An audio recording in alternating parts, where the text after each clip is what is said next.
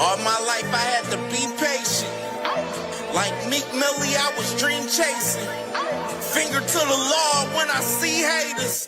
Oh, the feeling when you tell your niggas we made it. Ooh, baby. Ooh, baby. Ooh, baby. Ooh, baby. It's showtime like Kareem Lakers. I make a masterpiece seem basic. No Meek Millie, but I'm dream chasing. Took the shortcut like Anita Baker. I want the bright lights that you see in Vegas.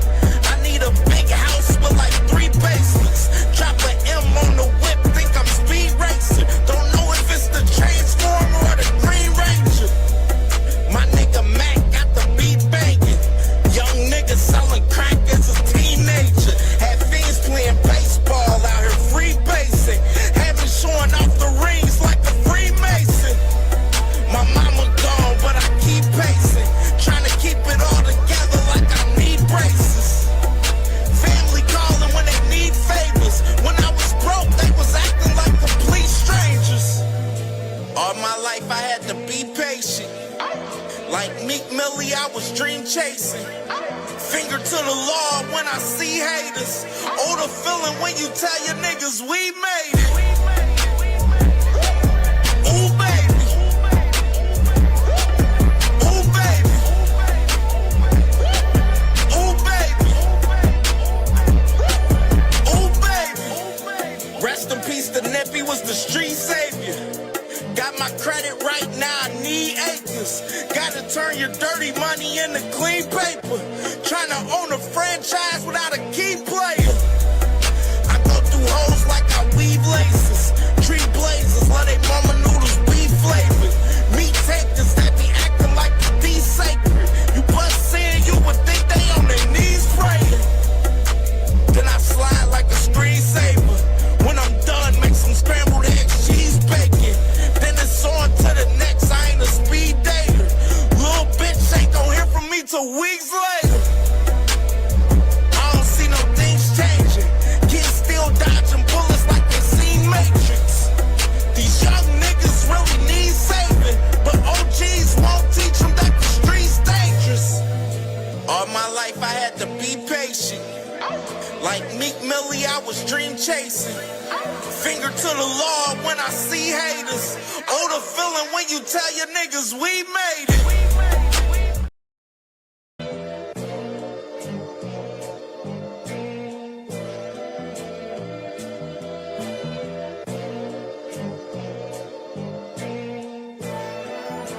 All my life I had to be patient. Like Meek Millie, I was dream chasing. Finger to the law when I see haters. Oh, the feeling when you tell your niggas we made it. Ooh, baby. Ooh, baby. Ooh, baby. Ooh, baby. It's showtime like Kareem Lakers. I make a masterpiece seem basic. No Meek Millie, but I'm dream chasing. Took the shortcut like Anita Baker. I want the bright lights that you see in Vegas. I need a big house with like 3 basements. Drop an M on the whip, think I'm speed racing. Don't know if it's the Transformer or the Green Ranger. My nigga Mac got the beat banging. Young nigga selling crack as a teenager. Had fiends playing baseball out here free basing. Had me showing off the rings like a Freemason. My mama gone, but I keep pacing. Trying to keep it all together like I need braces. Family calling when they need favors. When I was broke, they was acting like complete strangers. All my life I had to be patient. Like Meek Millie, I was dream chasing. Finger to the law when I see haters. Oh, the feeling when you tell your niggas we made it. Ooh, baby. Ooh, baby. Ooh, baby. Ooh, baby. Rest in peace, the Nippy was the street savior. Got my credit right now, I need acres. Gotta turn your dirty money into clean paper. Trying to own a franchise without a key player. I go through hoes like I weave laces. Tree blazers, let they mama noodles be flavored. Meat takers that be acting like the sacred. You bust in, you would think they on their knees praying. Then I slide like a screensaver.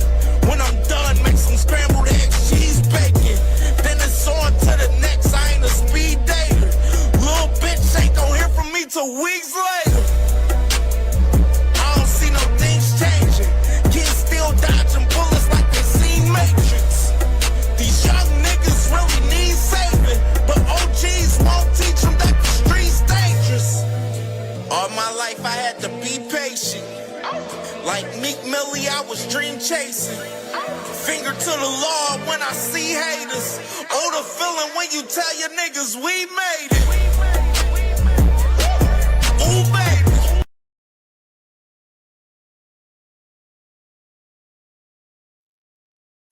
Yo, what's good? What's good? What's good? My boxing family out there was popping, man.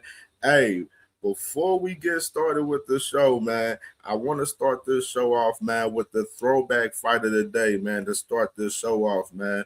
You know what I mean? Well, we're going to get started, and this is about to be a fire show today, a fire show. Let me scroll down and get it real quick. Really straight. Oh.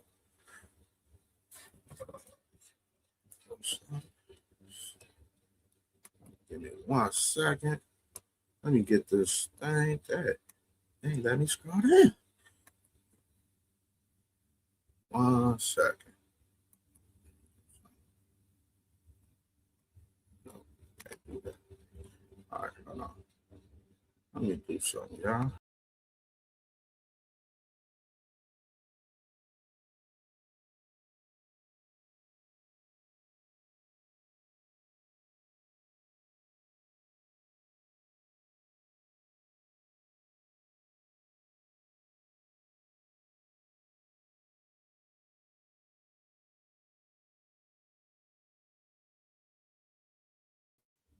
All right, y'all. All right, salute to everyone coming into the building, man. And let me start the show off with this throwback fight of the day, man. And we're going to get into some of these great topics. We got a lot to talk about today. This board, a lot to talk about. So let me start off with this throwback fight of the day right here. This is a good one, too. He did say hit him with a big shot and he'll take off. He added, but don't get me wrong, he's a good boxer. Bergman said Bergman is tough and smart. Zab is young and hasn't fought anyone yet. There's a leaping knockdown, goes Bergman. Judah's so quick to now. Judah pouring it on, trying to end it here in the first round. Push him off, that's it. He has 9 first-round knockouts, including the last 2. Oh, what a Bergman! You can hear it all the way on the back row, and Bergman down for the second time. There's no left by Bergman.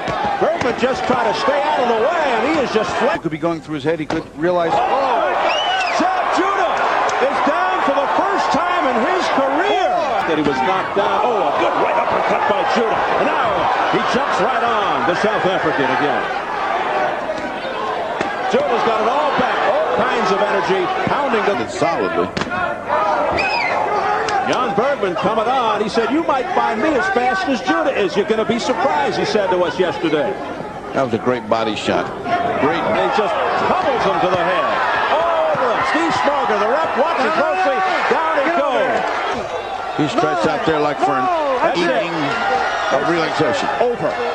Well, a statement was made. And Zab Judah has won his first world championship.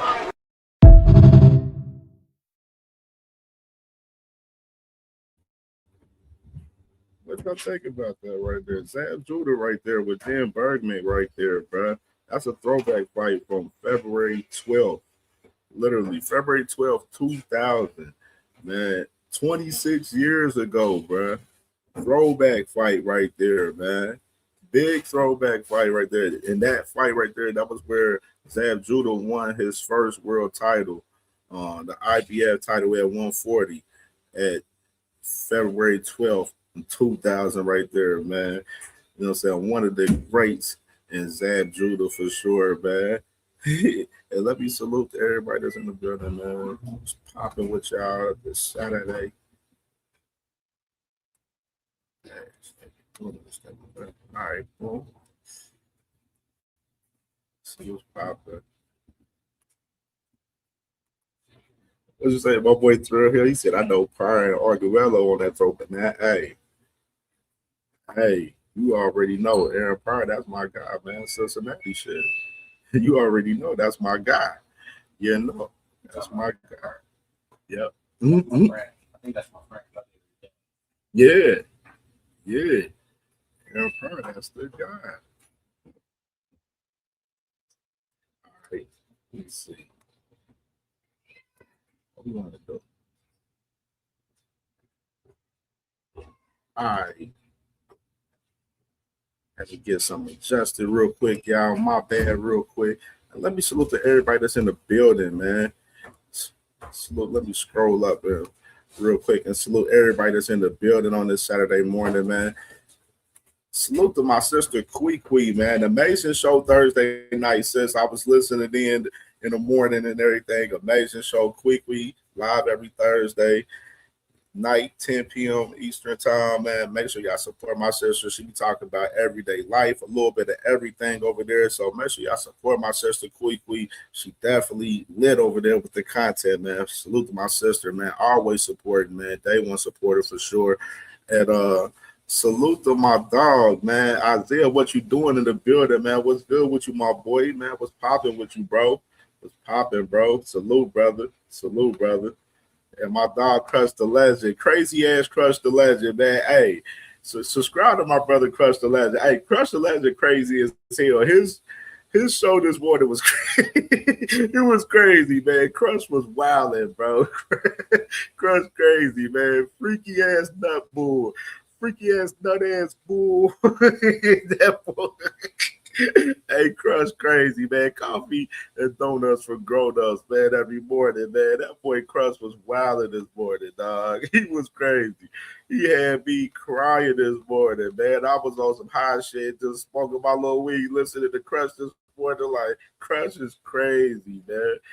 Yeah, the greatest man alive, man. Crush the Legend, man. Subscribe to my brother Crush the Legend, man. Crush the Legend, crazy, man. Hey, salute to my brother Thrill Hill, man, West Coast, man. Salute to my brother, man, Seattle up there, man. For sure, man.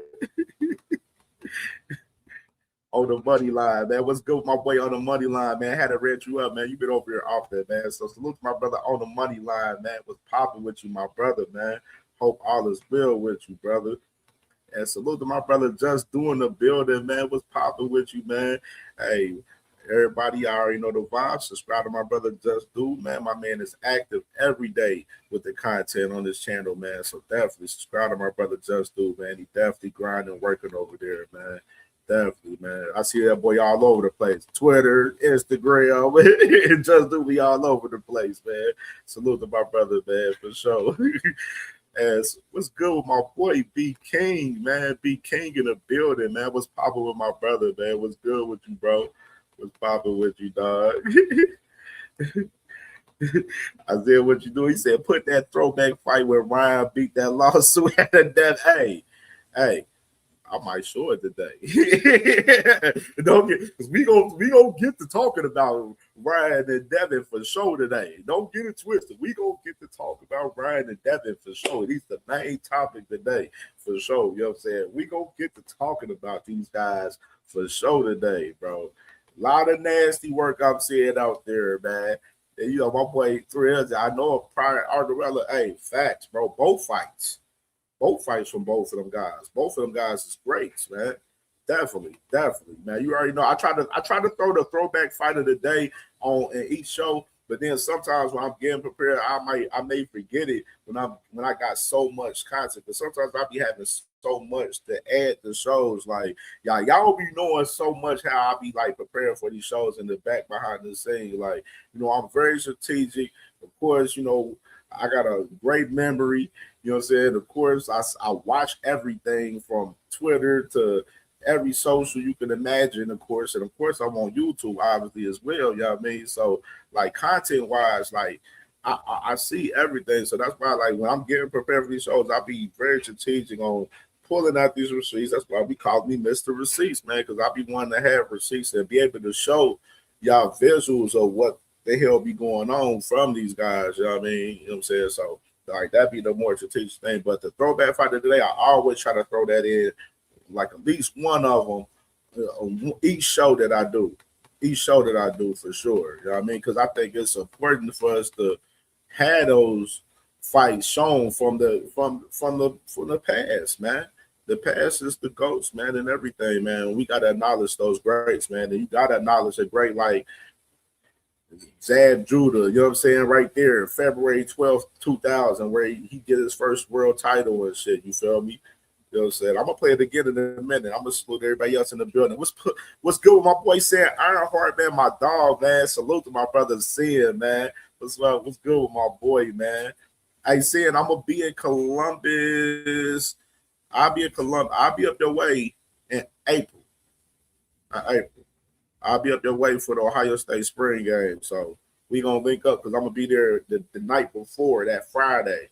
Because the spring game is on the Saturday. It's April 18th, actually. So that's that Friday. I'll be up there in Columbus, bro. So we got to link up when I come up there in April, for sure. And salute to my brother Trey Skills in the building. Salute to my dog Trey Skills, man. Hope you doing good this morning, my boy. It was good with my boy. Yeah, facts.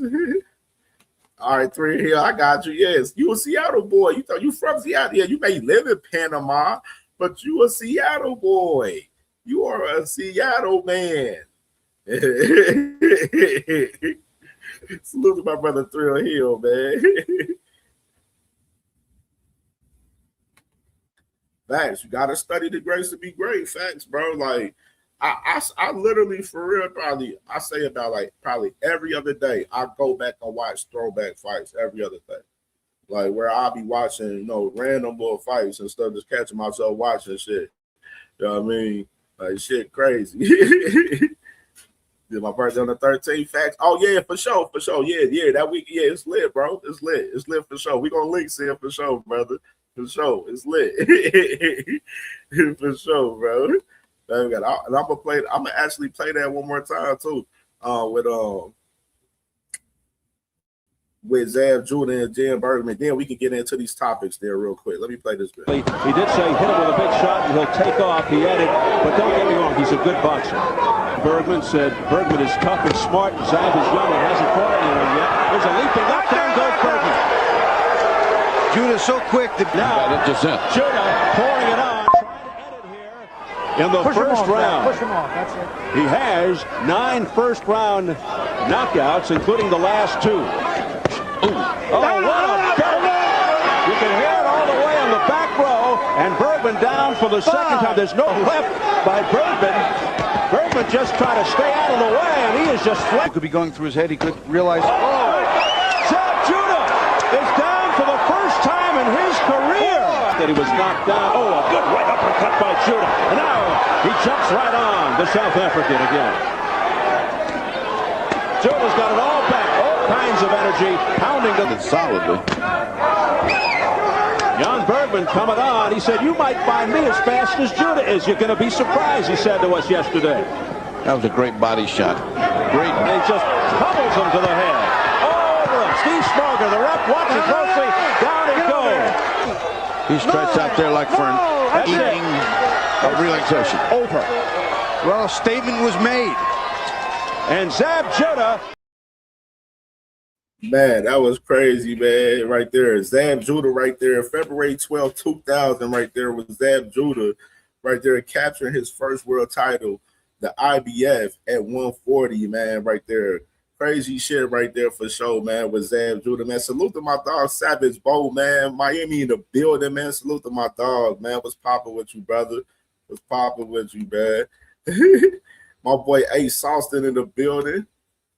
Hey, Sawston, my dog. I see you, my nigga. I see you in the building, brother. I see you in the building. For sure, man. So, all right, man, let's go ahead and get started, man, with some of this content that I got. Of course, man, first starting off, let me start off. Of course, I had a big interview the other night, man, with my boy Albert Bell. If y'all ain't catch it, I'm gonna play a couple clips from it, man. I definitely want to, talk about Albert Bell real quick, and we're gonna get into the main topics that we got, man. We got Shakur, we got Devin, you know what I'm saying? I got the paperwork for Virgil and the situation with Boots Ennis, with Golden Boy stopping Virgil from negotiating a fight with Boots Ennis right now. We got a lot to talk about today, man. So we're gonna get into it. But I first wanted to bring light on my interview the other day with Albert Bell, man. Amazing interview with my dog Albert Bell. Of course, right now he's in the process of in position for an IBF title eliminator at 135 right now. With Lucas Body. Now, no word on Lucas Body for us if he accepted his position in the fight with Albert Bell. Albert Bell, of course, in the interview, he definitely spoke on his perspective and definitely said that he accepted his position. But let me play these two clips from the interview, that I want to play from it, and then we're gonna go from there with it. You feel me? Earlier on a different show, talking about Josh Kelly and where he might go next and Conor Benn, but he's brought Conor. Wrong clip. My bad. The big news from the other day. You know what I'm saying? Right here, man. The IBF, man, ordering, you to face Lucas Body in a lightweight title eliminator for the IBF title, man. This, when I seen this news, I hit you up immediately. I was like, bro, this is amazing right here. Like, this opportunity, amazing, man. And then, this opportunity, of course, us as fans, of yours, been waiting for, of course, and of course yourself as well, most of all, which is, definitely lit right now, man. So just tell us about, this situation with the IBF, man. How you feel about it? I feel like the IBF is one of probably the only sanctioned body that literally follows its rules to the T. You know what I mean? Like, if you getting ranked in high in the IBF and you maintain it, you gonna get your shot or get some type of action. You know what I mean? So that's why we went that route. They always been favorable to Toledo fighters and Ohio fighters. You know what I mean? And letting us get our chance.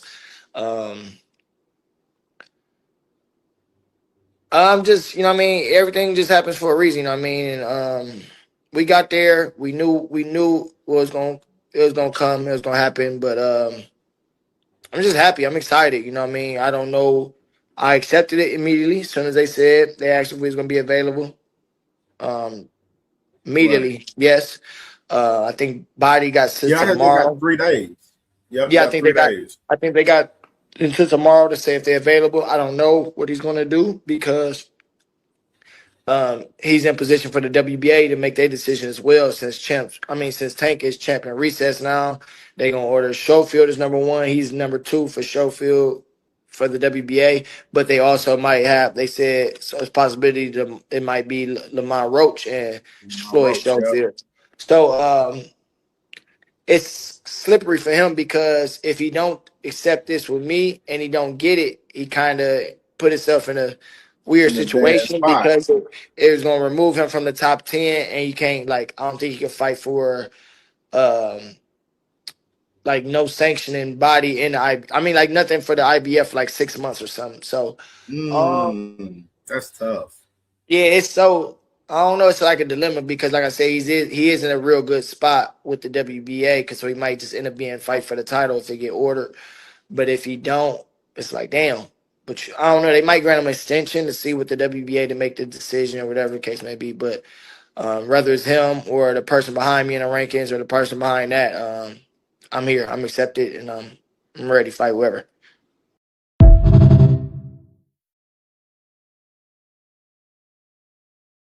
Now, so salute to my brother Albert Bell right there, man.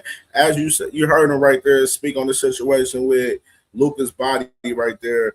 Basically, like I said, Lucas Body, no word if he accepted his position on the IBF title eliminator with Albert Bell. But it's a pretty unique situation because the WBA, they still haven't ordered the fight with Kid Austin and Lucas Body. And I told y'all in content that I had recent on the channel where I said it may be a possible chance fucking they ordered Kid Austin and Lamar Roach. Lamar Roach is next up behind Lucas Body in the WBA. So, you know what I mean? That's why I say it wasn't no guarantee for the WBA to order, Lucas Body and Kid Austin. And Kid Austin, they wishing upon Lucas Body, and they wouldn't even, going on fucking Lamar Roach. They feel like Lucas Body is the bigger fight because he's with MVP and they think they would have an opportunity to fight on Netflix. But the WBA still hasn't ordered that fight. You know what I'm saying? And then Lucas Body gets the title eliminator with Albert Bell. Now it's like, it may be a situation where Lucas Body probably got that shit postponed possibly because, we done seen recent purse bids and a lot of shit getting, postponed. Just like yesterday, Dimitri Bivol, his fight with Michael Eifert, that the purse bid was February 13th, which was yesterday, and that got postponed another week.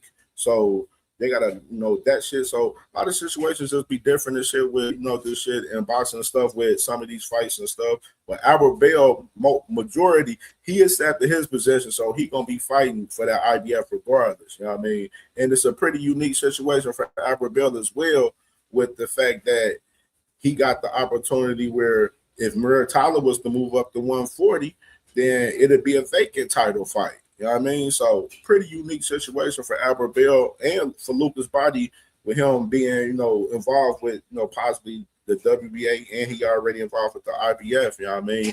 But it was a great interview with Albert Bell the other day. If y'all ain't catch that the other day, man, definitely Albert Bell, cool ass dude. Humble, very humble. You know what I mean? And if y'all ain't watched the interview, go back after the show and check out my interview with Albert Bell. It's really not an interview, I call it. I more so call it conversations, more so, but definitely dope interview, you know what I'm saying? And I wanted to shed light on something else real quick. Let me play this clip of my guy that I interviewed not too long ago, my boy Joshua Evers, real quick. Facts. And who you model your game after? Who your favorite fighters of all time, and Evander, who you model your game after? I model the heavyweight I model my game after the most is Evander Holyfield. Right. Evander I see it Holyfield. too within your style too. Yeah, for sure. Like, and my coach Ronnie actually he trained Evander.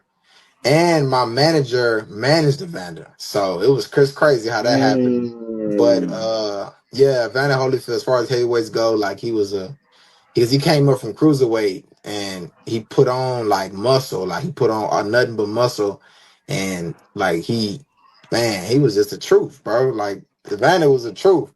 And people slept on when he got ready.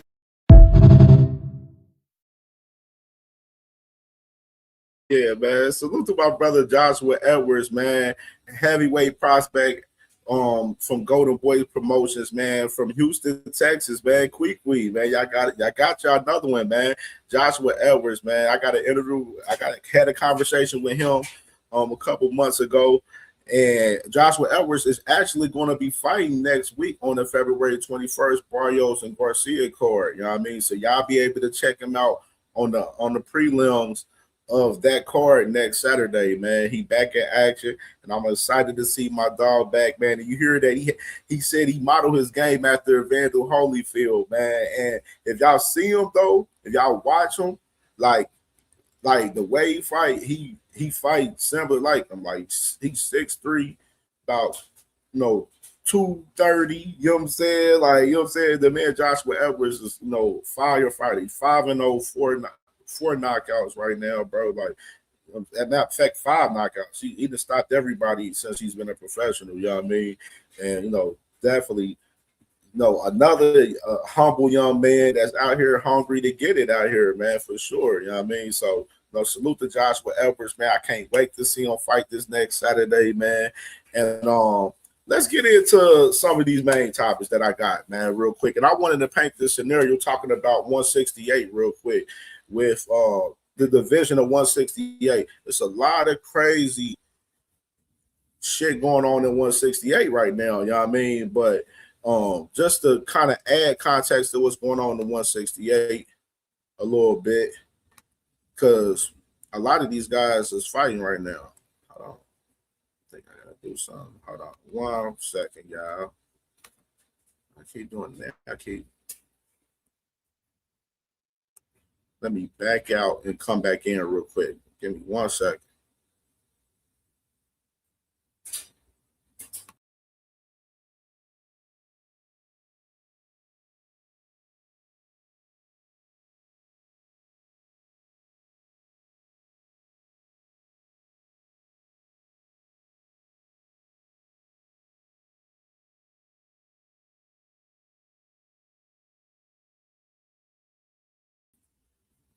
All right, we back now. All right, so a lot of shit going on with 168, man, which I wanted to display with 168 a little bit. Right now, I mean, of course,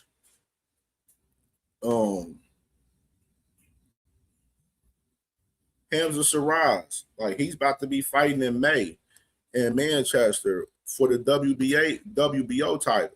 Of course, he was originally supposed to fight Diego Pacheco, but Diego Pacheco withdrawn from the fight. So you got Hamza Shiraz right here. He's fighting in May. You know what I mean? Right here, fighting, Alan Bejic, you know what I'm saying? Which is, a lot of people consider this fight as a layup for Hamza Shiraz. If y'all paid attention and looked at Alan Bejic and looked at his box rec and everything, you know what I mean, in particular, you know what I'm saying? So you got Hamza Shiraz right here in the WBO title fight at 168 right here. And then, of course, this happening possibly right here. You got Armando Resendez, Jaime McGill. They've been negotiating. I done talked about it on my channel, in a couple of shows in recent time, and with Armando Resendez and Jaime McGill, with them possibly fighting, and they're possibly going to be on the David Benavidez and Zerto Ramirez undercard May 2nd right here. So you got this fight at 168 for the WBA right there.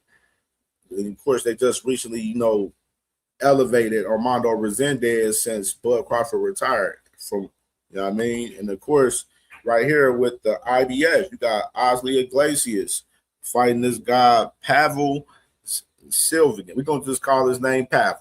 We're going to call his name Pavel. That's what the fuck we're going to do. Well, you got Osley Iglesias. You know what I'm saying? Of course, they ordered Osley Iglesias versus Canelo. And, Canelo didn't want that fight, obviously. You know what I'm saying? And you got Osley Iglesias fighting this guy for the IBF title right here. And, of course, the last long title is that IBF. Is that IBF title.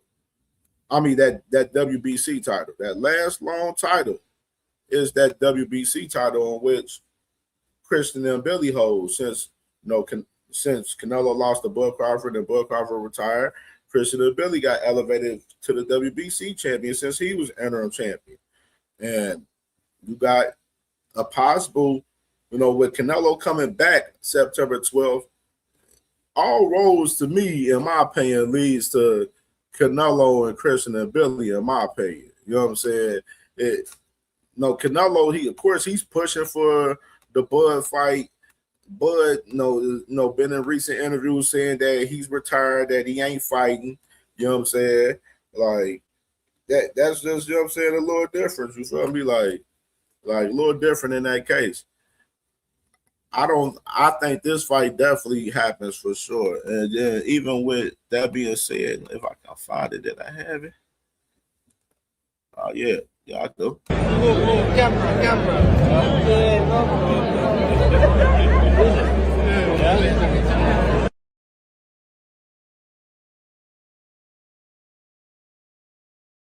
Y'all see the play already right there. You know what I mean? Turkey Al-Sheikh, Canelo got 2 more fights on the deal with Turkey Al-Sheikh. You know what I mean? And both of those fights are in Saudi Arabia. You know what I mean? The writing is on the wall that Canelo and Christian and Billy is going to be the fight that happens September 12th. You know what I mean? So, real interesting to see that shit right there in 4K from these guys right here. You know what I mean? For sure. Like, real interesting. And let's get into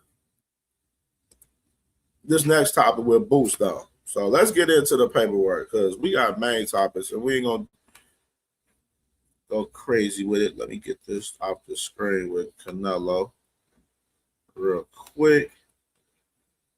Let's get into this right here, bro. So this shit with Boots Ennis and Virgil has been insane. You know, of course, in recent time into this week, people have been saying that this fight was supposed to be, you know, getting finalized. They start throwing target dates, April 18th, April 25th. You know what I'm saying, for this fight, of course. And from right here, it's a 9-page ruling issued from the U.S. District Court in Nevada on Friday. The court granted Golden Boy's motion for an emergency temporary restraining order preventing Virgil Ortiz specifically from making the Ennis fight at least until there's a hearing February 20th. And this is reported from Dan Raphael, just quoting him, salute to him.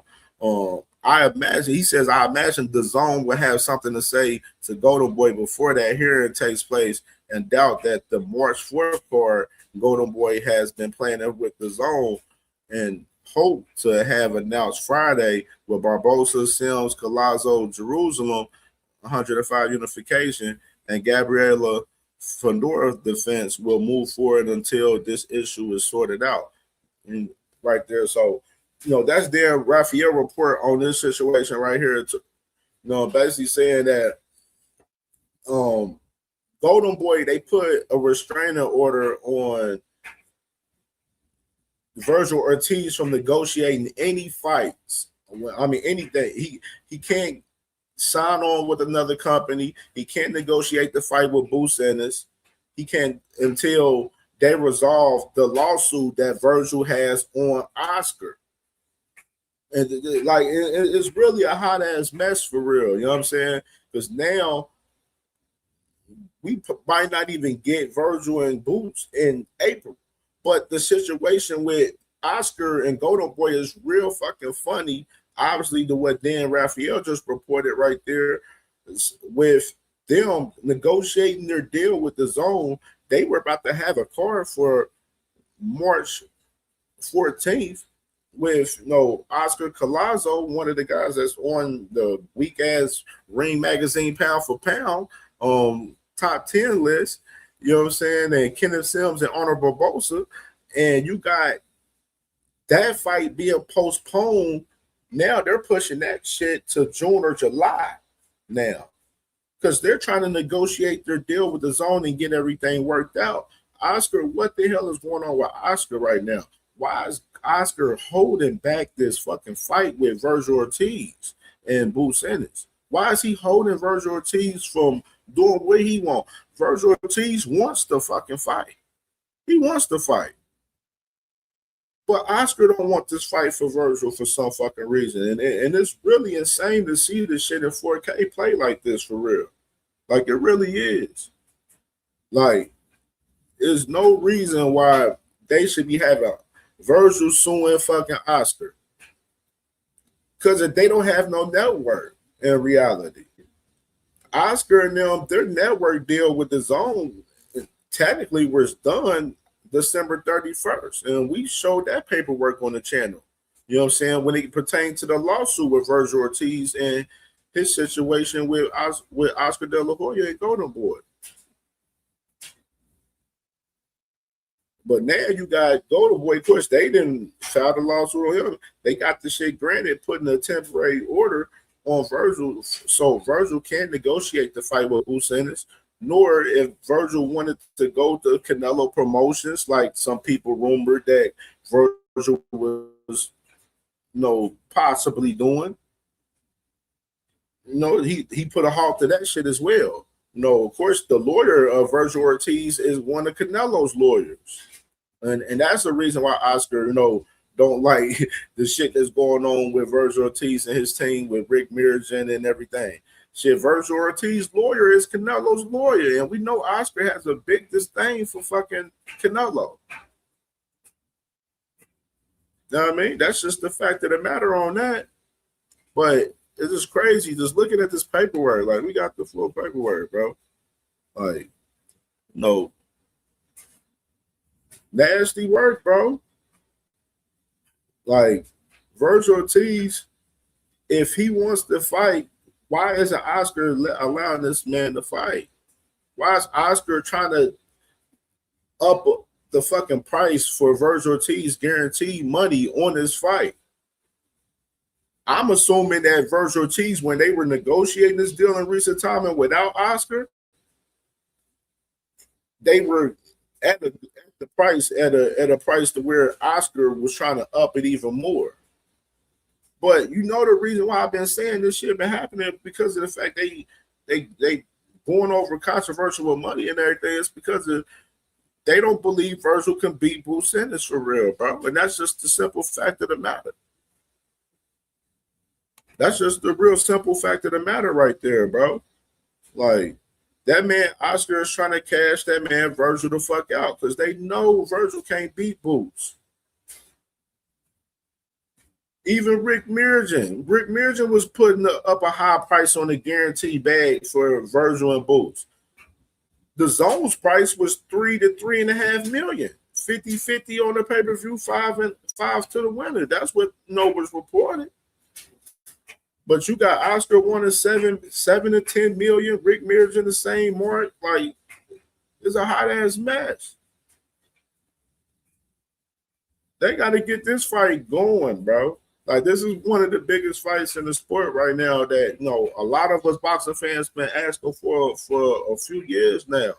And Virgil was just coming to the final line, to the finish line. You feel me? And you got Oscar De La Hoya putting a halt to this shit. That's why I said, why is Oscar holding this man Virgil back?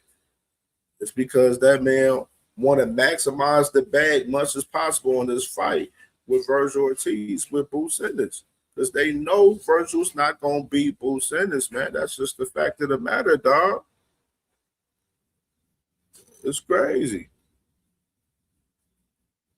Like, Oscar got to get this shit together, dog. This is real crazy, bro. Crazy. Check what's in the comments real quick. See my family in here, man.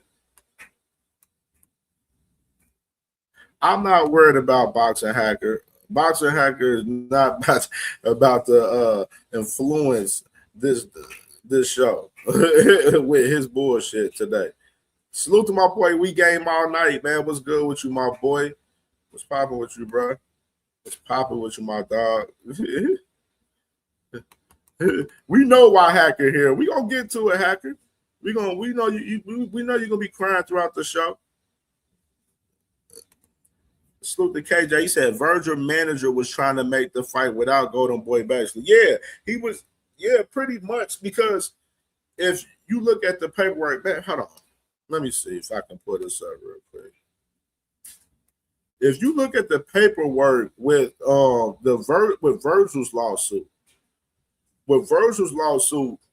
it was basically saying in his contract, if Golden Boy didn't have a contract with the zone, if their contract was up, Virgil was allowed to do whatever he wanted to do, to go, get whatever fight he wanted to get, negotiate on his own behalf, go to another company. He was, he's basically trying to become a free agent and get out of his Golden Boy, situation.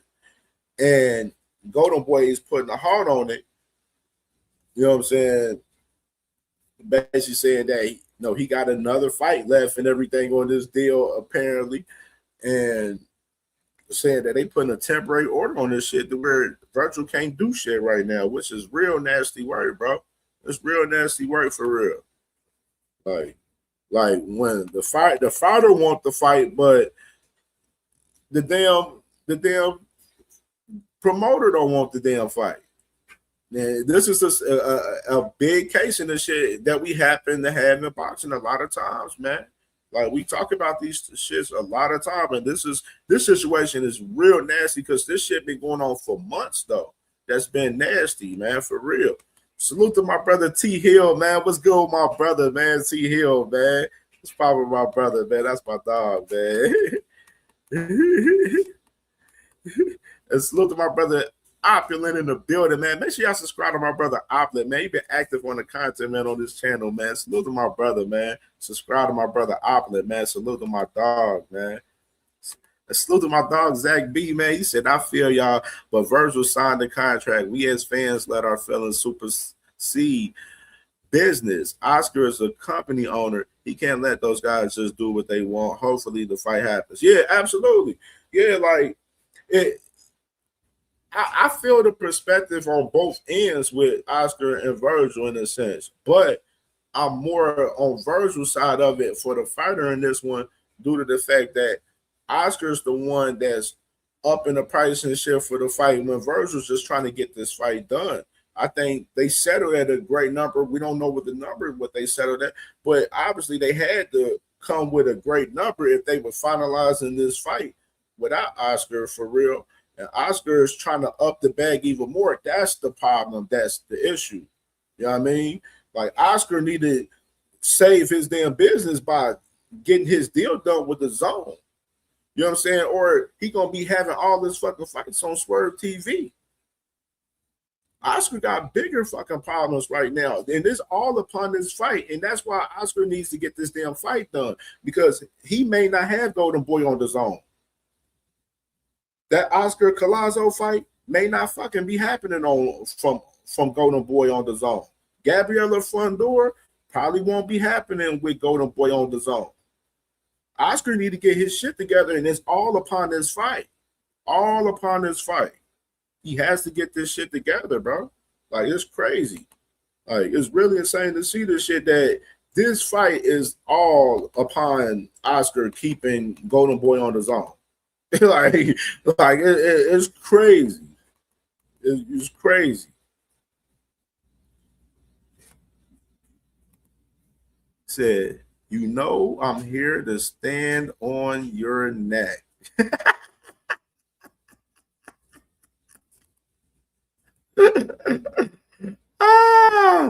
Oh man, you know you ready to defend that boy, man.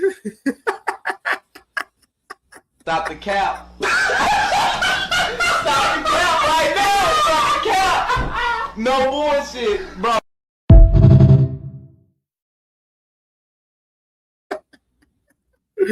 Oh man.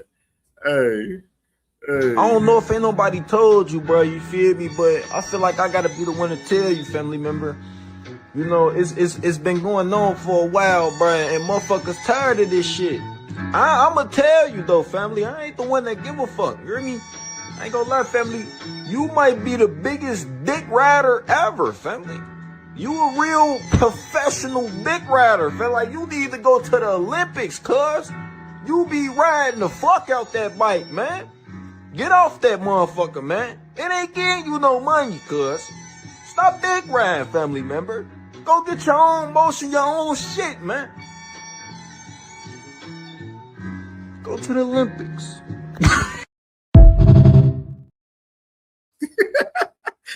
Yeah, man. Salute to Dr. Hacker for the ultimate dick riding that he does for Devin Haney on a daily basis. We're going to get to Devin Haney. Don't get it twisted, Hacker. We're going to get to it. Don't get it twisted. My boy Zach B said the fight will get made, but there's rules. These fighters are getting out of hand. Don't sign if you want to do your own thing. That goes for all of them. Absolutely. Absolutely, for sure. For sure. And what my boy Hacker said, he said, if at the end of the day, if Ortiz ends up beating Boots, we're going to look at the whole situation completely different. I mean, the fight got to get made fucking first. You know what I'm saying? We got to get there first. You know what I'm saying? Before we even get to talk about that shit. But I do get what you're saying, though, Hacker, though. I will say that, though. It definitely would be different if Virgil did beat Boots, for sure. Definitely would. Salute to my brother Tay, man. What's popping with my dog Tay in the building, bro? What's good, bro? Hey,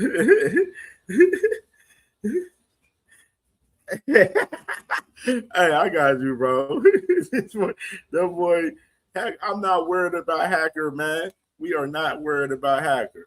My boy Technique, he said Boots better protect his chin versus Virgil. But nah, man, that's a good ass fight. Facts, yeah, definitely a good ass fight, bro. We need it. One of the best fights in boxing right now, bro. Definitely need this fight. Yeah. Isaiah said, I bet you 100 Boots beats Virgil. Hey, you got a bet right there, Hacker. Hacker ain't gonna take that bet though. He definitely not gonna do that. Technique said Virgil wants to fight, Oscar don't. Facts. That's the fact of the matter. You know what I mean? That is the fact of the matter. Right there. Virgil wants to fight, but Oscar don't. Boy T Hill said that Lamborghini Mercy production. Hey, bro. Man, bro, you talk about it, brother. Swerve, brother. Swerve TV, dog. Crazy. My boy Zach B, he said that's because we want to fight, but Virgil hired that team for a reason. This is one fight. Oscar is thinking about his company. Virgil has no money to put on this fight. Everyone wants to bypass that. Yeah. See, this is the thing, though. I feel like with Oscar, this fight is upon his company. So if that's the case, in my opinion, I feel like Oscar should be doing what it takes to make this fight happen so he can keep the ball rolling with Golden Boy on the zone. That's the issue that's happening right there. You know what I'm saying? Like, Oscar is dropping the ball on his behalf on getting this shit done because he's up in the price in the fight. You know what I'm saying? He's up in the fight. He's up in the guarantee bag price in the fight. And that's the issue right there. Like, that's the big issue. Big fucking issue. What Hacker say? Hacker said, I didn't say I favor Virgil to beat Boots. I would not be surprised if Ortiz wins. And if he does, we're going to look at this whole Boots Duncan situation completely different. Just say you want Virgil to beat Boots. Just say that, Hacker. Just say that. We know you got like a real kind of disdain for Boots Sanders. Just say that you want Virgil Ortiz to beat Boots. You over here talking about I didn't say I favor Virgil to beat Boots, but why are you insinuating all of this shit for? You let me know. Like you let me know. You feel me? Like you want Virgil to beat Boots, that's what it is. You ain't got a cap about it. You don't like Boots like that for real. Like, you're not a Boots fan. Hacker does not like Boots Sanders. That's why you always debating against Boots Sanders all the damn time. That should be crazy, bro. And Boots Sanders is like literally the prototypical fighter that all of us fans will want in a fighter. Like, that nigga does everything you can imagine out there in boxing. Can box on the inside, the outside, the mid-range, athletic, cut the ring off, like powerful, bro. He's everything, bro. Like it's nasty work that I'll be seeing Boxer Hacker. He be hating on this man, Boots Sanders, like that, bro.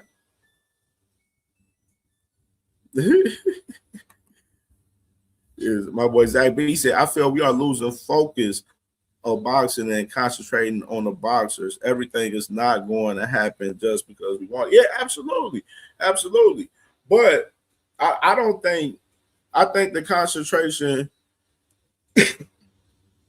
well, as far as myself, I like to talk about the business and stuff and everything in these fights because I feel like us as fans, we should have an understanding on how these fights are getting made and what's happening between some of these fights in the process, you know what I mean? And that within the sport, you know what I'm saying? So that's why I do cover these situations in depth like this in that particular.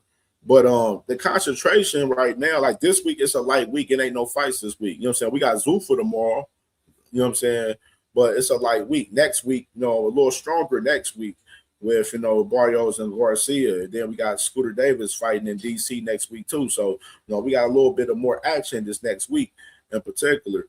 But, of course, right now, with this fight, this is a fight that we're clamoring for. So, of course, this is a big topic for us, this shit, for us, the boxing sport. So, we gotta have these conversations about this shit. Gots to. All right. So let me pull this down real quick, and let's get to this next topic that we got, bruh. This next topic, what we got, let me see. All right, this next topic, bro. Let's go ahead and get to some of the real shit. Let's get to some of this shit, bro. Let me scroll down. All right, let me play. Let me drop the clip, man, on this next topic. This next topic right here, nasty word, but we're going to talk about it, though. Look, top 5. Yeah, I'll give you my top 5. Bud. Okay. Floyd. Okay. Pernell. Okay. Trey Andre who? Ward. Oh, Andre Wood. 5th, I'm going to say I like Sugar Ray Leonard. Okay. That's my top 5 who I like. Okay. But where do you put yourself in that? Number 1. So you think you're the greatest of all time? I think I will be. Okay. And what do you think you have to prove to people, for people to think that you're the greatest? I just gotta do what I'm doing. Go beat all the guys that they think is the top guys. Because there's a lot of people that y'all probably feel is good. But I don't feel like they on my level. Okay. So who else would you be wanting to fight next? I like Ryan. You want to fight Ryan? Ryan Garcia. Be a good fight. No. I feel like if Ryan and Gervonta were to rematch with no hydration clause or remove that whole thing, I think Ryan would have a better shot with Gervonta. What do you guys think? Yeah? I think so. Yeah. What about you? I don't speak on that dude. Gervonta? Yeah, I don't speak on him. Why? Lawsuit stuff or no? Nah, he just a weirdo. He's weird? Yeah, weirdo. What do you do? I mean, like I said, I don't speak on this, so I can't really say too much. Okay. But I would love to fight Ryan Garcia. Okay. But you wouldn't fight Gervonta? I would fight whoever they put in front of me. What about Devin Haney? Whoever they put in front of me. Hold up. Keyshawn Davis gonna fight him. He's fighting. Oh, really? Yeah. He's fighting Devin? I think it's gonna happen soon. Oh, yeah. Keyshawn gonna beat him. Devin a hell of a fighter. Yeah. Do you guys think? Well, I think I already asked you this. When Ryan fought with Devin and Ryan got caught with like the 1/1,000,000th of like that, I don't know what it was, SARMs. Like Ryan got versus Haney, they didn't count his win. Steroids, yeah. Does that like even matter? Like, yes. He's a cheater. Wait, but he didn't know. How did he didn't know? Because there's like 1 trillion. Wait, they're saying Pitbull. Oh my God, I would beat him up. Pitbull's a good fighter though. I will beat him up. That'd be a good fight, bro. I will beat his ass. Really? Beat his ass badly. Damn.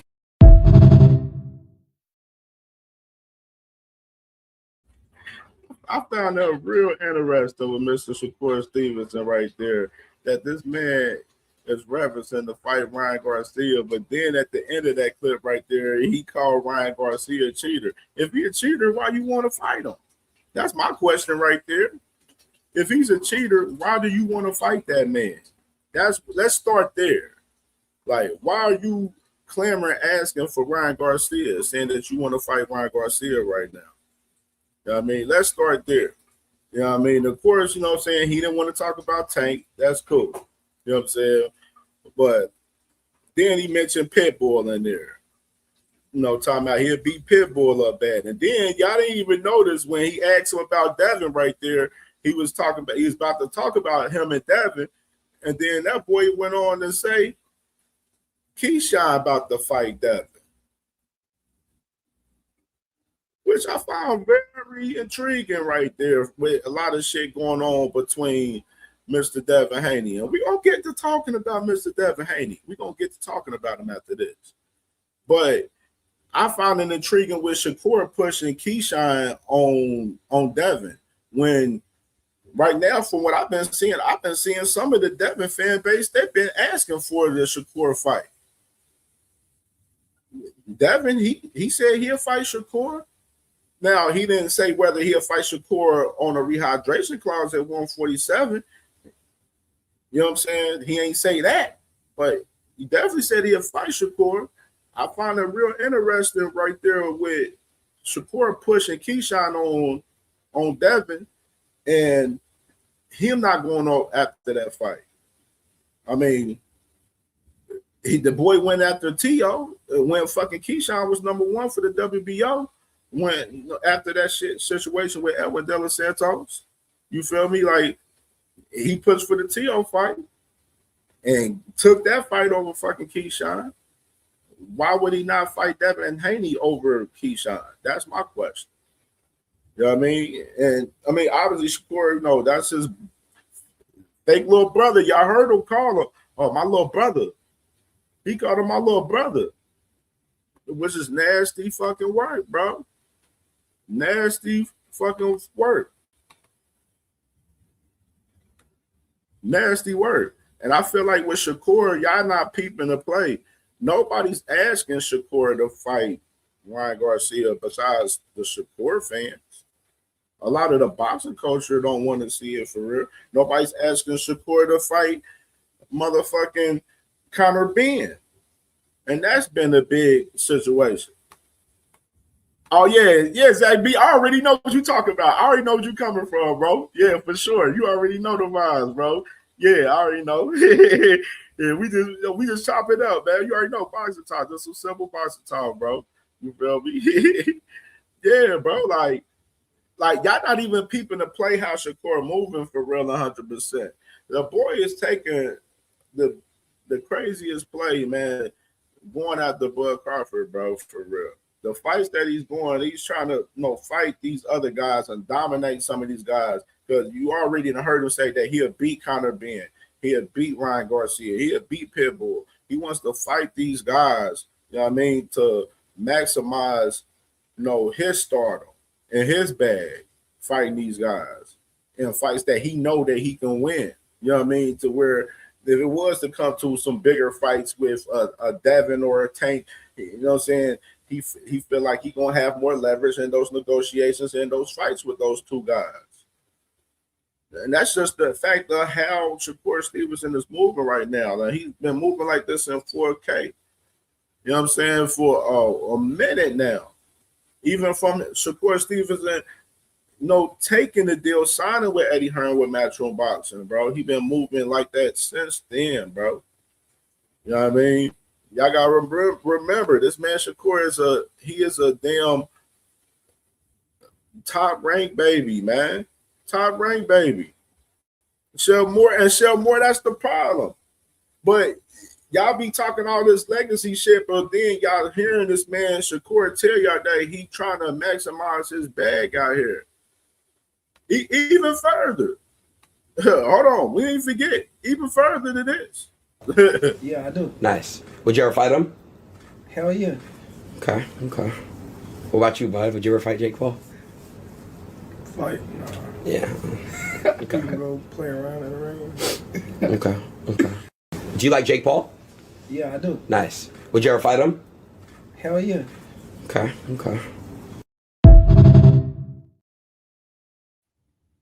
Man. I remember this man said this, though. What do you think about the rumors of Tank and Jake fighting?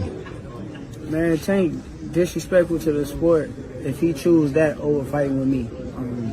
I'm the best fighter in the sport. I've been telling him that. And he called cap on it. So if he gonna call cap and say I'm not who I say I am, come prove it. What do you think about the rumors of Tank and Jake fighting? Man, Tank disrespectful to the sport if he Paul instead. What do you think of that? I think that's terrible. Why?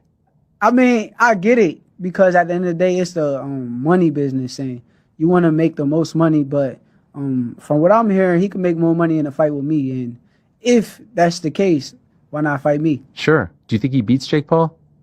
Do I think he beats Jake? Yeah. I mean, there's a huge size advantage, though. It is, but I think Tank got this. I remember that man said that, man. You know what I mean? And I'm just saying in general, man, this man Shakur got to be watching what he be saying in these interviews, like I continue to say, man. That boy, like I said, Shakur is about the bag, bro. He's about easy fights and getting the bag right now, bro, and maximizing his status right now. You know what I mean? And I seen that boy, what's his name, to say that, Shell Moore. I seen what you said, Shell Moore. Talk about, I like how Shakur moving. I bet you do. I bet you do, being a Shakur and Bud Crawford fan. I bet your motherfucking ass do like how Shakur is moving right now. I bet you do. Like, I think is weak as hell. But you notice in that clip right there with Ariel Helwani right there, he said the biggest fight is me and Tank. You know what I'm saying? But he ain't pushing for that. Of course not right now, obviously, because Tank got legal shit going on. So obviously, but I'm just saying, when motherfuckers be available though, he don't be pushing for it. A call out is a call out. Call outs don't fucking be meaning shit to me if it ain't no action behind it. And we ain't seen no action behind his side as far as that situation. But I just be calling it out for us with Shakur. Shakur is out here trying to get to the money, bro. The legacy comes upon with the money with the titles and shit. When you get a title fight and shit with Teofimo Lopez and shit, and then shit, is what it is. But at the same time, I personally want to see Shakur move around and fuck with the guys at 140. I don't care to see this nigga fight no fucking Conor Benn. And we're going to get to this Conor Benn shit right here, too. Let me share my screen real quick.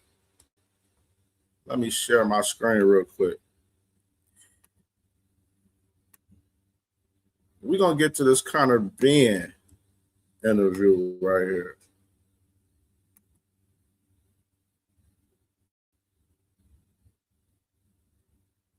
Did you lose a lot of money sports betting on DraftKings or FanDuel?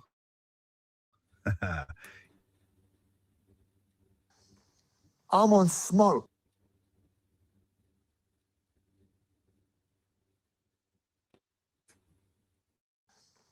I'm on smoke.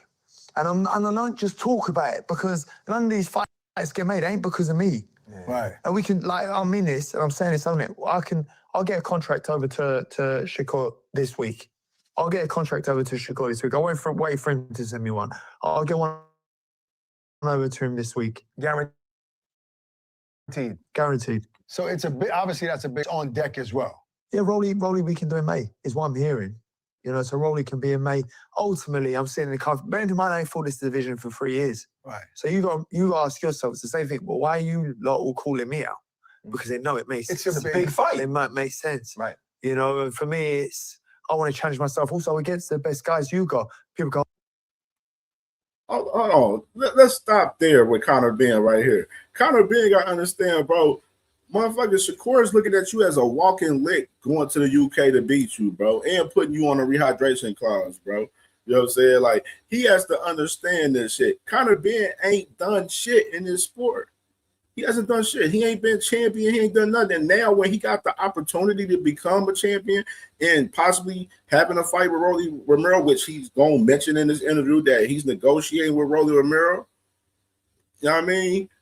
Like, and on top of that, you being the mandatory for Ryan Garcia and Mario Barrios, you would think this man would take those opportunities and then he can, build upon money with other fights within 147 and shit.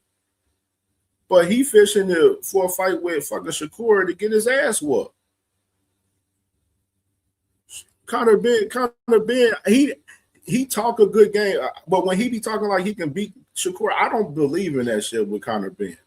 I have not seen nothing in his game that makes me think he can beat a Shakur Stevenson. For him to be clamoring thinking he can stop Shakur Stevenson, like, it makes no absolute sense to me right here. Let me continue. oh yeah, but you can't do this. Oh, but who do you think you are and all that? I'm Conor Benn, and I want to come over here and fight your guys and give you guys value for money in one hell of a fight. Right. Whichever way it goes. Because now you say, but not winning. But I'd rather lose the next time fight than win a boring fight. The Eubank fight, I preferred that. Yeah. Oh, wow. Wow. I preferred the first fight. No, I feel you. Obviously, the second fight I won, so I like that one more. What you like. What would be the hydration clause with did you hear any numbers? He's talking £10. I will be able to do £10. Listen, yeah, so you have to come in I at would 57. do £12. But again, listen, let's come on. And I have to. Ultimately, I've got mega fights around the corner. Who's Shakur going to fight right now? Right. that are going to do the numbers. They're going to take him to the UK. They're going to sell at 60, 70,000. This kid has an uphill battle because his father is a great, and all of the sons and daughters of great fighters, it's an uphill battle. It's hard. But I feel like you're already out that shadow. That's long gone. But that was a battle in itself. And then I see you talk about when you were younger, you had some battle with demons. And I was like, wait a minute. Well, this kid's been battling all his life? Yeah, well, I mean, that's another whole sort of thing, which I'm probably not going to go down. So we understand a little bit more about it. Well, I was a kid, got older, changed it up and switched it up completely. But he was a character. People invest more in character. So listen, What if your small business could run a TV ad on the #1 streaming platform in America? Well, now you can. You had one of the biggest fights of the year, 2 of them actually, still have no title. Yeah, I see that Eddie wants you to stay on track because you were on track to fight Barrios 3 years ago. You forsake that for this big fight. Would you forsake the title again, even though I know you want that WBC strap, to fight a Shakur? Because you guys had words. It's such a hard one.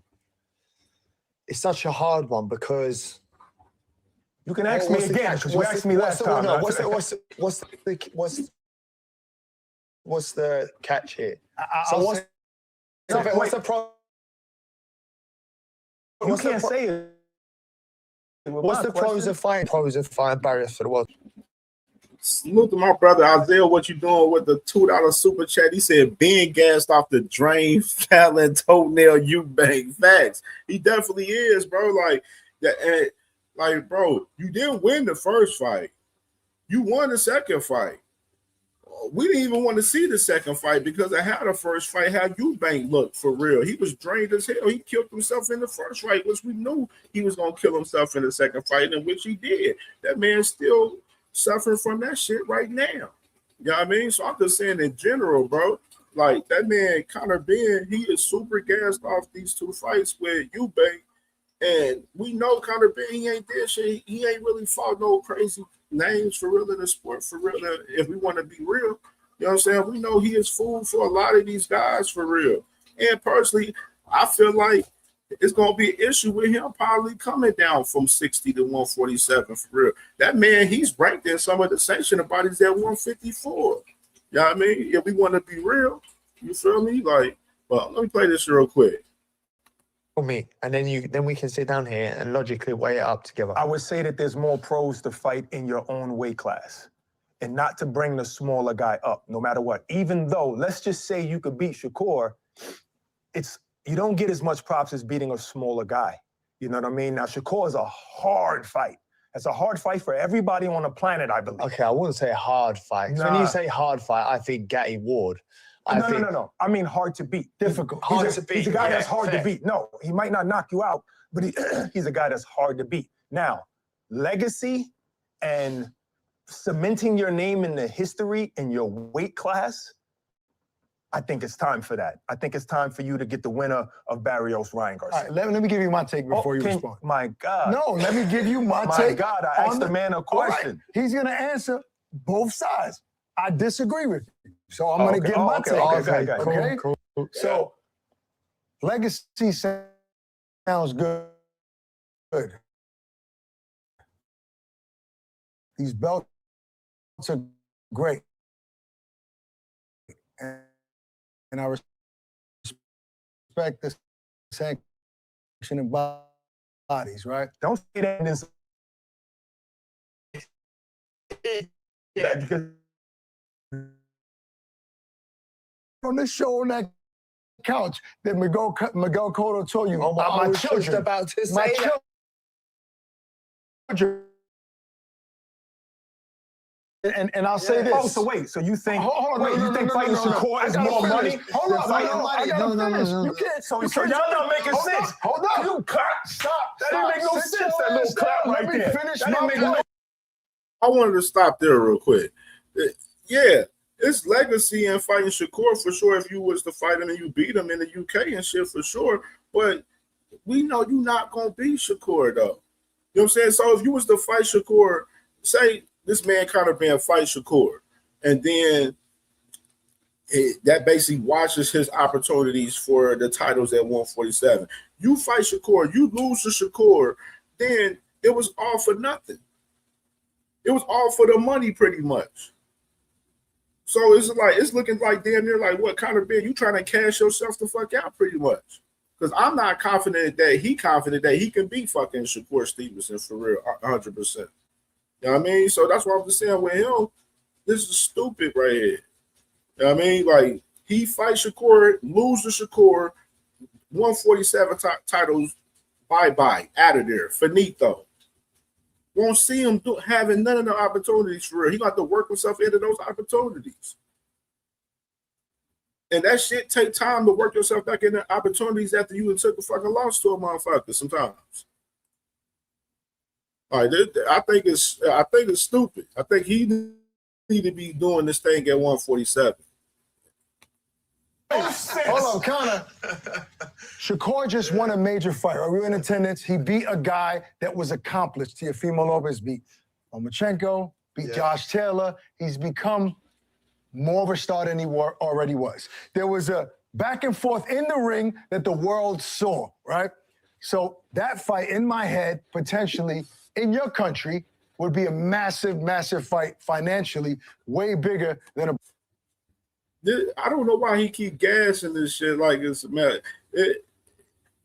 big fight for the UK, but in general in boxing, nobody's asking for this fight besides Shakur.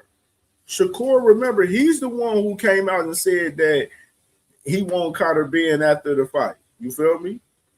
Like, we gotta read the room in this shit, bro. This is not no massive, super mega fight in boxing. Conor Ben is not that star. Yeah, he's a name in the UK, but he's not no mega star in boxing. For a week to be pushing this fight like it's a fucking super fight. This is not no super fight. This is not that, bro. Nobody's really asking for this fight. Nobody cares for Shakur Stevenson to fight Conor fucking Ben. Some of y'all fans are allowing this motherfucker Shakur to infiltrate your mind with this fight being a big fight for some fucking reason, which is weird as hell to me. It's really fucking weird. Like, it's really weird at this point. Like, Conor Ben is not no big star in boxing for us to be pushing this fight like this is a super fight for Shakur Stevenson in the UK. You got the A side of Shakur Stevenson going to the UK to fight Conor Ben. Or would he be the A side in the fight with Conor Ben? Like, Shakur never fucking amazes me at this fucking point. You know what I mean? This is not no super fucking fight in the sport of boxing. So fans in the culture need to stop hyping this shit up as that, because this is not that. This is not that, bro. That boy Shelmore that fight is big in the UK. Yeah, big in the UK for a money grab for Shakur. It ain't nothing but a fucking money grab from Shakur. Nothing but a money grab. Let's continue. Barrios right now. Barrios might lose against Barrios. It's Barrios or Ryan. I know. So Barrios might not be champion. So yes, if Ryan. Now, for the whole sport of boxing around the culture, it's not a super fight. And Shakur's out here, y'all motherfuckers out here letting Shakur push this shit like it's a super fight, though. That's my issue. And nobody's really asking for this fight but Shakur. That's my issue that I have with some of you guys. That's my issue right there. Ryan wins big, that's a potential major fight. But that hasn't happened yet. So I'm talking about today. So as it currently stands. As it currently stands. That doesn't even make sense to say as it currently stands. They're about to fight. What if the fight gets canceled? What if the fight gets canceled? It doesn't mean I'm guaranteed to win this. If we're going to talk, we're talking hypothetically right now. All right, let's do that. But if we want to talk logically and logistically, we can have that now after I'm just about to explain this. So that's my take. So for me, I sit down and I go, I want to cement my kids' future. Because ultimately, how many world champions out there are forgotten about and haven't got a pot to piss in? Way too many. Way too many. So for me, I'm riding this wave, but ultimately, understand that.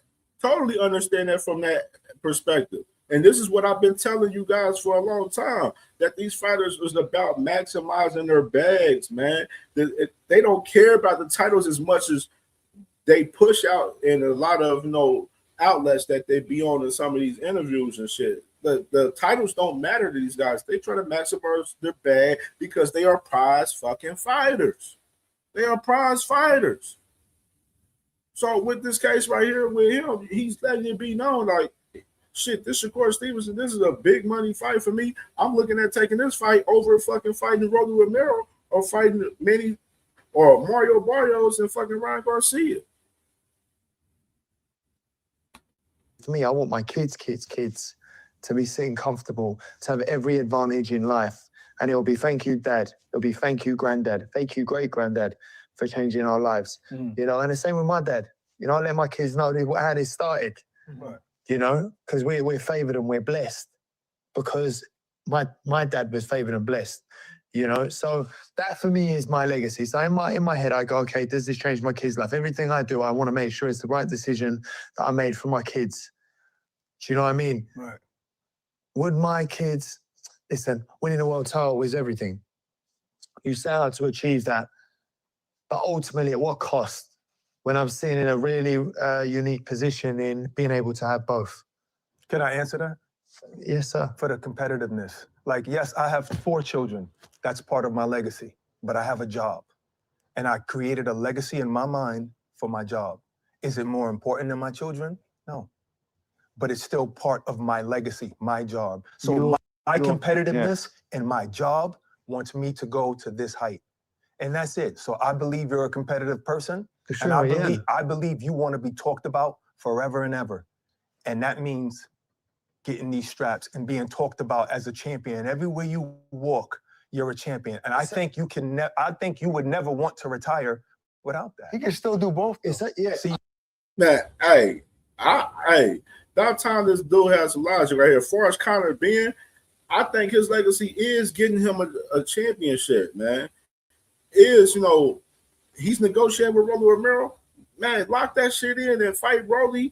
And then, shit, you could possibly set up your unification after that.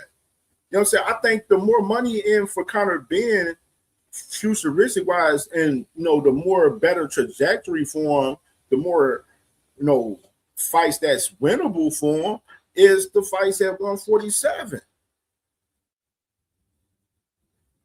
Shit, fighting Devin Haney. Shit, he can fuck around. He can fight Rolly Romero, get the title, and then unify up with Devin Haney.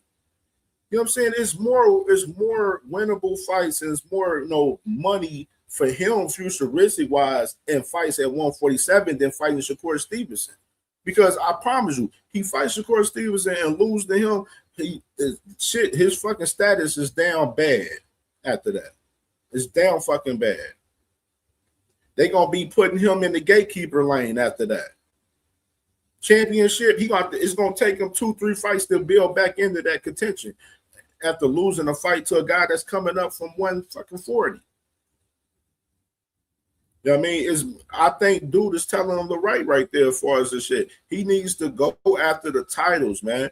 And I think he would build a lot more money in his situation if he was to do his thing at 147. But he's fishing for the Shakur shit. He's fishing for the Shakur shit, which is nasty work, dog. You're not letting me. Yeah, but I can. He's right. I can do both. Ultimately, if I got a shot, that's not the argument here. If I got a shot, I got a shot at Shakur at a stadium, you got to remember my 2 fights you guys won for titles. I know. And my career will highly likely be remembered for those 2 fights. I agree. With no titles. So ultimately, some of the best. You see, he mentioned that right there, talking about the fights with Eubank. I told you he gassed off that Eubank shit, dog. I told you he gassed off that Eubank shit. In fact, Sean Moore, yes, for the UK. Sean Moore said in the UK, Conor Ben is the A side over Shakur. And Sean Moore is a damn Shakur fan saying that right there. Crazy right there. You know what I'm saying? But he is gassed off this Eubank shit right here, bro. Pure gas. fights in history weren't always for a title. That's not the thing. Is you? Okay, I know you don't want to retire. Okay, Come on now. But for me personally, Right. For me personally, yes, I would love to win a world title because when I first started, a lot of people said I couldn't do it, I couldn't achieve it, I wasn't good enough. You know, I would, and for me, that was my driving fuel to get to where I am now. It was fuel for me. It was what got me up in the morning. It's what I went to bed at night thinking about. You know, And you can't say and. We live in a different time. Wait a second. You're already rich, and no matter who you fight, I'm not rich. Hold on. No matter who you fight, you're going to still be rich. No matter who you fight, you're going. No, it's not the same thing. No matter bro. who. All fights aren't. I disagree with that shit. He fights Shakur Stevenson, bro. I'm telling you, shit gonna be down bad for him. It's gonna be down bad for him. They're gonna be treating his ass like a fucking gatekeeper if he fights Shakur Stevenson and lose them. It's gonna be hard for him to get championship opportunities right here, and that's what he has to be realistic of. You know what I mean? Like some situations, we just gotta read the room and be realistic about some of this shit, dog. Like, and that right here with Conor Ben, he thinking that he gonna have opportunities, you know, after Shakur. Yeah, you're gonna have some opportunities, but it's not gonna be big as it was before if you was to do your thing in 147. Okay, wait a second. You can make 10 million one fight or 15 million one fight. You're still rich. You're still rich. I get it. All right, all right. So would you rather do me and Barrios? So say you got offered Shakur and you got offered Barrios. Just say Barrios, you're talking, I don't know, 8 mil. Got Shakur, you're talking 15, 20. Right. Okay, one you're talking in an arena of maybe 8,000, 9,000. Yeah, one you're talking in front of 60, 70,000. Now you tell me what you're choosing. It's a no-brainer, bro. Hold on. Who is the harder fight to beat, you think? Oh, can we finish the topic first? You jumping. Just give me a name. I'm going to tell you, I'm going to go for the title first because I believe... No, you wouldn't. Listen, I'm going to go for the title first because I feel like that's a guy who's easier to beat for me. For me... He keeping it 100 right here. You know what I'm saying? A fight with Conor Ben fighting Rolly Romero or fighting Mario Barrios or Ryan Garcia is way more feasible for him than Shakur Stevenson. You know what I'm saying? Like, that's the fact of the fucking matter. Salute to my boy Josh Sanders and Gecko Kid Marco in the building, man. Salute to y'all, man.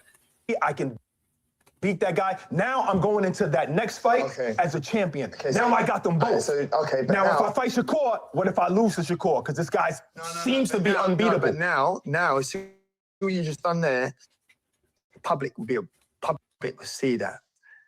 So ultimately, your world title's now invalid because you chose the easy one because you think you get beat by Shakur. Now the public will see that and call you up on it. No, they won't, because he's not in your weight class. He's not in your weight class, and your dream. You always have. You always say you want this belt. People always say. Yes, they do. Because if you beat somebody that's from the 140-pound division, they're gonna talk about it.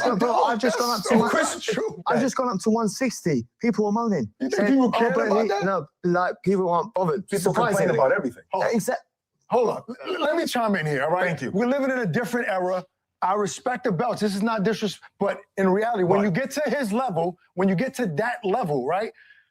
It's about the big fights. It's about the big fights. So now twist it. So I haven't fought a welterweight for 3 years. Why we got all the world champions calling me out, not each other? So it's the same sort of thing. Even they're doing it. You think they care about? You think they care about? You guys are acting like I don't understand what you're saying. Yeah, I'm just saying that's I don't understand what you're saying. No. What I'm saying is that I don't think, this is all I'm really saying. I don't think you do. I disagree with him on that, talk about all the guys calling him out. They ain't calling him out like that for real. Like, nigga, like, yeah, they calling you out because they think you fool for real. That's why they calling you out. Like, fuck is he talking about? To retire happily. You making it seem like he's gonna retire after Shakur. Let me finish my sentence. Are you gonna retire after Shakur?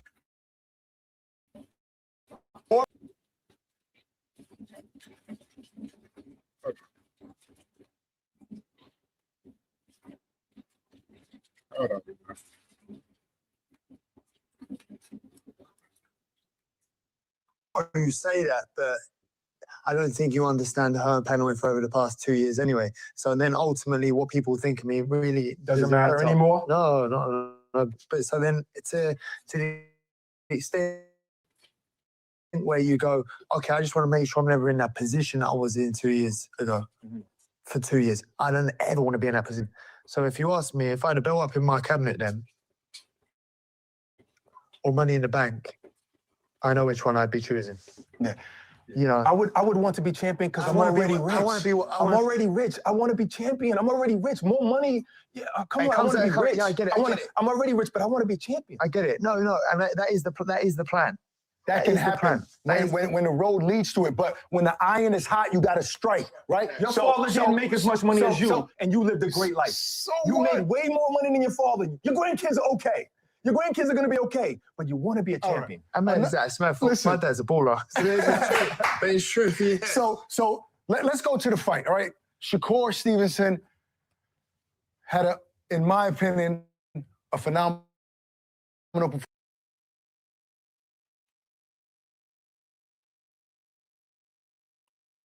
All right, so that was kind of being right there, man.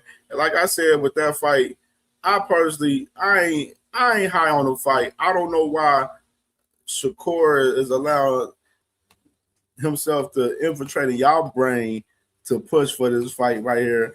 And even now, you got Shakur, he up there calling for fucking Ryan. Look at him right here. He talking about Zepeda, check. T.O., check. Talking about Ryan soon. You got Shakur pushing to fight Ryan. You know what I mean? And of course, I played that shit the other day with Ryan Garcia's father, Henry Garcia, where he was on there on an interview with Mill City, where he was talking about Ryan can go down and fight at a catch weight with Shakur at 142 or 144. You know what I'm saying? Which was nasty work, because I told y'all I don't believe Ryan can go down and make that shit. You know what I'm saying? And personally. And then, even to add more context to that situation, Ryan, they had like a little 14-day weigh-in for Ryan and Barrios this last night. And Ryan didn't make the opposite 14-day weigh-in, which I think it's like, for 147, I think you got to be 10 pounds. I think 10 pounds. You know what I mean? And Ryan got fined $5,000 for that shit. You know what I'm saying? But you got Ryan Garcia talking about, I can fight Shakur at 144. Oh, we gonna talk about it. We gonna talk about it. There's a lot of crazy shit. But let's get to this other shit besides that, which I want to get into my Devin and Ryan talk, by the way. Let me pull this shit up real quick. So, of course, man, we've been having Ryan Garcia got the fight with Barrios coming up soon, obviously. And then you got Devin. They've been all over the fucking place. All over the place. They're trying to fight Lewis Crocker in one moment. They didn't call that Manny Pacquiao in recent time. And them boys that talked about fighting Keyshawn Davis. They talked about fighting fucking Xander Zayas in recent time and calling out Xander. You know what I'm saying? Thinking that Xander is food. And let me play with him. Play the boy was saying he was full. Man, Xander is fool. Listen, he's fool. Damn. He's fool. Listen, Come on, Bill. he's fool. Bill, watch No, the no, fight listen. first, man. Listen. That man showed superb Run you out the legs. block. Let's talk serious. The reason why he's down on the list is because you guys didn't do a great job, you and the country and you and everybody, putting it on the forefront that he's fighting. Do a little bit more, because I'm helping out with pushing him to the list, because he would make a 4-division champion. He's a lineal champion and he deserves that. But don't talk that bullshit about nothing. He's food to us, but he's a great fighter. But all of it is food when you're on your way and you have the skill set that Devin has. So he made the honorable mention list. So pipe down on all the other stuff that you're talking about. When you make the honorable mention list, you make it because you're food to us, right? And you have to prove that you're not. So there you got Bill Haney driving about Xander Zayas, talking about that Xander Zayas is fool right there, right? You know what I'm saying? The boy Xander, man, he had to pop his shit a little bit, man. And you know what I'm saying? Of course, he had a recent interview. I ain't gonna play that interview because that interview was in Spanish, you know what I mean? And you had to read the subtitles, man. But this is the basis of what Xander said about Devin yesterday. He said that I think his dad liked the sound more wanting to fight than the son. It's crazy. This guy, I don't know how this dude Benji wrote this shit. But he said he likes being more public than the son. And obviously, Devin had to come out to not make the dad look ridiculous and say he has 2 titles.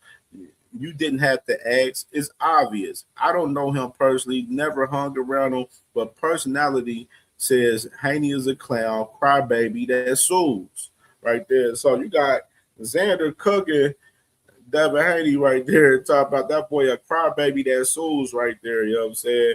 Then of course, Mr. Devin Haney responds, talk about they say everything but let's fight. Real interesting that he says that. We gonna get to that as far as that shit. Because that same quote ain't being opposed to others in particular, as far as Devin Haney, while he's saying this to Xander Zayas. You know what I mean? And which I already told you, Xander Zayas is on a mission right now for Josh Kelly right now. He trying to unify up. But let me play the clip, man, from Xander, from his interview from the other day. Look, you're one of the best finishers in boxing. Like, I know you didn't finish Devin Haney, but you had him drown. Saved him. Wrong one. We're going to get to that one. Hold on. Find it. Find it.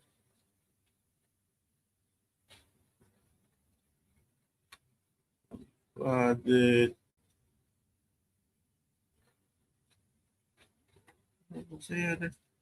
Not uploaded? I don't think I uploaded. I might not uploaded it. Oh, my fact. I don't want to make this interview necessarily about other fighters. Wrong one. I might not uploaded it, I think. Nope, I didn't upload it. But let me go back to the screenshots there. Hold on. Is that it right there?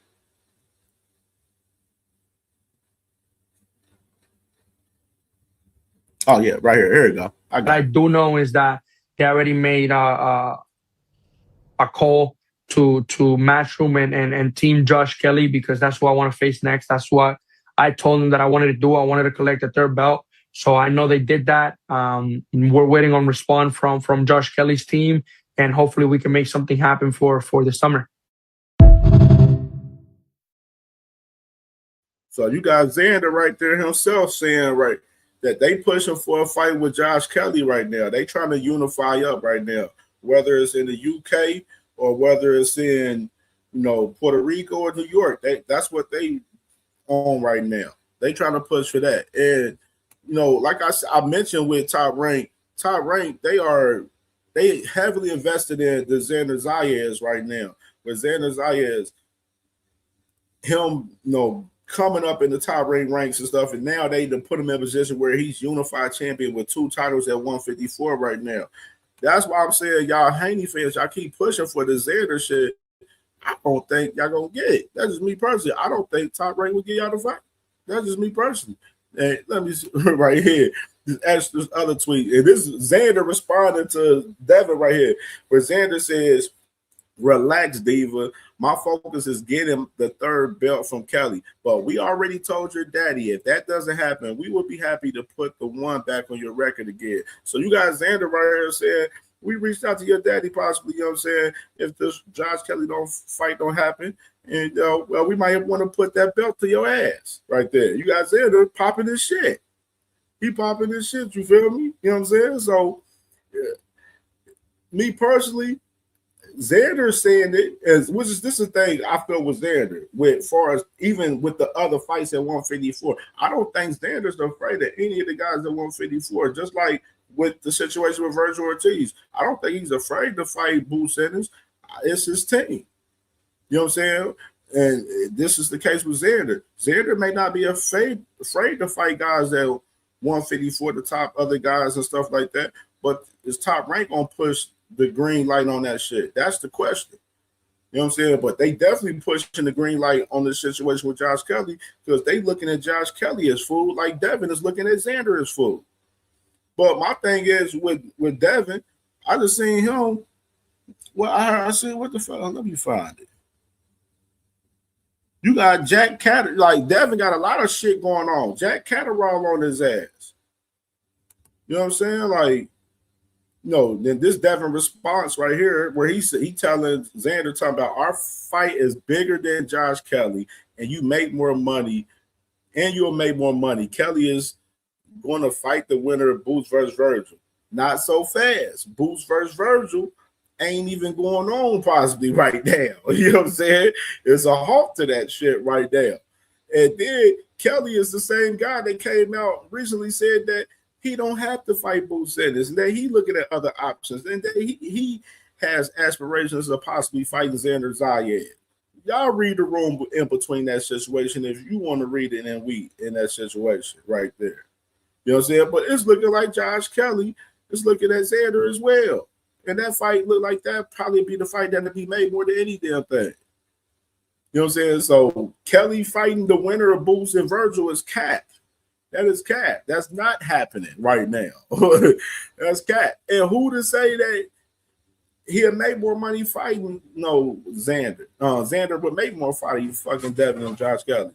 Xander can unify up with Josh Kelly and then go into a big money fight undisputed with Front Door, or go into a big fight with Boots Ennis. That'll be big money for him. Xander got other options. Big money wise, fight wise at 154, rather than fighting the guy Devin Haney coming up from 147 to 154. And Devin need to be handling his work at 147. There's a lot of work for Devin at 147. A lot of fucking work. Shit. Jack Catterall, all he got to do is put his bid in. He is the number one for the WBO. Devin talking about Jack Catterall, he loved his dedication. Shit, Jack Catterall tell him, I want the fight. Shit, you have no fight schedule, which Devin Haney has no fight schedule right now. And he is the number one for his fight. Do I want to see Devin Haney fight Jack Catterall? Me personally, no, I don't. I don't care to see him. But that is a fight that's out there for him, though. While he fishing for Xander Zayed and all this other weird ass shit. So let's go ahead and get into it. Let's get into this. Let me share my screen back again. I want to play this interview. Matter of fact, hold on 1 second. Give me 1 second. Salute to my brother D1, man, in the building, man. Salute to my brother D1, man. Make sure y'all subscribe to my brother D1, man. My brother had a great show last night. My brother was cooking up crazy, man. Salute to my brother D1. Make sure y'all subscribe to my brother D1 and William Old School Angry White Man Boxing Podcast live every Friday night at 8 p.m. Eastern time, man. Salute to my family, man. So let me share my screen. Let me get this together real quick. All righty. We're going to get to this Ryan Garcia interview and break this shit down. Let me this a little crazy.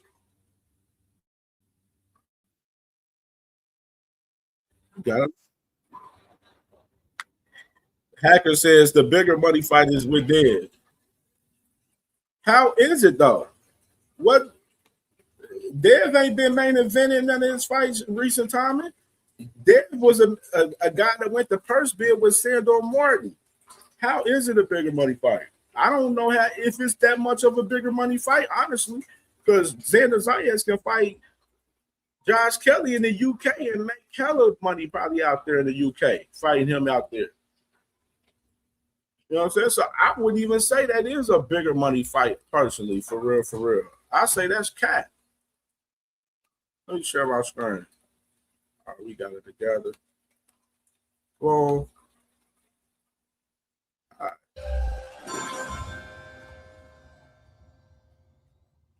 This is Mike Coppinger with The Ring. We're here with boxing superstar Ryan Garcia. He's going to be fighting for the WBC welterweight title next week, February 21st, against Mario Barrios in Las Vegas. Ring Magazine High Stakes on the Zone pay-per-view. Ryan, thank you for letting us be here with you to watch you train. You're looking super sharp. We're here at Craft Boxing Gym in Calabasas, California. Really nice area for Ryan Garcia, for a superstar. How's training going? Obviously, there's been a lot of turmoil before, but right now it looks like you're in a lot of calmness around you, and you're looking like you're at your best. Yeah, man. It's training camp's been going really, really good. We've been super focused, and everything has been working as it should. That's what I would say. What would you say would be, and I'm sure there's a lot of differences, right? But what would be the biggest difference that you could pinpoint right now in this training camp as opposed to, say, last year when you were getting ready to fight Rolly Romero? Yeah, I mean, the circumstances are much different. After that year of suspension, it was much different circumstances. I was coming off of suspension, and during that suspension, I was drinking and partying and doing whatever I want for all the way through until they told me that I had to fight. My instincts told me not to. My body wasn't well. It had a lot of toxins in it, as you can imagine. A lot of stupid shit I did.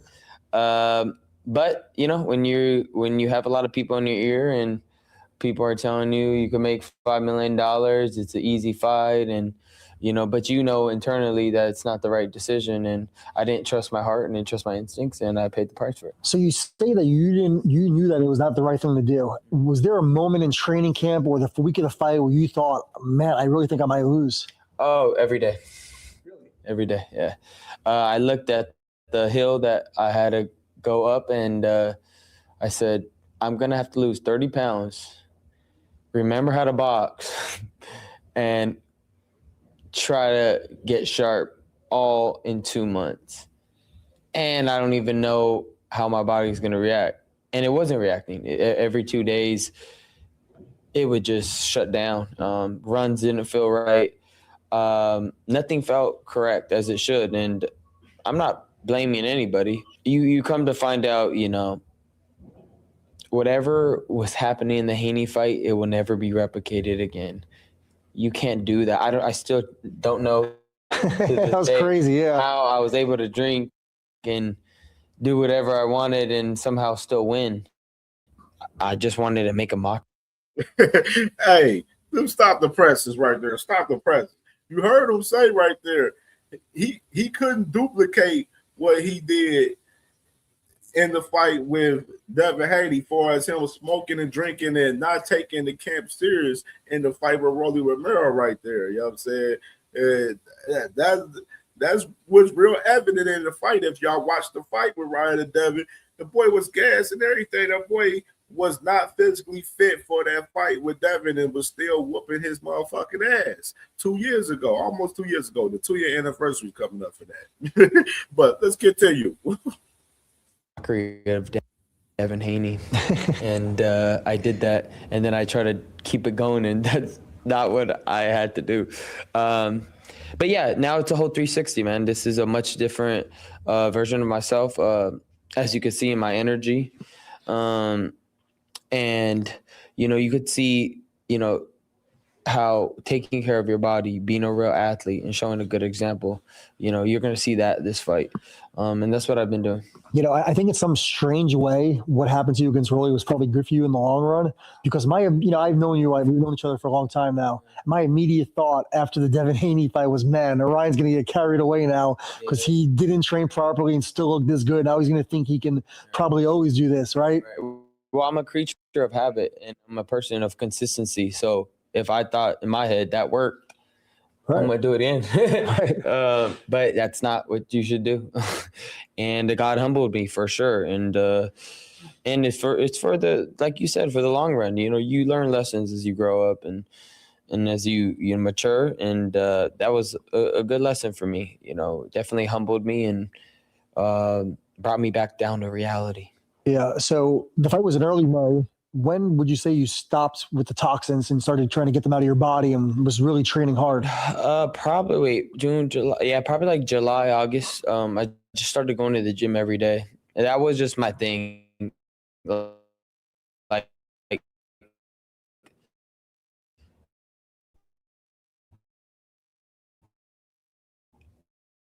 I don't know how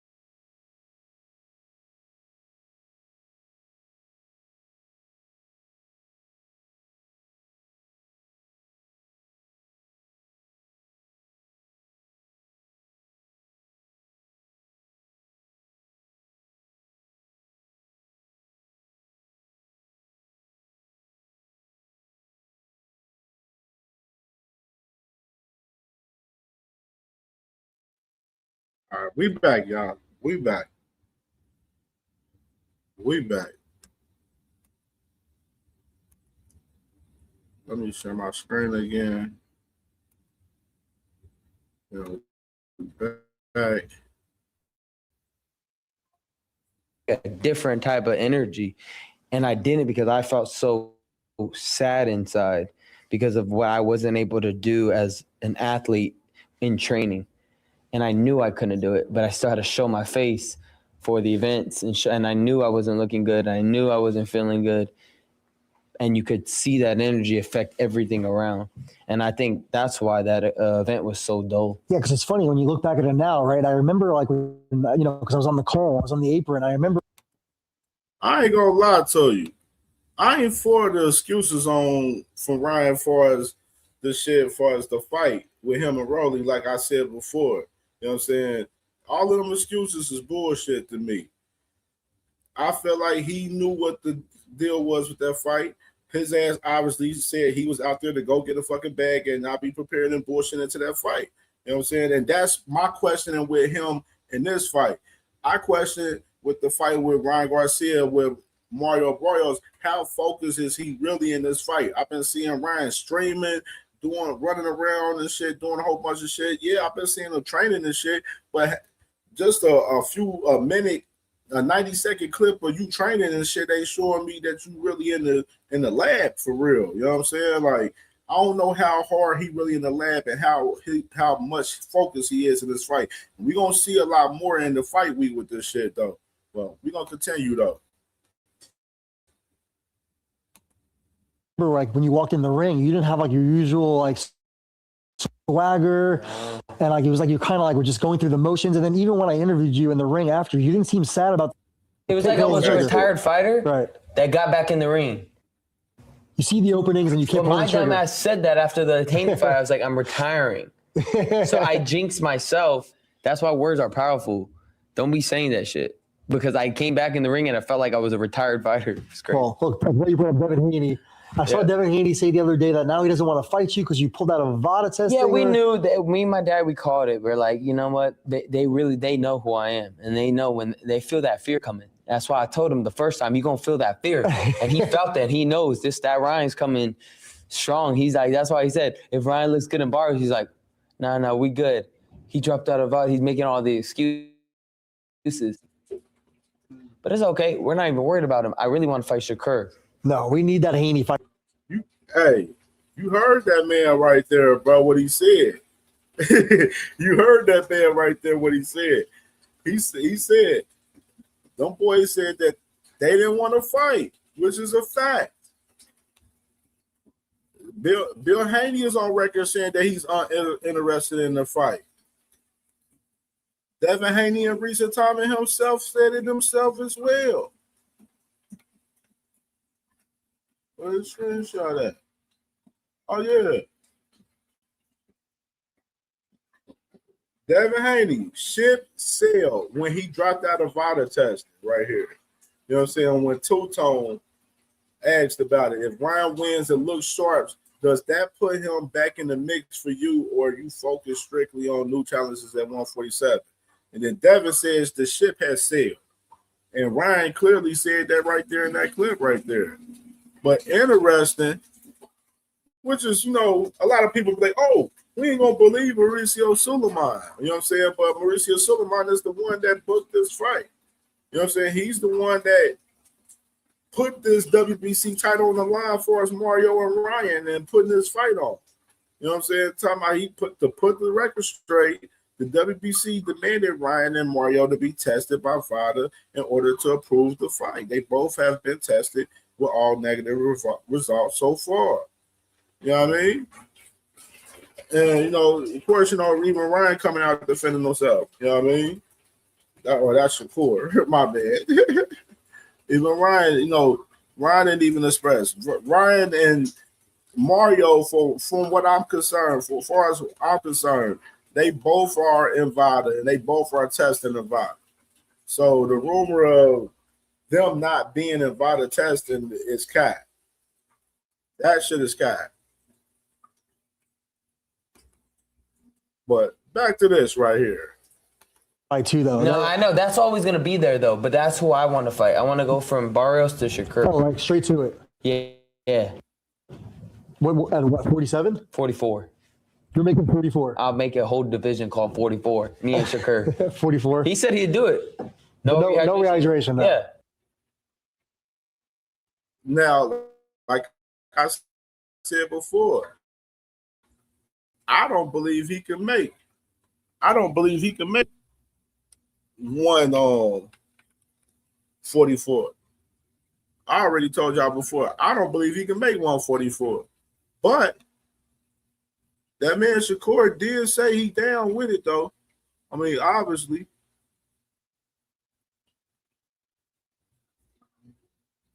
I mean, you see where he at. Talking about Zepeda, T.O., Ryan Soon.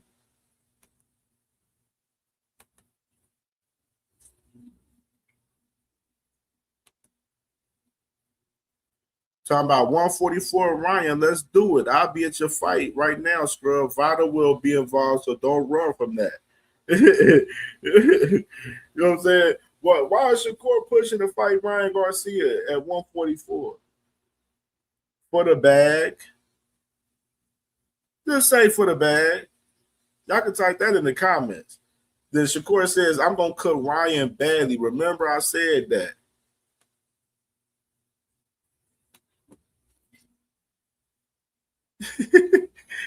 This should be nasty work to see a lot of this shit at 4K, bro. And y'all don't be seeing this shit like this, bro. That should be crazy. Back to Ryan. Okay. Yeah.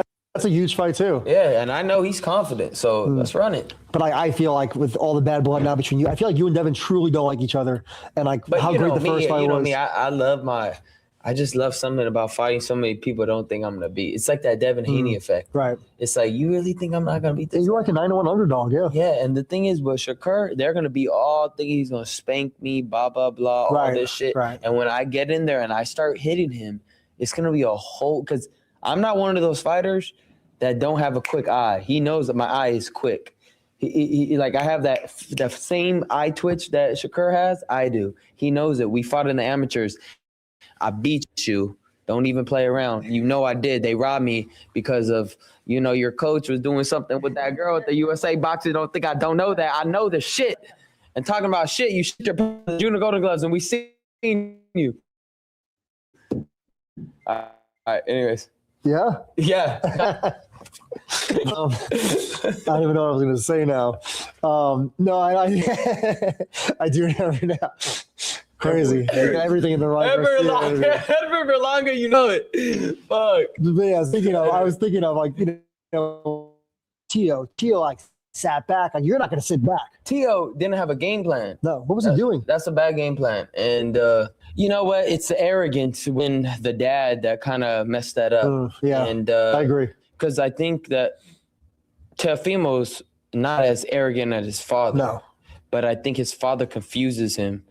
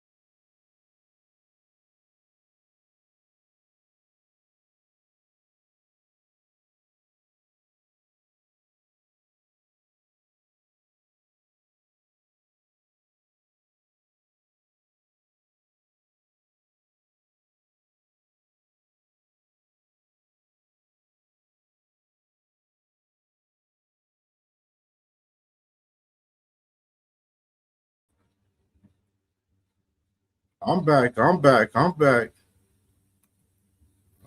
my screen. Then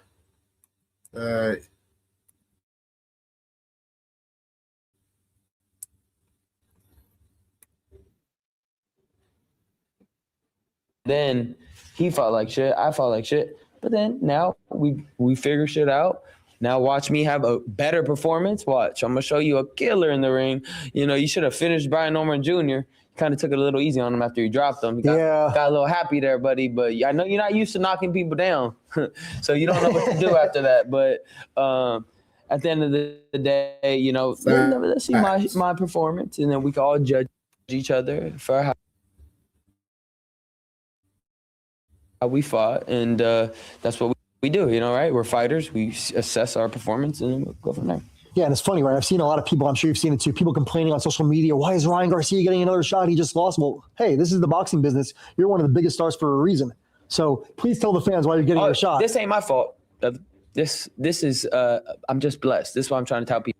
Hey, I'm glad that he said this right here, because I know Boxer Hacker, he the main one to be talking about this. And I said this, is it right for Ryan Garcia to be getting a title shot after that performance that he put on with Rolly Romero? No, it is definitely not right. It's definitely not right. But it is what it is. You know what I'm saying? I done seen other emphasis where dudes that got title shots after losses and shit before as well. So it is what it is. They do what the fuck they want to do. You feel me? You know what I'm saying? That's all I'm saying. Like, other than that, I'm glad that he talked about this. And hear him talk more about this shit right here. People, like, when you're blessed, what am I supposed to do? Just not take the opportunity? Like, if you were in my shoes, you would do it too. Absolutely. If you was in any fighter that had the opportunity where they was able to get a title shot after a loss or whatsoever, they would take upon the opportunity. You can't be mad at it. It is what it is, man. Motherfuckers crying wolf about this shit. It is what it is. The fight is next week, bro. Just, you know, that's just what it is. What can I say? Is it fair? No, that ain't my problem, though. And if you win this fight, obviously no one can say that you haven't won a title anymore. Yeah. No one can dog you on that. And they're really mad about that. They are mad about it. Really mad about That's going that. to take away a big... They're going to be like, damn, we get... Hacker's the one that's mad about it. Hacker's one of the main people that's mad about it. He the main person that's mad about that shit. Definitely bad. Say he's not a champion no more. He's done it all. Yeah, bro, I'm just quick with it. Wow, fifth biggest pay-per-view of all time, or fifth largest gate of all time. Come on, bro. I'm quick with it. Yeah, he had the gate right, but the pay-per-view he ain't had that right though. Mike Capinger, he fucking corrects him right here. I get carried away. It wasn't the biggest pay-per-view of all time. It was big. It's fifth largest gate. Fifth largest gate. That's huge. Yeah. Pay-per-view is different. Pay-per-view is different. Yeah, I caught myself. You did catch yourself. I'm just, you don't gotta tell me. I know my shit too. You are. But look, Biggest one in 2023 though. I try to be, yeah. But look, you win this fight here, and I feel like everyone forgets about the Rolly fight. That's ancient history, and you're on a new path. Yeah, of course. Yeah, I'm about to say. Now, I will say that biggest pay-per-view numbers since 2023. You know what I'm saying? And it ain't been any pay-per-view numbers that went over that gate of numbers as far as Ryan Garcia and Tank Davis, by the way, just to add context to that, though. The Haney fight. We need the Haney fight, I think, this year. Now, this is the part right here. Here we go. And this is what I'm talking about. We need the Haney fight. We need the Haney fight.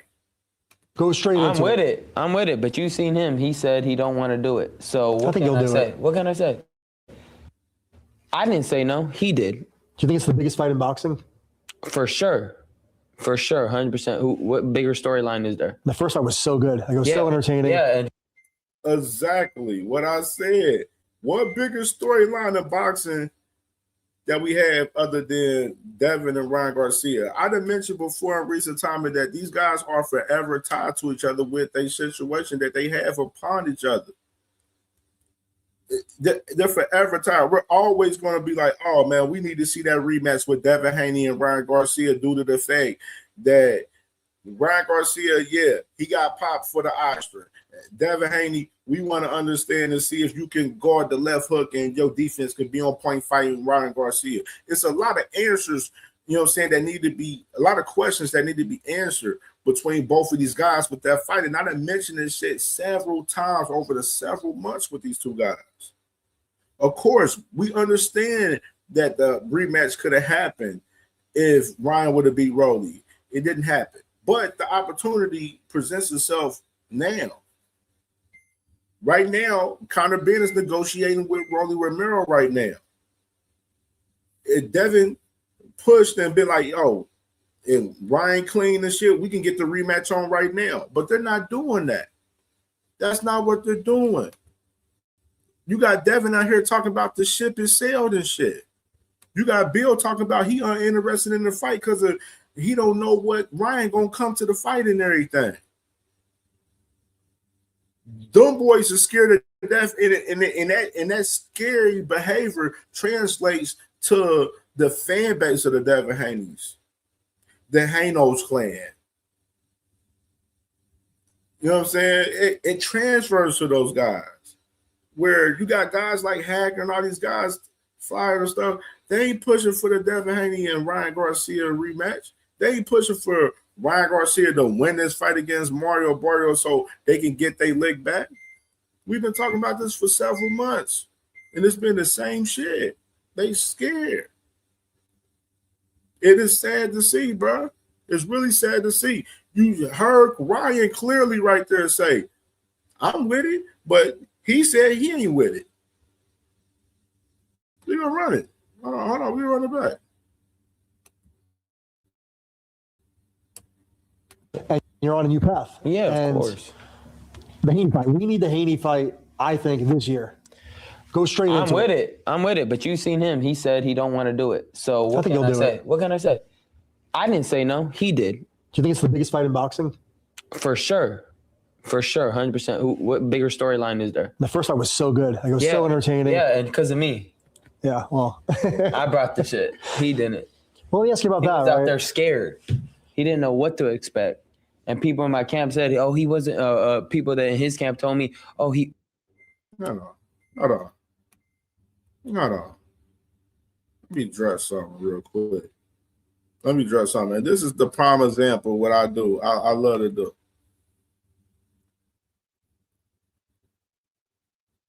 Boxing Hacker, once again, never has a leg to stand on, and what he does, deflect to Tank.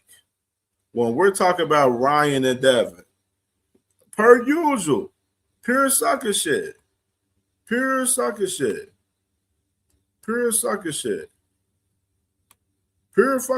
shit. What's up, man? What? Pure sucker shit.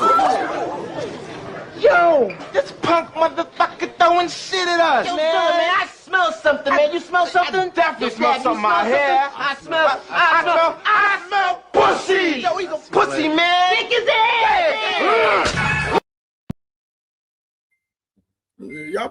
Y'all boys are so pussy. Like, y'all really is pussy out here, bro. Like,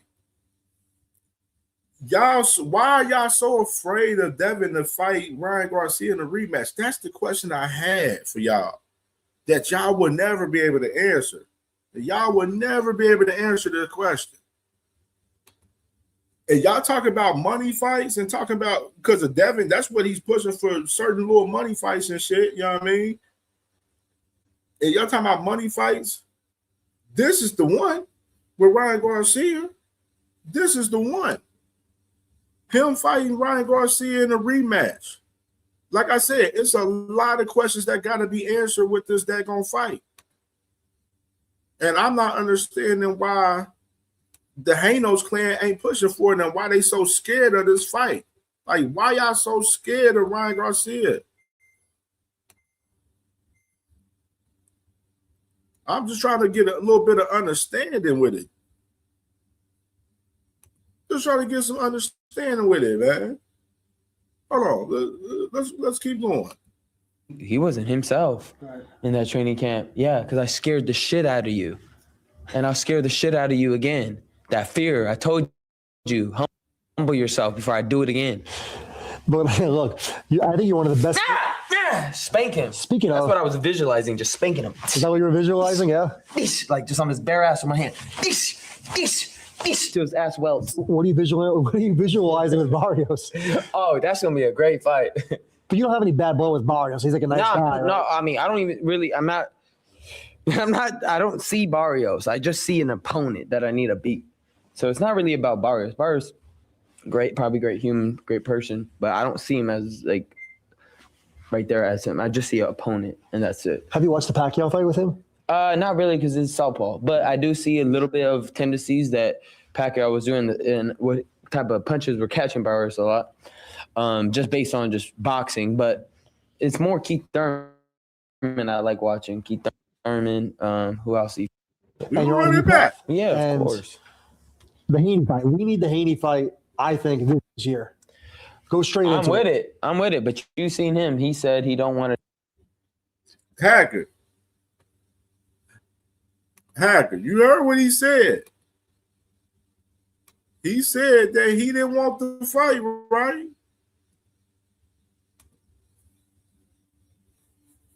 Voila. Then what's your next answer? Oh, he got to be enrolled in VADA testing. Well, he's enrolled in VADA testing. Oh, where's the books and shit? Where's the books for a lot of shit with VADA testing? VADA ain't updated their website since last summer. Let's see the books on Devin Haney on all of his tests that he done had since he doing 365 testing. You know what I'm saying? We don't even want to go to that conversation. Let's just talk about the fact that they are the ones that saying that they are uninterested in fighting Ryan Garcia. That's the fucking fact of the matter. But you clearly hear Ryan say himself that he with it. And you're on a new path. Yeah, of course. The Haney fight. We need the Haney fight, I think, this year. Go straight into it. I'm with it, but you seen him. He said he don't want to do it. So what can I say? What can I say? I didn't say no. He did. Do you think it's the biggest fight in boxing? For sure. 100%. What bigger storyline is there? The first fight was so good. Like, it was so entertaining. Yeah, and because of me. Yeah, well. I brought the shit. He didn't. Well, let me ask you about that, He was out there scared. He didn't know what to expect. And people in my camp said, oh, he wasn't, people that in his camp told me, oh, he wasn't himself in that training camp. Yeah, because I scared the shit out of you. And I'll scare the shit out of you again. That fear, I told you, humble yourself before I do it again. But look, I think you're one of the best. Spank him. That's what I was visualizing, just spanking him. Is that what you were visualizing? Yeah. Like just on his bare ass with my hand. Yeah, bare ass is crazy. What are you visualizing with Barrios? Oh, that's gonna be a great fight. But you don't have any bad blood with Barrios. He's like a nice guy. Right? No, I mean, I don't even really. I don't see Barrios. I just see an opponent that I need to beat. So it's not really about Barrios. Barrios, probably great human, great person, but I don't see him as like right there as him. I just see an opponent, and that's it. Have you watched the Pacquiao fight with him? Not really, because it's southpaw, but I do see a little bit of tendencies that Pacquiao was doing and what type of punches were catching Barrios a lot, just based on just boxing. But it's more Keith Thurman I like watching. Keith Thurman, who else he fought? Abel Ramos. I watch all the fights. Gervonta Davis fight or no? Because southpaw. No, I was trying not to watch the southpaw because it's a different position. Yeah, it makes sense. Yeah. But look, you're one of the best finishers in boxing. Like, I know you didn't finish Devin Haney, but you had him drowned. I saved him. I should have knocked him. I just didn't have the conditioning. I think it still bothers you, huh? Yes. Because I should have knocked him out in that 11th, man. I was playing around too much. Hey, you heard him right there. I told you. Ryan was in there playing with Devin Haney, bro. No cap in that fight. That's why Devin Haney enough. That might be why they scared as hell, because they know if Ryan 100% focused and locked in and he going into that fight healthy and all of that shit and that rematch with Devin Haney and them scared as hell that Ryan will whoop their ass. That's just the truth of the fucking matter for real. Let's be real. That's what it is. Devin and them has it in their mind that Ryan got their fucking number for real. That's what we want to be. I say it for the Hanos clan since they don't want to answer it. That's what the fuck it is. They scared for this motherfucker. Because they know if they fight in that rematch, it's a big chance if Ryan Garcia going in that bitch locked in 100% and he good, Ryan beat Devin again. And it may be worse. It may be fucking worse. You know what I mean? And, it's been a lot of people saying that, hey, they believe Ryan. If they was to have that rematch, Ryan probably beat him because they believe from the history that these guys got that Ryan would beat him, that he got his number. I picked Devin in the first fight. That's the crazy part. I picked Devin in the first fight, but I was wrong. In the rematch, I don't know because I don't know what Ryan we're going to get. But I know Ryan right now, for him to get his career back on 100% on go, he need to be locked in 100% and you know what I'm saying, be right with the weight and all of that shit. Like he just missed the 14-day weigh-in with him and Barrios. He got $5,000 for that shit. And that's why he up here talking about fighting at 144. He can't fight at 144. Bro, he can't fucking make no 144, let alone no 142 or 140. So Ryan need to be sticking to his shit at 147. But that's what I'm saying. These guys don't be fighting their natural fucking weight class, and that's the fucking problem that I be having with y'all guys all the time when we have these conversations. You know what I'm saying? But in particular, like I was saying, Devin and them want the fucking rematch. And this motherfucker Ryan said that he was playing around with this motherfucker, bro. And look at him right here. And I was like, ha ha, like, bro. But next time, that next time, but. Bothers you, huh? Yes, because I should have knocked him out in that 11th, man. I was playing around too. My favorite part of the interview right here. Keith Thurman, who else he fought? That's my favorite part. Abel Ramos. I watch all the fights. Gervonta Davis fight or no? Because southpaw. No, I was trying not to watch the southpaw because it's a different position. Yeah, it makes sense. Yeah. But look, you're one of the best finishers in boxing. Like, I know you didn't finish Devin Haney, but you had him drown. Ref saved him. I should have knocked him. I just didn't have the conditioning. I think it still bothers you, huh? Yes, because I should have knocked him out in that 11th, man. I was playing around too much. And I was like, ha ha, like, bro. But next time, that next time, buddy, you won't have a next time. I'm finishing you. You will never box again if we fight again, and you know that. And I have vowed to that. If we fight again, you will never box again. I promise you that. What's the difference between you and a man saying that? I gotta see one great idea. We made it after the big game using the Artless AI tool. Hold on. Oh, let me stop the presses. If a man say that to me, saying that he vowed that he will retire me, I gotta see that man. I gotta see that man flat out. He told that man he vows to retire that man when they had that rematch.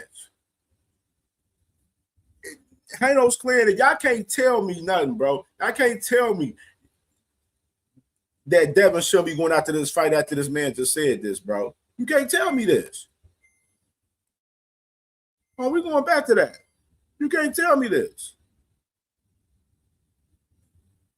Bothers you, huh? Yes, because I should have knocked him out in that 11th, man. I was playing around too much. Yeah. And I was like, ha ha, like, bro. But next time, that next time, buddy, you won't have a next time. I'm finishing you. You will never box again if we fight again, and you know that. And I have vowed to that. If we fight again, you will never box again. I promise you that. You can't tell me that man shouldn't be pushing to fight this man with him saying that right there, dog. You can't tell me that, dog. Like, this is even more reason why Devin Haney should be pushing for this rematch because of him saying shit like that right there. Vowing to retire this man. He think Devin Haney is pussy, bro. He been playing Devin Haney cock this whole entire time, bro, before the fight, during the fight, after the fight, and everything. This is the reasons why Devin Haney and the Hanos clan should be pushing for this rematch right here because of this motherfucker right here is playing him cock. Playing him super cock. This is the reason why. But nobody don't want to acknowledge that. The Hanos clan is scared of this shit. But look, Oscar Duarte is fighting on your undercard. That's gonna be sick. I can hit it right there. That right there, that's some nasty work right there, bro. The Hanos clan can't refute that, bro. Ain't no damn way I'm letting no grown man tell me that he vowed to retire me and I don't go and see that man. Ain't no fucking way. Look, you're one of the best finishers in boxing. Like, I know you didn't finish Devin Haney, but you had him That ref drowned. saved him. I should have knocked him. I just didn't have the conditioning. I think it still bothers you, huh? Yes, because I should have knocked him out in that 11th, man. I was playing around too much. Yeah. And I was like, ha, ha. Like, bro. Man. But next time, that next time, buddy, you won't have a next time. I'm finishing you. You will never box again if we fight again, and you know that. And I have vowed to that. If we fight again, you will never box again. I promise you that. But look, bruh, I see the Salvador mosquito dude in the comments and shit over there, dick eating for Devin Haney right there. I see him out of that shit right here. My boy Isaiah said, "Bear ass smack is crazy." Facts, it definitely. Hey, for real. Yeah, my boy he said, "I want to see Dev Bob pass out again, bruh." That's what they don't want to see again, Isaiah. That's what they don't want to see again. Ryan talking about Hacker says if Ryan drops out of VADA, ain't no way he getting a rematch. He tests positive 3 times the last time they fought. Bruh, he tested good all the way up until the fight. You know what I'm saying? And he's with VADA currently right there. So we would dismiss that. Let's continue. Ryan would drop Dev. He said, my boy said, I picked Devin too. I thought Devin was going to outbox Ryan, and man, I was wrong. Yeah, bro. I picked Devin in that first fight, and I was definitely wrong in that shit, bro. That's why I said I ain't too sure Devin would beat him in a rematch for real, honestly, man. And it's obviously showing that they don't want the fucking rematch for real. They don't want the rematch. They're saying it publicly that they don't want the rematch with Ryan Garcia. You know, Salvador, fuck Ryan Garcia. He would be forced into retirement after Saturday of next week. Hey, if he don't win next week, I'll say that. Now, that's why I said I question how focused is Ryan into the fight next week. You feel me? I'll focus how much he is. Ryan got to win next week, though. That's the main thing. But at the same time, I'm saying them boys ain't pushing for the fight, though. My boy Zach B said, what's happening in boxing where fans making excuses of why a fight shouldn't happen? There's only so many top guys. If there's a call to fight, then fight them. Facts. Absolutely. Facts. And the thing is, what makes y'all think that Turkey Al-Sheikh wouldn't put the fight on again if Ryan wins next Saturday? If Ryan beats Mario Barrios next Saturday, that puts that fight into a unification. And that makes the fight even more bigger. And with the storyline, the controversy, all the questions that need to be answered among this fight with Devin Haney and Ryan Garcia, it makes no sense for Devin Haney to be pushing for no other fight but this, especially when you got this man disrespecting you like this, telling you this. Look, shit you're one of the right best here. finishers in boxing. Like, I know you didn't finish Devin Haney, but you had him That drowned. ref saved him. I should have knocked him. I just didn't have the conditioning. I think it still bothers you, huh? Yes, because I should have knocked him out in that 11th, man. I was playing around too much. Yeah. And I was like, ha, ha. Like, bro. Man. But next time, that next time, buddy, you won't have a next time. I'm finishing you. You will never box again if we fight again, and you know that. And I have vowed to that. If we fight again, you will never box again. I promise you that. Y'all can't tell me nothing, bro, after I seen this, bro. If any man told me that and said that they vowed to retire me, I gotta see that man next. Fuck the money, all that shit. We gotta get the money together. The fight to get put on. Turkey. This is what Devin should be doing right now. Hey, Ryan Garcia talking about he vowed to retire me. Hey, put the fight on. If he beat fucking Mario Barrios, I want to see him next. Put the fight on. That's what he should be talking to Turkey, since they got a real close relationship with Turkey Al-Sheikh, and that's their excellency and all of that shit. Since Bill Haney and Devin Haney want to dick ride Turkey Al-Sheikh, since they dick riding Turkey Al-Sheikh, dick ride him into getting this rematch, since this man Ryan Garcia is vowing to retire his ass and go get your motherfucking leg back as a real man fucking should. That's what the fuck we should be having going on. But like I said, these niggas is pussy, bro. They pussy. They don't want the fucking fight, bro. Pussy as hell. Pussy as hell. Nasty work, bro. Nasty work to see in 4K.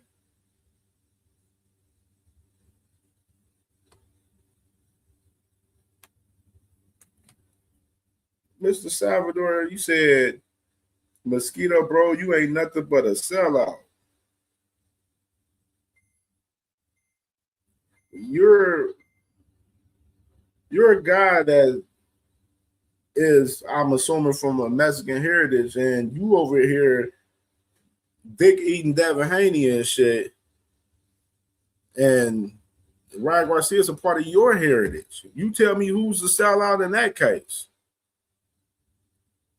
And if I'm the sellout,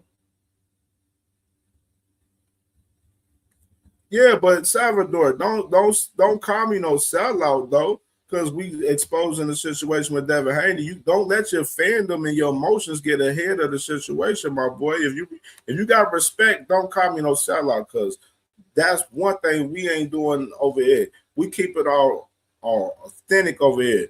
This is sorry but not sorry boxing talk, man. We are unapologetic with what we talk about over here. You know what I mean? We don't hold nobody hands, and ain't no motherfucking feelings that we gonna give a fuck about over here. We gonna keep it 100 over here, my guy. You know what I'm saying? You know what I'm saying? But keep the respect. Don't say no motherfuckers selling out over here. We ain't the LDBC. The LDBC, the motherfuckers that's over there, you know what I'm saying? They sold out to Bill Haney, if you want to talk about selling out. And we want to have that conversation. You know what I'm saying? And we want to go there. And we really want to keep it 100, you feel me? And we want to talk about sellouts. Shit, we done seen Devin Haney and Bill Haney themselves sell out for the bag. You know what I mean? They sold themselves to be the undercard of Ryan Garcia in May last year. We want to talk about selling out, you know what I'm saying, just for the bag. And we want to talk about selling out. I mean, we don't want to have that conversation in reality, you feel me? Like, if we want to take it there, talk about sellout, you feel me? Them niggas that sold their souls to Turkey Al-Sheikh for the bag over there. Tell them to go sell their souls for the bag again for the rematch with Ryan Garcia if he win next week. How about that? How about that? That's my question. That's my question. Since we going there, but then you got goofy shit like this. This is the goofy shit that these motherfuckers be doing right here. Is it me? Or is it every Hispanic or Latin fighter that Debo pulls up on starts to become a comedian? I mean, we started with Subriel Matias. I mean, he was on Jokey Joke comedian time. Teofimo Lopez, comedian. Rolly Romero, comedian. Ryan Garcia, comedian. And not Xander Zayas, Jokey Joke. I'm asking the Latino community that represents so much in this boxing, When did everything get so jokey joke? And how long you gonna stand for that? They say everything except let's fight.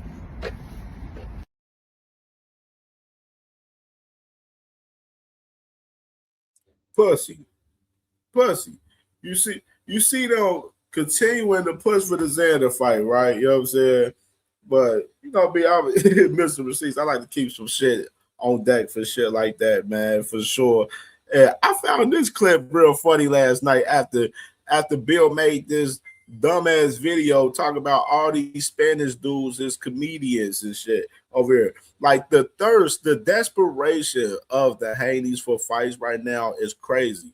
They done went from begging for a Rolly Romero fight. They done went to begging for a Lewis Crocker fight. They done went to begging for a Tank Davis fight. They done went to begging for a Conor Benn fight. They done went to begging for a Manny Pacquiao fight. They done went to begging for a Shakur fight in recent time.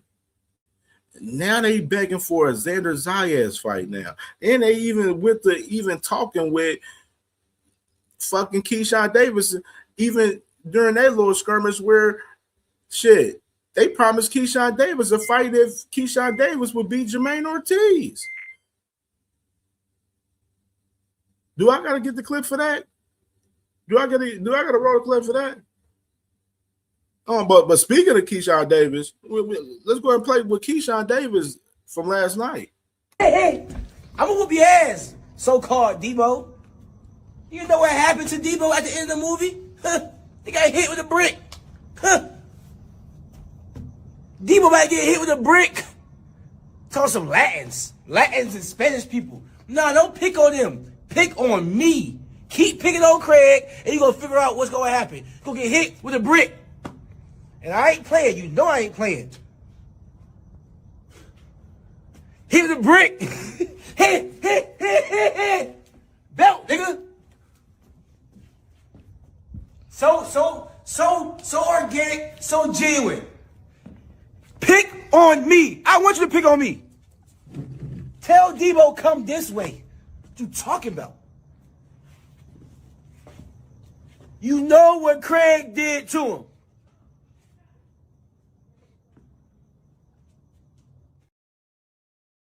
Hey, man.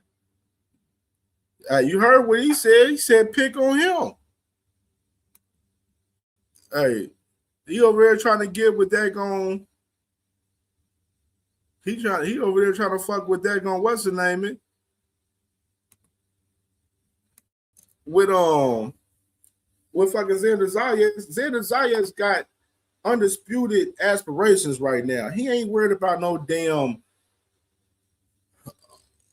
Devin Haney. And like I said, I'm not even convinced that Top Rank would give him that fight. That's just me. Well, let me get this shit. Keyshawn Davis. Let me get this real quick, bro.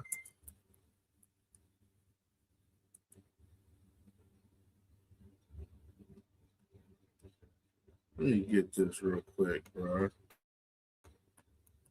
Oh yeah, we got it. Yeah. Yes, sir. Yes, sir, Ski.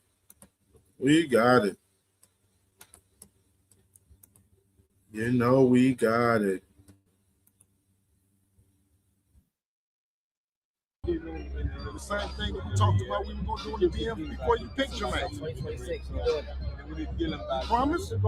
Remember, you promised. You the promoter. Well, I got you. Listen, in the DMs, I got your word on it. All right, just stand on it. Say, look, handle that business, okay? I'm not Jermaine. Now what we doing? The same thing that we talked about we were going to do in the DM before you picked Jermaine. 2026, you promise? Remember, you promised. You the promoter. Well,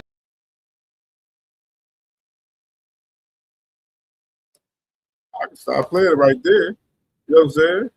I told you. That's Bill Haney right there talking with Keyshawn right there, promising him a fight after Jermaine Ortiz right there. They over here talking about Xander Zayas, like all of this, like these motherfuckers is all over the place. Like it's so many smoke screens that's being, made all over the place between Devin Haney and Shakur with, guys that they're trying to choose to fight right now, bro. If y'all noticed this throughout this whole entire show that I've been pointing out with these guys, too many fucking smoke screens, too many of them. Too many of them.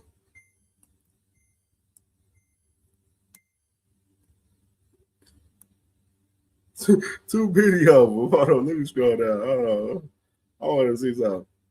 Hold on, boy, BVO, man. Salute to my brother BVO, man. Cleveland's.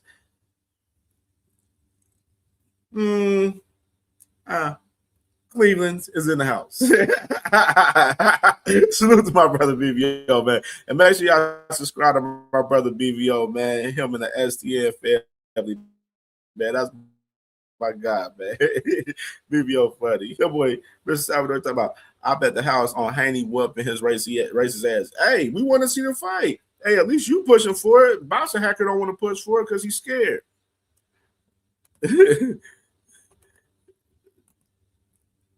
BVO said Pat caught the plan late last even to Cleveland. What that man talking about? My boy T Hill, salute to my brother T Hill. He said dead fundamental flaws cater to Ryan Garcia's wheelhouse, CamJ. It is what it is. Facts. And that's what it looked like to me. That's a reason why they scared of the fight. Talking about nasty word, Ryan is getting a title shot. Hey, it is what it is. Hey, I just seen how these motherfuckers get title shots out the law. So nothing don't really surprise me nowadays with what these sanctioning bodies want to do with these fights. My boy Isaiah, what you doing? Said Haney fought of pure emotions, and we being honest, I ain't never seen Haney try to go out there and beat the shit out of somebody. Yeah, that's what I think about Devin. Devin is not a guy that he ain't gonna go for the kill. Like, he's never been a guy that's gonna go for the kill, man. He had Regis hurt. He ain't go for the kill in that fight. He had fucking Brian Norman hurt and could have went ahead and finished him in that fight. He ain't had a killer instinct to do that as well. Some of these guys don't have killer instincts, man, and that presents to them to where they're not these big sought out draws, you know what I'm saying, for us the sport, you know what I'm saying? But that's a whole nother conversation that a lot of these guys don't want to have, though.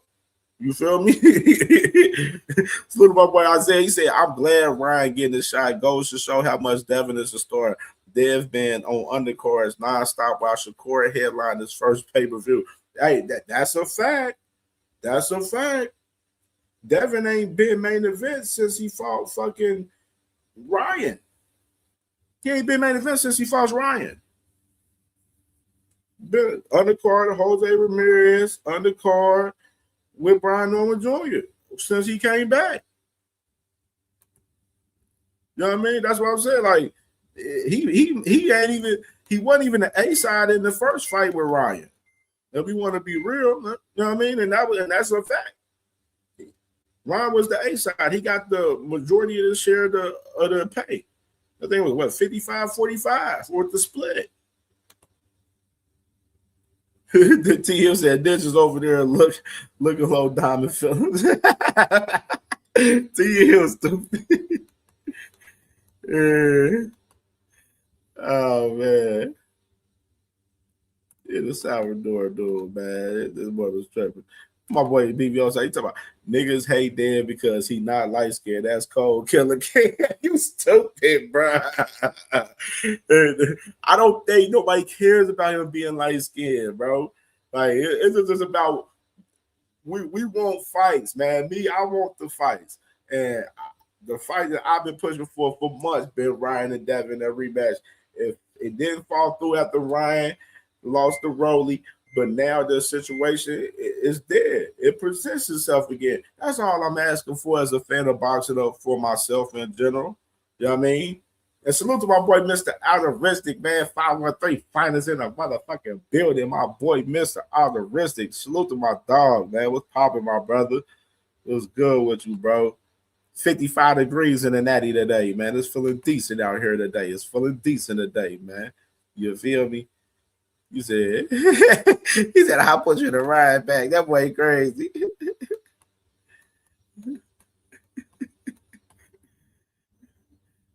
That boy said what I say. Talking about. He said, what he say? He said, Cam, fam, you're right. He said, but why should Haney fight him when he doesn't test for PD? He's testing for Vada right now for the fight with Barrios. You know what I'm saying? This is what I'm saying. When y'all talk about the testing with Ryan and shit, you know what I'm saying? All his tests passed up leading up to that fight. Everything led up to that situation being tainted for Ryan. You know what I'm saying? Like, in particular. You know what I'm saying? And you got guys like Eddie Hearn that was an advisor for fucking Devin Haney during that Ryan fight. And then you got guys like, fucking Dana White himself saying that everything looked like everything was tainted. Let me see if I can find Dana White real quick. Dana White, Ryan Garcia, right. Let me see if I can find that clip real quick, man. Let me see if I can find that John real quick. I had it though. I ain't gonna find it right there on YouTube right away. I had it clipped on my shit, but I ain't gonna pull it up. But yeah, you got cases right here pretty much where Devin Haney, we talk about Austrian, bro. Austrian, like I always been telling you guys when we were talking about this shit, it don't make you into a fucking Superman, bro. You know what I'm saying? Into fighting the motherfucker, bro. We done seen fucking Sabril Matias get stopped on Austrian by Dalton Smith in the 5th round in recent time. We done seen Kell Brooks stop Amir Khan on Austrian, bro. You know what I'm saying? Austrian don't make you into this superstar to where your ass gonna be just stopping shit and knocking shit out. And then look at Devin and Bill's excuse for the situation. They looking at it like, oh, Ryan was focused and locked in for the fight with Rolly, but he wasn't locked in for our fight, which is bullshit. Ryan himself is in the interview telling you that he wasn't even prepared 100% for the fight with Rolly either. So that's a lie on their behalf. And it looked like it by the fight. If you look at Ryan fighting the fight for real, Ryan then looked like he was 100%. You know what I'm saying? To me, it wasn't nothing. Like he wasn't there. I don't know what it is. Like nasty work though, bro, on their behalf to be lying at 4K like that though, for real. Isaiah said, how the fuck Devin Haney on the interview talk about Ryan when they had just announced Ryan was dirty? like, bro, all right, let me pull this up, man. I was gonna do this. Hold on. Let me pull this up with Bill, bro. With Bill. Let me pull Bill Haney up, man.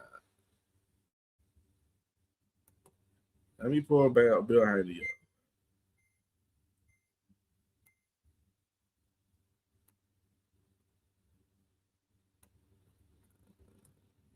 Bill Haney up real quick, dog.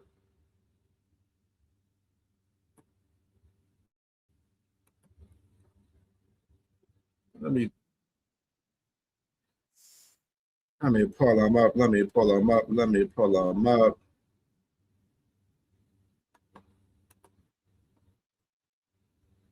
And I'm about to share my screen once again.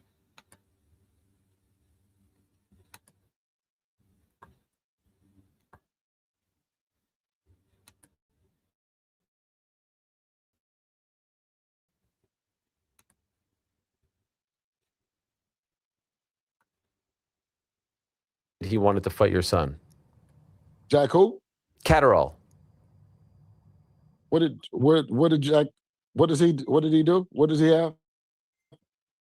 You know, he had a big win a couple of weeks ago on the undercard of the Conor Ben Chris Eubank fight. He's been in the game a while. He fought Regis Prograis not that long ago. He's had some fights. He's had some battles. Popular guy, trains with Boots Ennis's camp now. Okay, I have to look into him. You're not from. Okay, what about Lewis Crocker, the IBF champ? Hey, I've heard about him. Okay, how about that? How about that? Some guy out of Belfast. Yeah. Listen, and we've always wanted to mix it up with a guy from Ireland. All right, they say that there's tough guys. The Fighting in Irish, Ireland, right? Yeah. The Fighting Irish. Yeah. So what guy to take a look at a guy that holds. Any chance in 2026, Bill, we see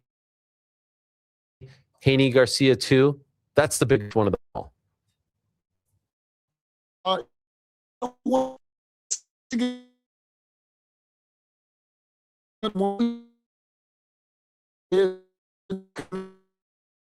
They said Garcia and even what the fight really brings, right? And I say, let's be honest. It's a big fight, but it's a fight that, and of course, drug test. You know what I mean? Of course. And then it's a big fight. But I mean, you know, when you have a guy that's flighty and flaky and has proven to the world that he didn't win fairly, he came back and he looked like shit the next fight after. You know what I mean? So he still has a lot to prove. I think that, you know, our main focus, right, is right now is getting Rolly Romero in there. And that's, listen, and once again. Yeah, right there, you told him. He tells you right there that he is totally uninterested in the fight. Totally. Totally uninterested in the fight. And I'm going to throw my face in that one. That man is scared as hell of Ryan Garcia, bro. It's crazy. Just seeing him 4K that man be scared as hell of that man. Hold on, let me go to my boy. Hold on, let me go to my boy T Hill. Let me see this real quick, T Hill. Let me see if I can scroll it up. Maybe pull it up. Matter of fact, hold on, T Hill. I gotta.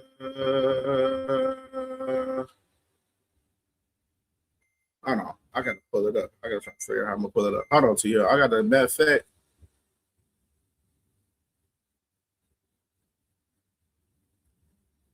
Let me do this. Hey, T Hill, put it in a private chat.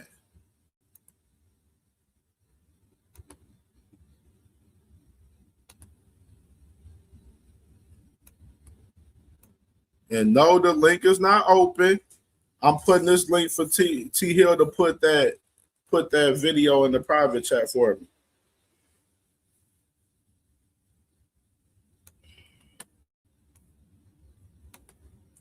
But like I was saying, look, you're one of the best finishers in boxing. Like, I know you didn't finish Devin Haney, but you had him drowned. Ref saved him. I should have knocked him. I just didn't have the conditioning. I think it still bothers you, huh? Yes, because I should have knocked him out in that 11th, man. I was playing around too much. Yeah. And I was like, ha, ha. Like, bro.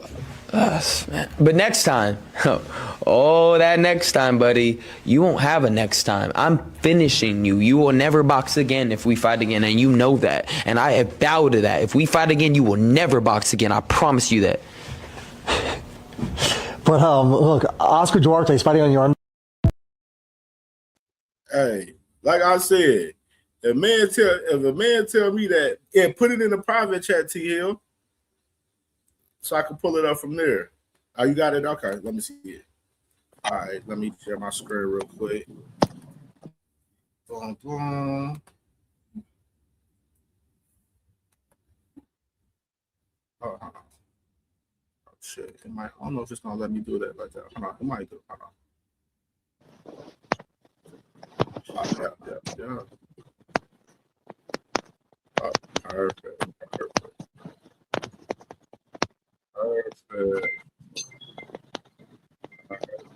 Good.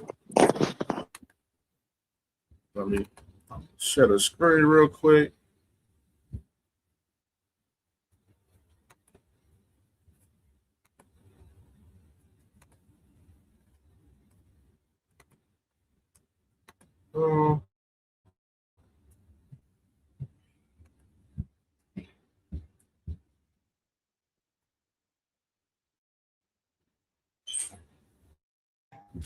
And my final question is a little older news, but you've been around the fighting for a long, long time. What were your thoughts on Ryan Garcia? He was acting crazy up until the fight. Then everyone's like, he's not fit to fight. Then he says he was faking the fight. Goes out there, beats Devin Haney, tested positive. What was your thoughts on this whole fiasco? Well, first of all, none of that is any of my business. You know what I mean? It's not my card. It's not my whatever. But I think that with all, I hate talking about drug testing, but with all of our knowledge, we believe the people who handle the drug testing that he had tainted, he took a tainted supplement and that he did not cheat. People around him and had the right, that wouldn't have happened. We're pretty confident it was a tainted supplement. I got no skin in this game. I don't give you know what I mean? It's not my fight. It's not none of my business and not my place to even talk about it. But from what my team tells me, and these guys are the. What were your thoughts on Ryan Garcia's fight? Then everyone's like, he's not fit to fight. Then he says he was faking the fight. Goes out there, beats Devin Haney, tested positive. What were your thoughts on this whole fiasco? Well, first of all, none of that is any of my business. You know what I mean? It's not my card. It's not my whatever. But I think that with all, I hate talking about drug testing, but with all of our knowledge that we have in the years that we've been drug testing, we believe the people who handle the drug testing that he had tainted, he took a tainted supplement and that he did not cheat. And, if he had the right people around him and had the right, that wouldn't have happened. We're pretty confident it was a tainted supplement. I got no skin in this game. I don't, you know what I mean? But what he tells me,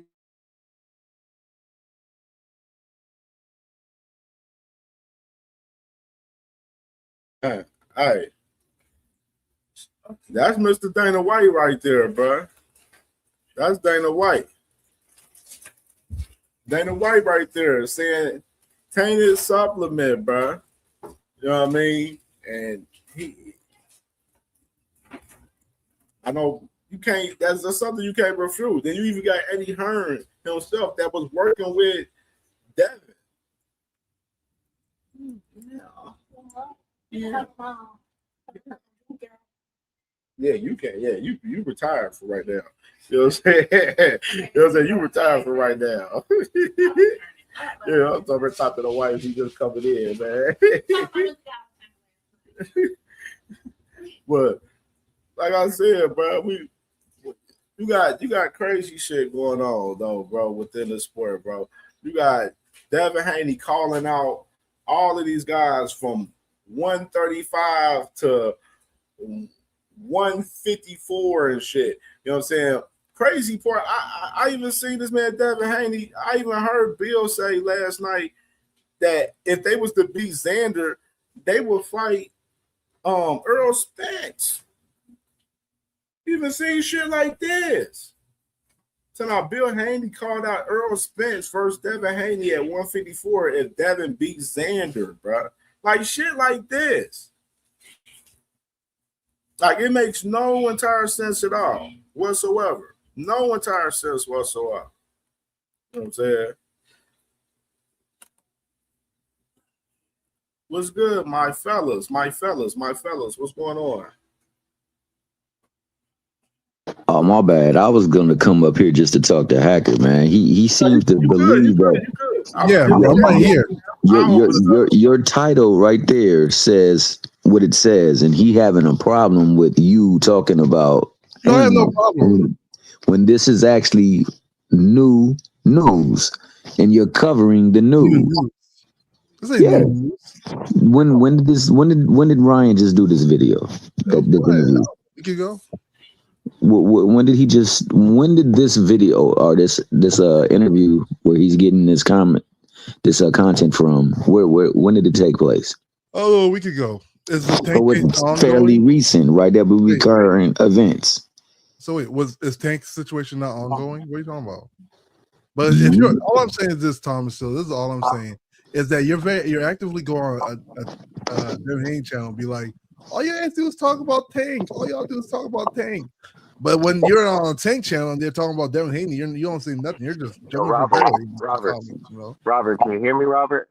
You know what I'm saying? But So that's all I'm gonna say about no. I keep the energy the same, player. I said while y'all over there, y'all have a show every time something decent is being brought to you in opposition to what you guys owed as the view against all PBC fighters, including Tank Davis.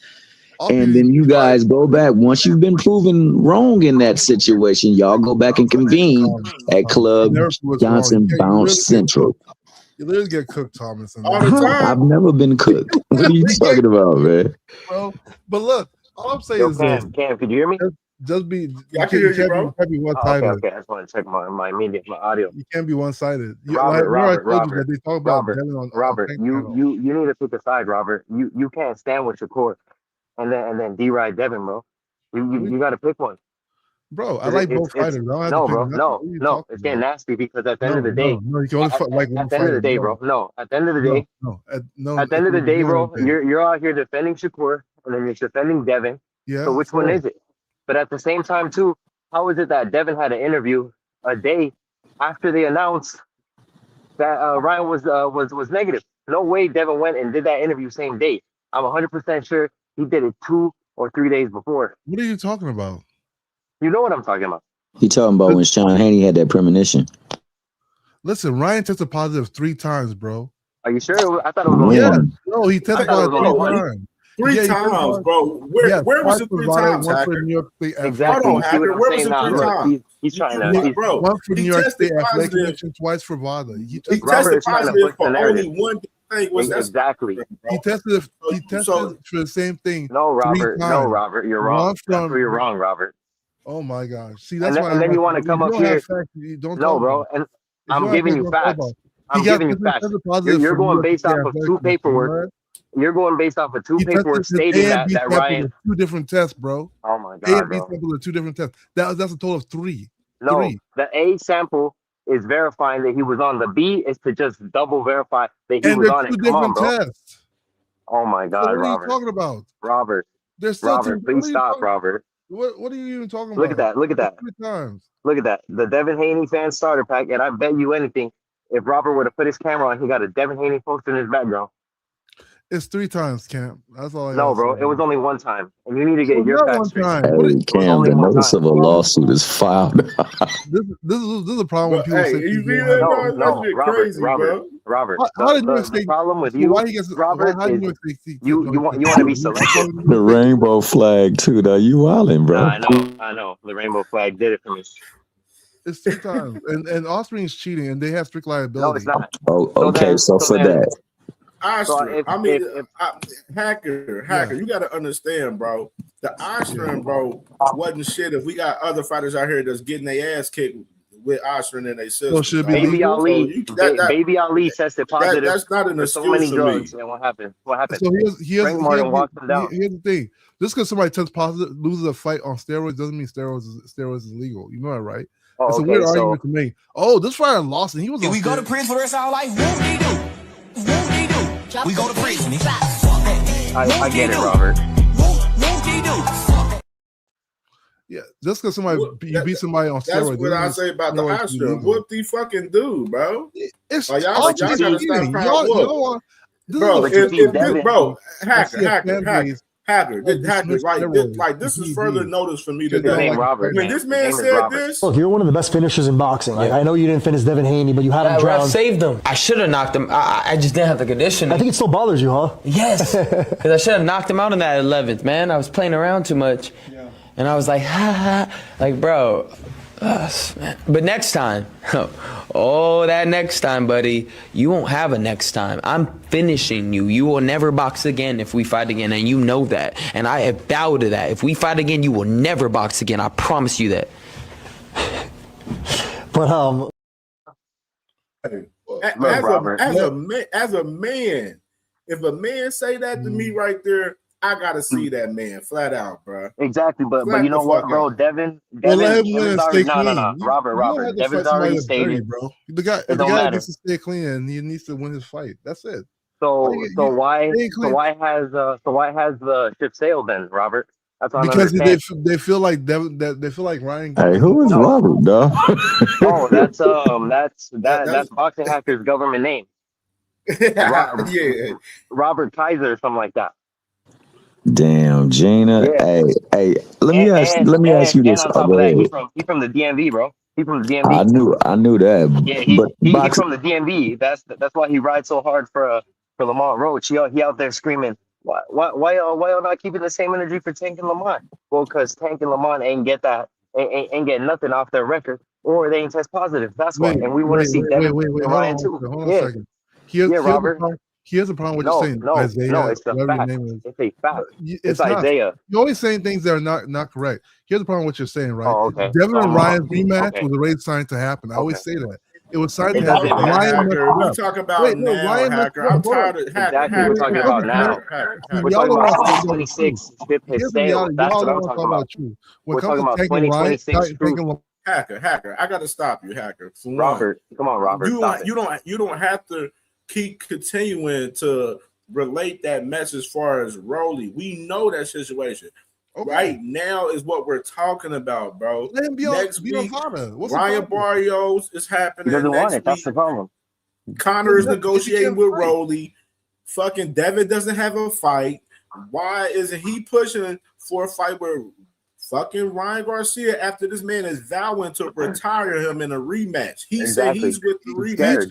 And your team, your guys that you fucking dick eat every fucking day is uninterested in the fight because they're fucking scared as shitless of this fucking guy. And all that stuff. Let's not talk about the whole Tank situation, bro. But what Bro, I'm saying it doesn't is, matter about the whole Tank situation. We're talking about Devin right now. All he has to do is We're be talking on about Vada, Devin bro. right now. Prove that he's still actively on Vada. He's good. And win this fight. So He isn't actively on Vada. They can't fight. He cheated the last time. That's all it is. Be on Vada. But he's on he's under Vada through the WBC, brother. Prove it. Like if he's actively on Vada. Mauricio Salomon said it already, brother. Oh my god. Exactly. But not Cam. But this is what it is. No, look, this is what it is, Cam. This is what it is. Boxer Hacker is upset that Devin hasn't headlined a pay-per-view event since he got the shit beat out of him by Ryan. And now Ryan's getting all these chances. I get it. I'd be mad too if Devin was my favorite fighter. But he shouldn't even be mad because bro, you shouldn't even be mad because Devin, let's be honest, Devin, if he moves up to 54, do you believe he's gonna get belt opportunities? Yeah, why not? Yes, exactly. So why are you so upset that Ryan got a chance at 147? Why wouldn't he get? So why are you upset? Anyone in Ryan's position to fight Boots at 154. We know that. He just seeing stuff. He wouldn't do that. He wouldn't do that. Literally a 147 champion. Why would he not get a belt opportunity? Because right now all the champions are busy. That's what you're not understanding. Let me say something real quick. Hold on, Hacker. Let me say something real quick. That's why facts are important. Let me say something real quick, Hacker. Let's let this be known. Ryan Garcia is a part of Devin Haney's legacy. Exactly. Ryan Garcia with Devin is a part of Ryan Garcia's legacy. And These guys are forever. About that rematch. Okay, yeah, Hacker, but we it's not that big of a legacy. Don't deflect off of what I'm saying right now. No, it's not. Hold on. Yes, you are. You're a deflector. Hacker, chill, bro. I'm just saying, both of these guys are tied to each other forever, bro. They're tied to each other forever. Cam, why? Both of these guys got a lot of questions that need to be answered between each other. They gotta get it cracking. And if this man Ryan Garcia is vowing to retire this man, it's no fucking way Devin Haney should be sitting there and being like, "Oh man, I'm going to just let this man sit there and say this shit and then woo, and he got to be VADA tested and shit when Devin he's Haney clearly so VADA testing for this currently fight." You know what I'm exactly, saying? bro. Devin Haney should be wanting to get his fucking lick back, Then let him win. And let him. He is gonna win. He wins, he's clean. They're gonna fight, man. Y'all act like somebody. No, bro. No. Now you're trying to switch up the narrative that you've been pushing. Now you said what's the narrative that I've been pushing? I've been. That's not what y'all pushing though, Hacker. I came on here. You just said. All he has to be you clean just said, and win his fight.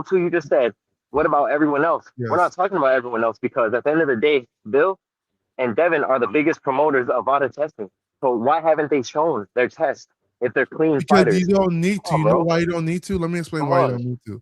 Let me just explain It why don't you make no don't. sense. Because Hold if you on, test Hacker, that don't positive, make sense, it'll though, be bro. released. Hold on, I'm gonna stop you there. That don't make sense. It's It no, don't make you sense. can't sit there and be saying Ryan got to show his shit and then Devin don't got to show his shit. That's the fucking hypocrisy VADA will with actively y'all say who's motherfuckers still right testing, there. bro. That's why y'all be getting cooked right there VADA, because of that shit right there. we It's don't never get okay cooked, for bro. Devin, but it's not. It's Y'all, okay for Devin not to y'all show be his singing test, songs that don't but make no sense. Ryan got to show his test. That show how fraudulent y'all motherfuckers are. No, Exactly, Ryan, bro. guess Exactly. what? Ryan got to VADA show will his test, but Devin VADA will doesn't. say Come who's on, active, bro. who's not. Put your own foot in your own mouth just No, now. VADA, nobody, you don't have to Stupid. physically Yes, you show a did. test. VADA Yes, will you say this did. person will be active throughout the year. This person No. has not. This person will active Hacker, for when have you this seen not. Devin post a test of VADA? Never. He doesn't Never. need to because Never. you know What why? do you mean he doesn't need to, but everybody else has to? He don't got to Nobody show needs his to post test. their test. But You just Ryan need to got be to show active his in test. VADA, bro. Exactly, bro. Y'all make this make sense to Let's me. remember one thing. Tom said, let's remember one These thing. arguments Devin make fought no Brian sense. Norman, right? Brian Norman didn't post his test. Yes, but Do you Devin know wanted that? Brian Norman, but Devin he told didn't Brian post his Norman, test no. either. Brian Norman was No. posting his test during Brian the Warren was build posting his test and got tested more times than Haney Yeah, he did. did. What are you Yeah, he talking did. about? Yeah, he did. Man, Because Haney pushed. Making things up. They both get tested at the same time. Even though No, it's no, random. they didn't. No, they didn't. Oh my god. Brian Norman got tested No, earlier. provide the link. They Hacker. wanted Provide the link. Bro, Devin they wanted them get to start tested at the testing same what 6 time. weeks earlier. Come on, bro. Brian Norman and Devin Haney, even If though it's that's randomized, it's a date for both of them. They both get tested No, at the bro, same you're time. stupid. He wanted You're just talking because you don't Brian know anything, Norman man. to test But earlier. Hacker, That's what you he just wanted. You thought Ryan Garcia only get tested positive one time. but Hacker, you just said they both got tested the same day, right? The same amount, yes, of course. Okay, So now so you're show lying. the link where you show where Devin Haney was getting tested and posted his results, please. He doesn't have to bro. post it publicly. We need But proof, though. that's what was going on with Norman. Norman had to post his stuff. He had to Where did he show post that it? he was getting tested. Thomas, where did he post his results and where he's getting tested? You post it on your X where you're vocal Oh, that's about where. everything. Okay, show it then. Where you're vocal about Show it. everything. Because Devin and Show Bill, his test results. Bill makes a great Show his test point results. about Okay. tests. Since y'all talking about that, And show his test results. For each no, time we're telling you. We're asking you why Devin You guys hasn't aren't proved telling the truth. or he hasn't shown his test results. Because That's what y'all we're ain't telling telling the truth. you. Nobody does that. Okay, They so say that- why is it? They might So say why that is it we're okay? testing. So why is it we okay have to get tested. for? They'll put the Hold result. on, Robert. So why is it okay for Devin Haney to not post, but he forces his opponents to get on 6 weeks earlier than the start time? And Brian They're Norman both said he was doing on the same vacation. thing. Brian Norman said he was on vacation and he was gonna do it when he came back. But what did they do? They threatened to shut the fight down if he didn't agree to that testing. That shit is forced testing. Yo, they're both Do you not doing remember the same that? thing. But It do you not doesn't remember matter. that? They're both doing the same Okay. thing. So The if problem I'm is a you think one boxer, person's getting tested more than the other. That's the thing. That's a problem you have in your imagination. That's not a bro, this is not reality. an though. imagination, dumbass. No, it's in This your is a fact. imagination. This is a When you're on fact, bro. VADA, even though it's a Okay, randomized date, it's a randomized date for both of you guys. You know why? Because they expect both retard. tests. No, At the same bro. time, yes. Now you're bugging out. So it's Yes, okay. of course. It's okay for me If to not, be it on wouldn't be vacation. fair. It's okay for me to be on vacation, and then you hit me up, and we got to fight, and you tell me, yo, you need to start the testing 6 weeks early, or if not, you're not getting the fight because we think you're dirty. We don't think you clean. You think He that's didn't say okay? that. They didn't say that. Cam. They didn't say that. He didn't have to say that. That's what Bill was implying when he sent out the tweet. Man, you can say oh my gosh, bro. You might have took the implication. No, bro. That's what he said. He said he needs to start because they don't want him on that shit. Hacker, you can't sit up here and be telling me it's okay for Devin Haney not to show his paperwork, but other people that fight him got to show their paperwork. Who showed That's their some paperwork? stupid ass, weak ass, pussy ass shit. You want to say that? Who showed their paperwork? That's pussy. Who showed their paperwork? But you're asking for Ryan to show his paperwork. You know what? Let's not talk about. Don't ask for Ryan to show his paperwork if that's the case. Then if he don't want to show, if Devin don't want to show his paperwork, don't ask for nobody that fight him that show their fucking paperwork. Wait. Where did you see Brian Norman's paperwork at? Where did you see Brian Norman's paperwork? Yo, this punk motherfucker throwing shit at us, man. I smell something, man. You smell something? I definitely smell something in my hair. I smell pussy. Yo, he's a pussy, man. Stick his ass. No, where did you see Brian Norman's paperwork at? Where? Brian Norman Sr. Brian Norman posted said he his said they paperwork were himself. testing. They never Bro, posted the test you can results. go on Brian Norman. Hold on, hackers. If you're on Facebook, so you can go ahead and go on Facebook and scroll down Brian Norman Sr.'s from the DMV. Scroll down Brian Norman Sr. his Facebook page, and you will see him that he showed his paperwork. You can go on his Instagram page where he showed the paperwork from Vows. How many times he showed it? Like he showed about two or three vital tests that he had from Brian Norman Jr. on his page. That's on my dead mama. He did. Hey, yo, Hacker, hold on, Hacker. I want to ask Cam something. Cam, is it okay? Is it okay if I'm on vacation and you want me to start early drug testing, and then now I'm telling you I'm not gonna do it. I'm gonna wait till I come back because I'm on vacation, and then you telling me, nah, you got to do it now. What implementation are you getting from that? Nothing. They talked about doing the contractual agreement. I'm talking to Cam. I'm not talking to you, Robert. Yeah, it was just the fact that right there they was nervous about Brian Norman Jr. as well. Exactly. You know what I mean? They was scarred from this whole daggone Ryan Garcia shit, which caters into why they don't want the fucking rematch either, because they are fucking terrified of Ryan Garcia. That's why they screaming out, fucking, is he on Vada and all of this shit right now? Up, man, as y'all go along. Nah, it's real. It's real. Hey, Cam, can I ask a question? How can you be scared of somebody and you're trying to fight them? Hold on, Hacker. Hold on. Robert Kazar from the DMV. Be quiet. It's Thomas Hill turn. He was scared to fight Brian Norman. He beat Brian Norman. Robert. Wasn't even close. Robert, keep it down, Robert, please. I saw the fear in his eyes. It's not your turn, Robert. Hold on. Go ahead, T Hill. Go ahead. All right, so Cam, when Hacker first came up, he said that he been testing positive the whole time, right? For the Osterin, and that's why he was able to come out victorious. Now, weren't they doing testing throughout the camp? And didn't he pass all those tests until the very last one? Yes. No. Okay, so Hacker, all his tests leading up till fight night. What's that? Okay, so Hacker, he tested dirty fight night because it obviously, like I showed with Dana White. Dana White himself said that the supplements was tainted. The supplements. Okay, now who gave him the supplements? He said Scooter. Scooter. Some guy named Scooter. Who was he related to? Oh, the Victor Conti. Come on now. Yes, sir. You know what? This is so funny. Guess what? What you're saying, Thomas Hill? There was what am I saying? It's so funny because you don't have nothing to defend. You don't have nothing to defend on this. It's so funny how you guys talk, but you guys don't want to say what it is, right? I want to listen to you. I want to listen to you, but I wasn't finished asking you the question, though. Exactly. I'm about to ask you. Robert Kazar, let him talk, please, Isaiah. No, let him talk. Robert Kazar from the DMV. He asked me a question. But I wasn't finished, though. I wasn't finished. Robert Kazar from the DMV. Shut up, bro.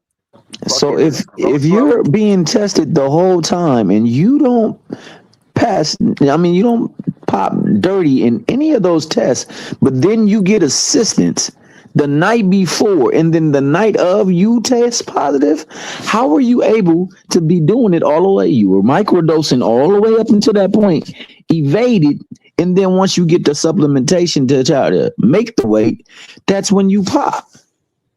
How does that happen? Okay, can I answer now? Yeah, I'm done. So when you're close to fight night, right? What happens? You have to cut weight. Remember that you have to cut weight. So that means you have to sweat out, dry out. A lot of things that might have been masked, maybe you were doing something like smoking weed, which is a masking agent, all come out. So it's very likely if you were taking something and microdosing, that those things will come out as well. Because why? You're cutting weight, you're sweating. Keep this in mind, right? And regardless, even if that's not even the point, there was strict liability in the contract. What strict liability means? Regardless of anything, it's on you. You know you're supposed to disclose your supplements. You don't. It's on you. That's what strict liability always means. So this whole question of why it happened, like this and that, doesn't matter. Some people sometimes forget that when boxing becomes bigger, it actually benefits everybody. Devin Haney, Ryan Garcia. How did that fight get made and what was your involvement? So I did a 1-fight deal with Devin. I mean, I had Devin from the early stage of his career. Good kid, very loyal. Got to a stage where he won the world title with us. We were chasing Undisputed, chasing the George Kambosos fight. Luda Bella signed Kambosos, got some money, wanted to freeze me out with Bob. And basically, I couldn't make the fight for Undisputed. And the only way Devin could do it was to sign a 3-fight deal with Top Rank to do it. And it was a horrible time because 90% of fighters, 95% of fighters wouldn't have even phoned me. They would have just gone, sorry, Eddie, bye. Do you know what I mean? Because my contract was up with him. And he phoned me, he said, look, can you make this fight? I want to. We always said to each other, we're going to do Undisputed together. That was like our little thing. And he's like, and Bill was probably just saying, sign it, but that's fine. I understand it. But Devin was really loyal to us and good. And in the end, I said to him, mate, you got to do it. I can't deliver you the fight. And you have to take this fight. So he took his 3-fight deal, finished there, came back to us. We just said we go fight by fight. He fought Regis in San Francisco. And then Oscar offered him the fight to fight Ryan. We came in, we helped him, we were part of the team. He looked after us as well. And yeah, I think there were a lot of mistakes in that fight. We weren't across it like we would have been if we were part of his team. The business side. Yeah, I think so. It seemed from the outside looking in that the negotiations went pretty quick. Was it a tough negotiation? Or was it No, easy? I mean, both guys, you talk about minimums. Both guys rolled the dice on the numbers with no minimums, because they saw Garcia tank and saw the numbers and presumed it would replicate a similar model. Did you think it would? No. And I told him that, I said, this is what you'll make for the fight. And he said, no, I'll make this. And actually what he made was exactly what I said he would make. And, there were mistakes in the fight. There were mistakes around the weigh-in. There were mistakes, I think around the preparation. I mean, I respect Devin. I like the kid a lot, but sometimes I think this as well. Like you can lose your direction a little bit in terms of you think now you're that big that you know all the right decisions to make. And, when I go in and sit in that changing room and I see 30 people in there screaming and shouting, and he's putting on his essentials boots that he's had specially made for him, and it takes him 20 minutes to get them on, and you've got 4 different trainers, and I'm sort of, it's only after the fact. It's always after defeat when you make the change, isn't it? It's never when you're winning. You never look and go, actually, it's getting a bit crazy in here. I don't think this is, because you're winning. I like to say that winning covers a multitude of sins. Yeah, it's a lot of things that should be fixed, but the winning, you just cover it up and you keep moving. But I think the hardest thing for Devin in that fight was what Ryan was doing. Let me go back to the weight. Ryan came in 3 pounds over. I heard he came in, he showed up the week of the fight 15 pounds over. Don't know if you guys heard that, but I know he had some weight issues. And Ryan said that Floyd Mayweather told him not to get that 3 pounds off. Do you believe that? Let's get ready to ask you that. I mean, you probably know Floyd. I bet. I don't. I wouldn't have thought so. But at that point, for the launch press conference, I met a Ryan Garcia that changed so much from the Ryan Garcia that I knew. And I don't know him that well, but I've met him a few times. Very nice guy, very, polite, great looking kid, like fresh face. And then I saw this kid at the launch press conference. This is like 8 weeks before the fight. Yeah. And I'm like, what the fuck has happened to Ryan Garcia? Right? That was 8 weeks out. Yeah. It got so much worse to the point where at the press conference on the Thursday and the weigh-in, I'm actually looking at him going, like, 1, I can't believe he's even in this fight. 2, I can't believe people are letting him fight. And 3, is this for real or is it an act? Right? Because I think, and I had an argument with Tank a while back where I said, when he fought Ryan Garcia, I said, Tank is not an overthinker, right? He's just a bad motherfucker, right? I saw that. You don't have to get in his head like, come on, Javante. Are you okay? Are you, he switched on. He's just and like, go. You know what you're doing. He didn't like that because he thought I was being disrespectful. And I probably phrased it in a wrong kind of way. But what I meant was, it's an asset. Ryan is emotionally and mentally not strong like Tank in battle, right? So sometimes you have to reassure them. You have to make, all that kind of stuff. And Devin is also, he's a young, bright. He's not. I don't think he has the same mentality as Gervonta Davis. You don't? And I think he has a lot more assets in his mentality than Gervonta. Okay. But in that one where you don't, like, he was looking at Gervonta Davis in the ring that night, at Ryan.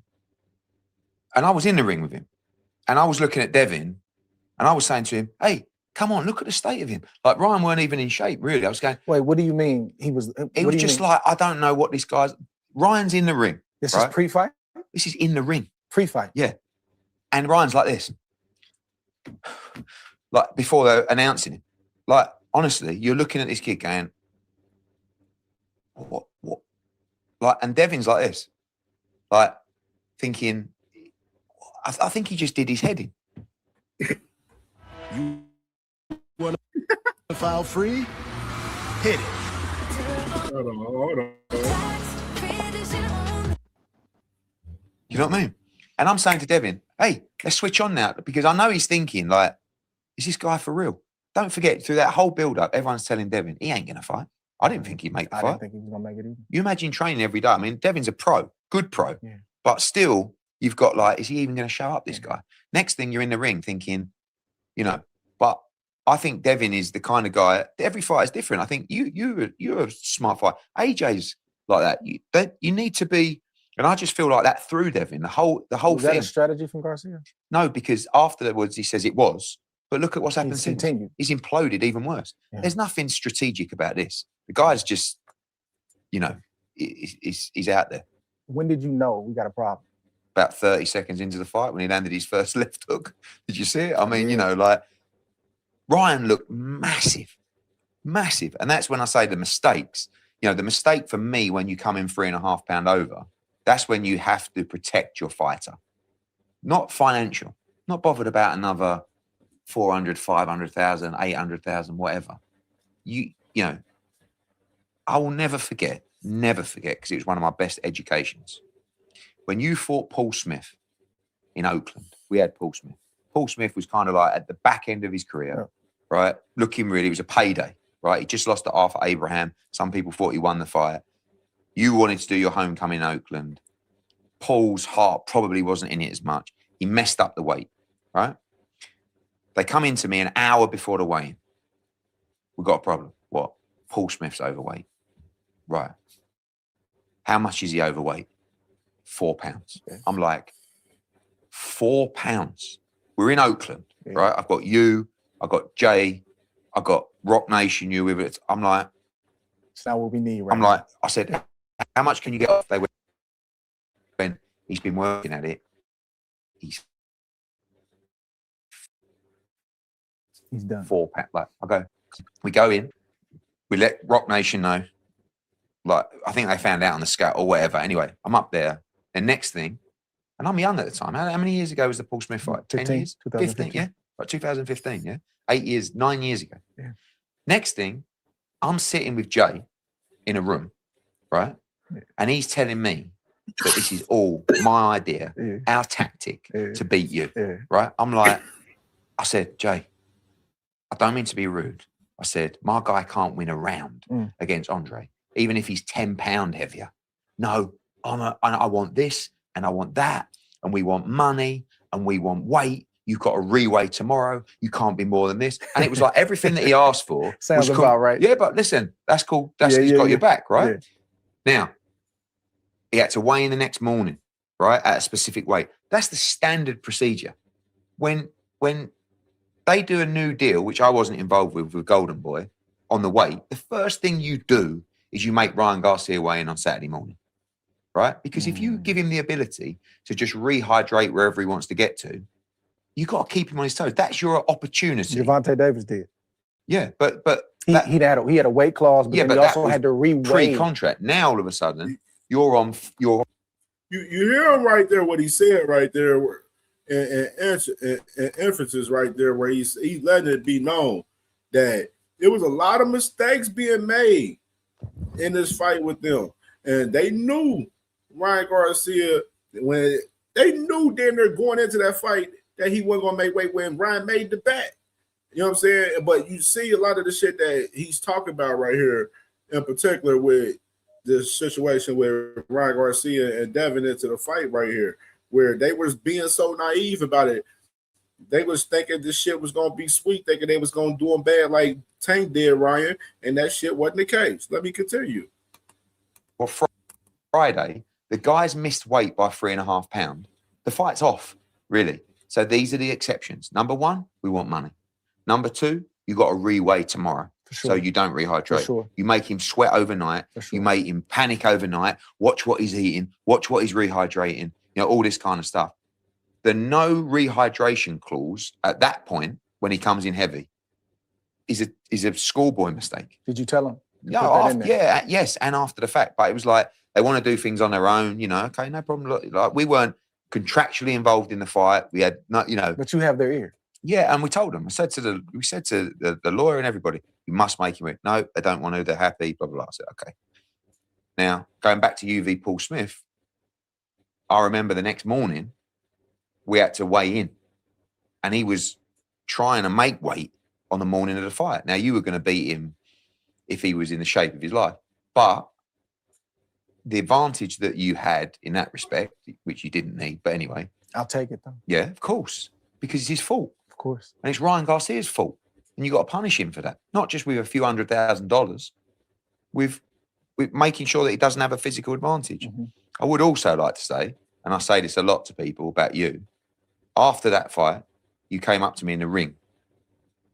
And the deal that I did with Jay was that he had to pay you about $125,000 extra for missing weight. And you came up to me and you said, is he a good guy? And I said, yeah, he's a great guy. He said, does he have a family? I said, yeah, he's, you know, they're all here. Blah, blah. He said, tell him to keep the $125,000. And I'll never forget that about you. That was a very nice touch. Yeah. And I didn't take any commission off the $125,000. But you know, that's a classy move. Yeah. Do you know what I'm saying? Yeah. But anyway, going back to the other fight, you're now, when those guys are in the ring, I'm looking over at the size of Ryan Garcia. He looked like a middleweight, right?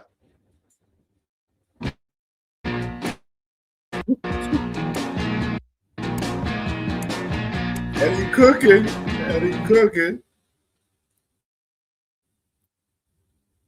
Scrub Daddy, 12 weeks after first use. Now this, yeah. I mean, he didn't even look really in shape, right? I don't think he was in tip-top shape. I think he was in decent shape. Yeah. And you could tell because as the fight was going on, he'd have a big round, he'd throw a lot of punches. He needed a round or two to recover. Yeah. In tip-top shape, you get that back in 60 But seconds. he had the ability to hurt Devin with every shot that he landed. I mean, the left hook's a powerful punch. The first round was a major problem. It was. Because when, you know, and it took Devin a while to get over that. But as you're seeing this fight unfold, what are you thinking? I mean, I'm thinking he'll gas. Ryan. Yeah, stay in the fight. Yeah. Stay in the fight. But then tactically, Devin was really poor. Like his defense was leaky. His feet weren't really there. You know, then I started thinking about how well did you make the weight here? You know, you're going through this training camp, as we said, with probably doubts in your mind as to whether this fight's even going to happen. You know, he's always tight at the weight. I mean, how he made 35, Devin, for so long. Yeah. You know, but then he got hurt, knocked out. I mean, he showed unbelievable heart. And to be honest with you, I think the defeat, particularly bearing in mind that Ryan was on PEDs in the ring, right? I think is psychologically and emotionally quite damaging for Devin. And I think it will take him a while to get over it. I don't think he'll fight this publicly. year. Yeah, because I don't think people have actually given him the credit of what he went through that night. Like, he took a beating in that fight. Right, his face after the fight, his jaw was out here. He showed tremendous heart. He did it, and not one time he could have easily taken an easy route. He could have easily whispered to his legs father. Were gone. He could have blinked a certain way to the doctor. Because they would have said, if they checked him, 100%. It's a million ways to get out. He never took. So imagine going through that pain. One, that the guy's coming overweight and he's massive on the night, and you can feel it and you know it, and then finding out that the guy's popped, for his pre-fight test, post-fight test, and everything. Well, let's get into that. Mm-hmm. When did you guys find that out? The fight's over. Mm-hmm. Did you go back to the locker room? Yeah. What's the mood like? What did you say to Devin Haney? Just the mood shit. You got obviously people clearing out the room. It's not the same amount of people post-fight No, when that happens always, yeah, as it is pre-fight, right? Always. Okay. But there was a lot of bad blood before. I'm arguing with Ryan Garcia's dad. He's having a go at me. Like it's quite, and I'm always pretty honest. Like, and Devin will just sort of come over to me and I'll say, he just boxed poor tonight, and he boxed really poor that night. I said, listen, it's done now, but you didn't box well tonight. Yeah. That's the fact. He didn't. What did he say? I know. He knew he didn't box well, but he was like, I think, they talk about he was massive in there. Because he was massive in there. I mean, Devin rehydrates heavy. Ryan was huge that night in the ring. But I think it was more tactical, and I think the weight played a role. But for a great boxer, somebody can be heavier than you. Mm. And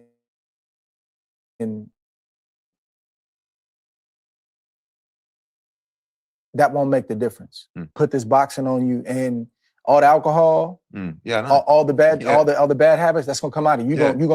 We're gonna see that on display. But that's what I said to him in the ring.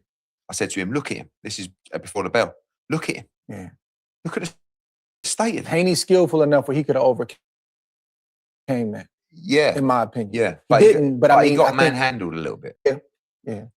When did you guys get word of the positive test, and what was the reaction from the Haney camp? So they were very suspicious all along. Really? Yeah, just because I think, to be honest with you, camps are as well. Like, well, we always think somebody's doing something. Yeah, but also and I just, when you sign up to VADA, they were both on VADA. Okay. Right? Like, if you fail a test when you've signed up to VADA, like, you're going to get tested. I know there's always ways to try and beat a system. That's not the one to try to beat. Not really. No. I mean, you're getting tested a couple of times a week. Like, you don't know when it's going to come, blah, blah, blah. So, one of the problems with VADA testing, and it's not anyone's fault, is that chain takes anywhere between 2 and 4 weeks. Mm-hmm. Right? Yeah. So you take your test, they package it up, it goes to Salt Lake City. It's got to get there. It sits in a lab for 4 or 5 days. Then it comes back. They've got all these different sports from around the world. They test it. 3 or 4 days later, it comes back. They write up a report, comes out, So the answer to your question is probably about 3 weeks after the fight, they would get the results from the VADA test. And then it was just like, and did you get it first, or the Haney? It comes to the group that are on VADA. So everybody. So Golden Boy, Haney, us. Hit at the same time. Yeah, and it's just like,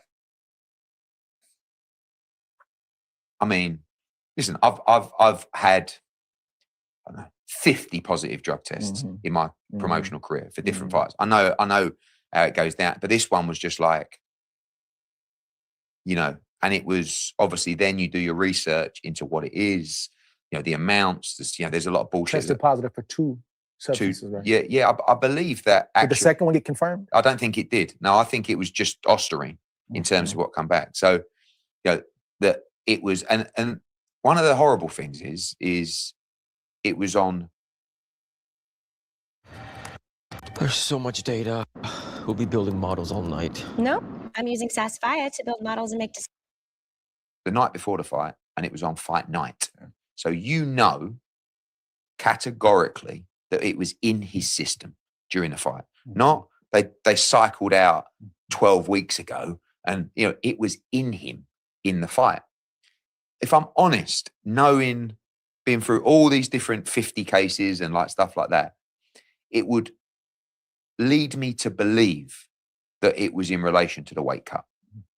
Right? I think enough as well. Like, I don't believe if you're cheating on a cycle or whatever, I don't know, in camp. It's not going to be the week of. No. Or the night. And you're not going to. So, he says it was contamination. But if it wasn't contamination, I believe he's probably taken that to try and help him make weight for the fight. That's what I believe. Given when the test given the week that he popped. Obviously, the test takes several weeks, but he popped the week. Excuse me, he popped the week of the fight and then the night of the fight. You don't start taking things the week of the fight and the night of the fight. Given the rumors about how he showed up to New York in terms of how much weight he was over, I believe somebody said, take this, some form of diuretic, take it, and he didn't do his research, and he popped. But he's responsible for it. Yeah, for sure. It just is what it is. But now, he's got 12 months, which he probably... Man, there you have it right there. That's Eddie Hearn and... Wait a minute. That's Eddie Hearn and Andre Ward saying that they believe he was contaminated. No, doesn't matter. Hold on, Hacker. So you agreeing that his supplements was contaminated? It doesn't matter. It's strict liability. It doesn't matter if it's contaminated. It doesn't matter if you got it from drinking water. Once you have it in the system that you put to deposit, it's your fault. No. I want you to say it. Hacker is a fucking idiot. Hacker was sitting up here saying that it was 3 drugs. So you, Hacker, it was only one. Hacker, answer my question. Do you believe Ryan Garcia was contaminated? No, absolutely not. I don't believe that. Because but Andre Ward believes that though. But Andre Ward believes that. Do you believe that? Do you believe Devin Haney can beat Ryan Garcia? Yes. Then why aren't you pushing for that fight? Why has Devin said the ship has sailed? Why does Devin have no confidence in that fight? After Ryan just made the threat of retiring him, why did he say that ship has sailed instead of showing confidence? Can I first? Go ahead. I'm listening. Okay, Cam. So you asked me, do I believe that it was contaminated? No. The reason being is because they checked the lot number. None of the lot numbers came back that they had contamination. The first time Ryan claimed it was ashwagandha, put out a lawsuit, and Ryan recanted that story. Everything he's been saying up to that point has been false. So like there's nothing leading me to believe there was contamination whatsoever. But Andre Ward believes that it was a contamination. Hold on. Did that lie detector test was false? Hold on. Let me just finish talking with Cam, guys. 1 second. When it comes to what Andre Ward said and what when it comes to nothing, Robert. Hold on. Can I finish what he's saying? This interview happened pre that. Let's keep that in mind. So all the rest of this information I'm saying happened afterwards. So there might have been suspicion, but there was never any evidence to back that up. No, this interview was after the fight. That interview with Eddie Hearn and Andre Ward was after the fight. It was after, but it wasn't after they checked the lot numbers for contamination. But it was after the fight. What are you talking about? But it wasn't after they checked the lot numbers for contamination. Did you not know that? It wasn't after. No, Hacker. They checked the lot numbers after Ryan came out and said what supplement it was. He sent it in. And then the supplement company came out, I think it was a month or two, like a month after. It wasn't like, come on, bro. Like, just be honest. Just say it, bro. Just say it. Just be honest. Hold on. Look at my screen. Look. It says, you see the date? You see the date right there? It says a year ago. Literally a year ago. So what? Last year, January, February? What are you talking about? It's almost been 2 years since that fight has happened. It does. I keep saying after the fight, brother. I didn't say it was during the fight. I didn't say it was during the fight. I'm talking about after when they actually they tested the lot numbers for it. It was after the test results. No, bro, they tested the lot number after Ryan said it was the supplements. There was no evidence that supporting what Ryan said. There's absolutely no evidence up to today. So that you got Dana White, Eddie Hearn, and Andre Ward out here. They're not evidence. Those are people and their opinion. So we gonna take your word over their word. That's what you want us to do. Objectively speaking, you they tested the supplements. They tested the supplements, and none of them came back showing they had traces amounts of ostarine. You know the reason why. Fuck about that. You know why Matias got off? Because they tested his. They showed there were traces amounts of ostarine. And what happened to Matias? Matias got knocked the fuck out. They tested the lot.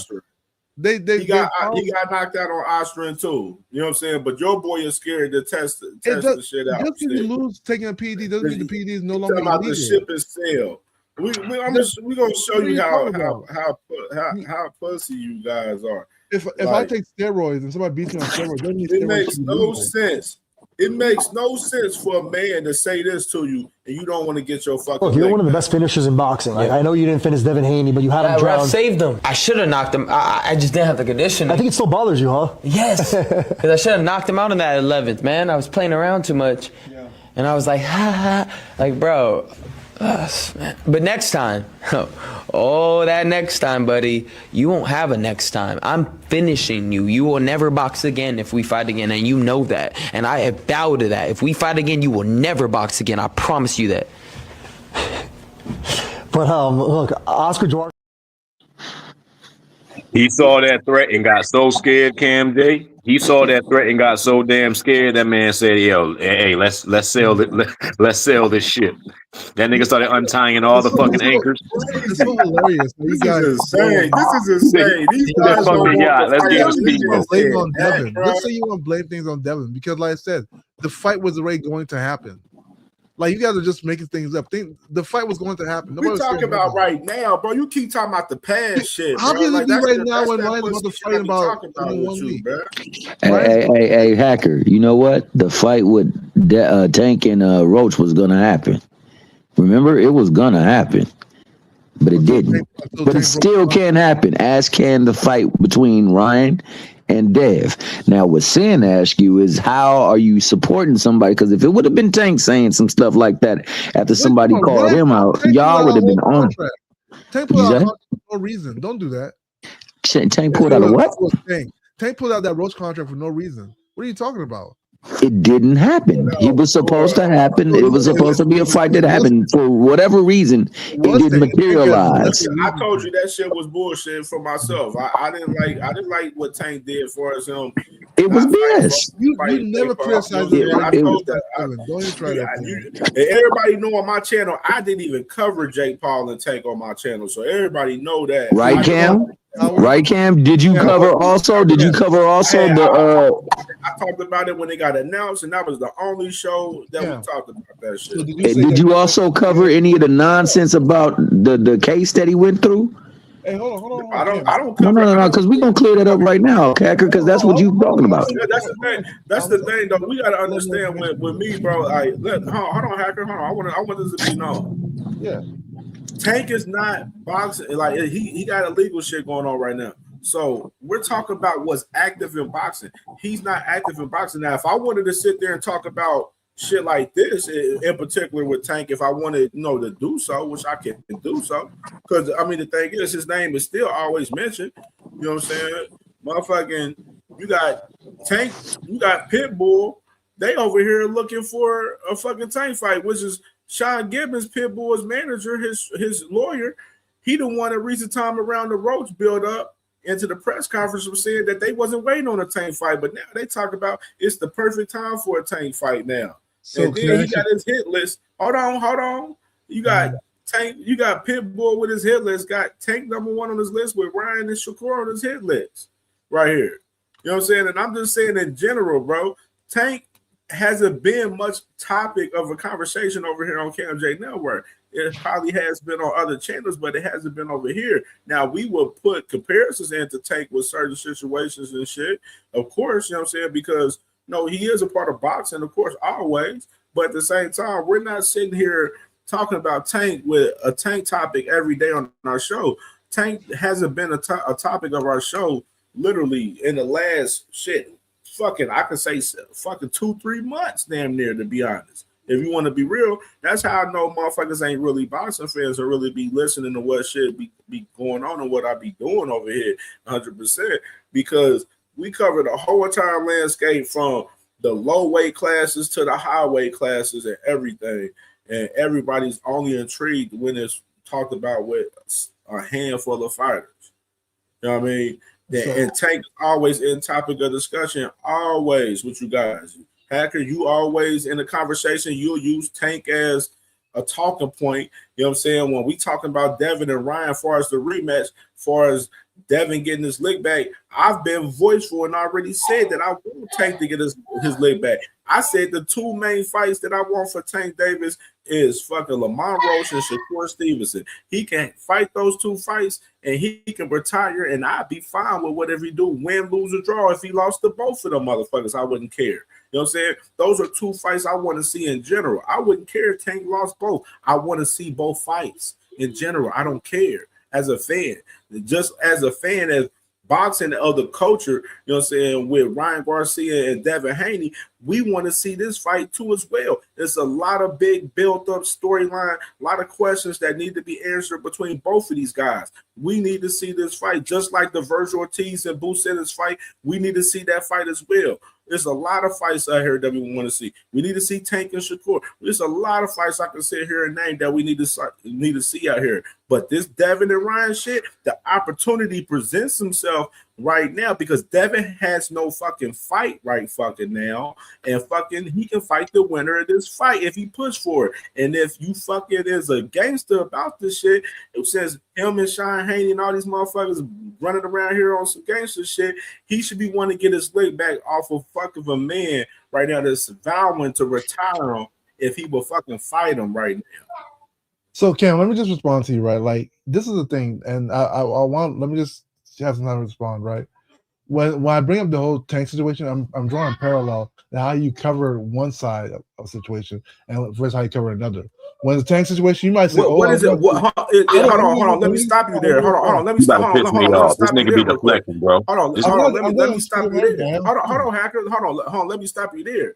If Tank and Lamont was negotiating a fight and shit right now, and Tank was available to fight Lamont Roach right now, I will fucking be talking about it.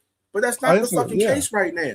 I know. That's exactly what I'm saying. Like that, Tank's not available right now, so that's why I'm not talking about Tank. Can I say something? Can I say something real quick? Hold on, Hacker. You get me now? You understand? No, Tank's I not available right now, so I'm not talking about Tank because he's not available right now. You understand that? I understand exactly what you're saying. Okay. I'm not saying right now, talking about right now. I'm saying, but understand this though too.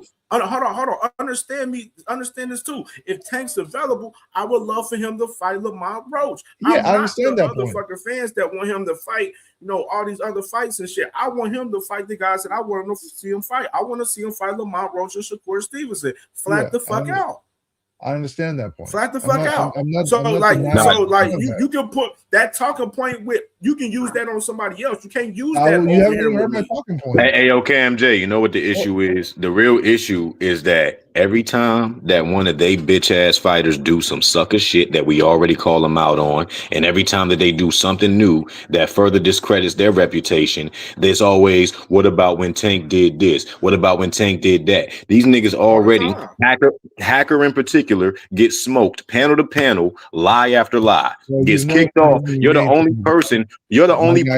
Hold on, you can right now. You can go to 4 different panels, 5 different panels on. I'm the one who started the boxing hacker bounty. People are running with it and kicking you off. People are paying people to kick your ass off because the BS you talk all the time. Because you don't say nothing genuine. You don't say nothing real. And every time that one of your sucker ass fighters do something that we say that we already know is going to happen, you come with, well, what about Tank? What about Tank? We don't have nothing to prove to you clown ass niggas. Hold on. We ain't got nothing to prove to you clown ass niggas when y'all don't want y'all favorite fighter to fight none of their actual competition, but yet you want to leech off somebody else's name to try to build up their credibility. All he's doing is sitting here carrying on like all this dude is sitting here and trying to build up his notoriety off of Tank, but he don't want to fight none of the competition that's available to him to really prove that. And on top of that, Ryan just threatened to retire you in your next performance. You claim that you were cheated, but this man threatens to retire you and you say that the ship has sailed. That is fear. That's some coward shit. And for any of y'all to be fans of a man who would say some coward shit like that, like you should be pissed off with Devin right now. And for everything that he has done, I ain't never heard you once disappointed with Devin. That's the true definition of what a groupie is. That's what a groupie is, brother. You ain't never been disappointed with this man, and he does so much contradictory shit and makes y'all look stupid because y'all are his fans. We don't believe in that nigga. Y'all believe in him. But we be up here flaming y'all, bullying y'all because y'all be sitting here trying to tell us BS that y'all don't even believe. Nothing. You guys flame. Okay, you know what? Let me just stick on Devin's situation. You know what? You're right. Let me say this with Devin's situation. Is what Cam's saying fair? No. Here's the reality of the situation. You say they were scared. They were already signed to fight. They had promotions for a fight. Ryan lost. You guys don't criticize Ryan for breaking that contract for the rematch. You criticize Devin, even though they had contract with Turkey. Assuming both win, they were going to fight next. You keep saying hold on. Do you know why we don't? That's the problem, bro. Can I get this, Cam? Can I address this real quick, Cam? The reason why. Hold on, Hacker. Let me address that. Let me address that point. I'm gonna let you cook. I'm gonna let you finish your point. I'm gonna share this. You want to cook over me? No. Let me finish. When you got these guys talking tough like you're easy to talk over, bro. My fault. Look what you wrote right here. You're trash. You're trash. Devin, you trash. Devin, he can always say the same thing. Word about that when they fight this nigga getting broke up. That's on everything I love. Let's bet. Let's bet the 50,000. 50,000? Yeah. I'm getting money now. That's 200. I'm extra rich. You don't even got 250. You don't even got 250.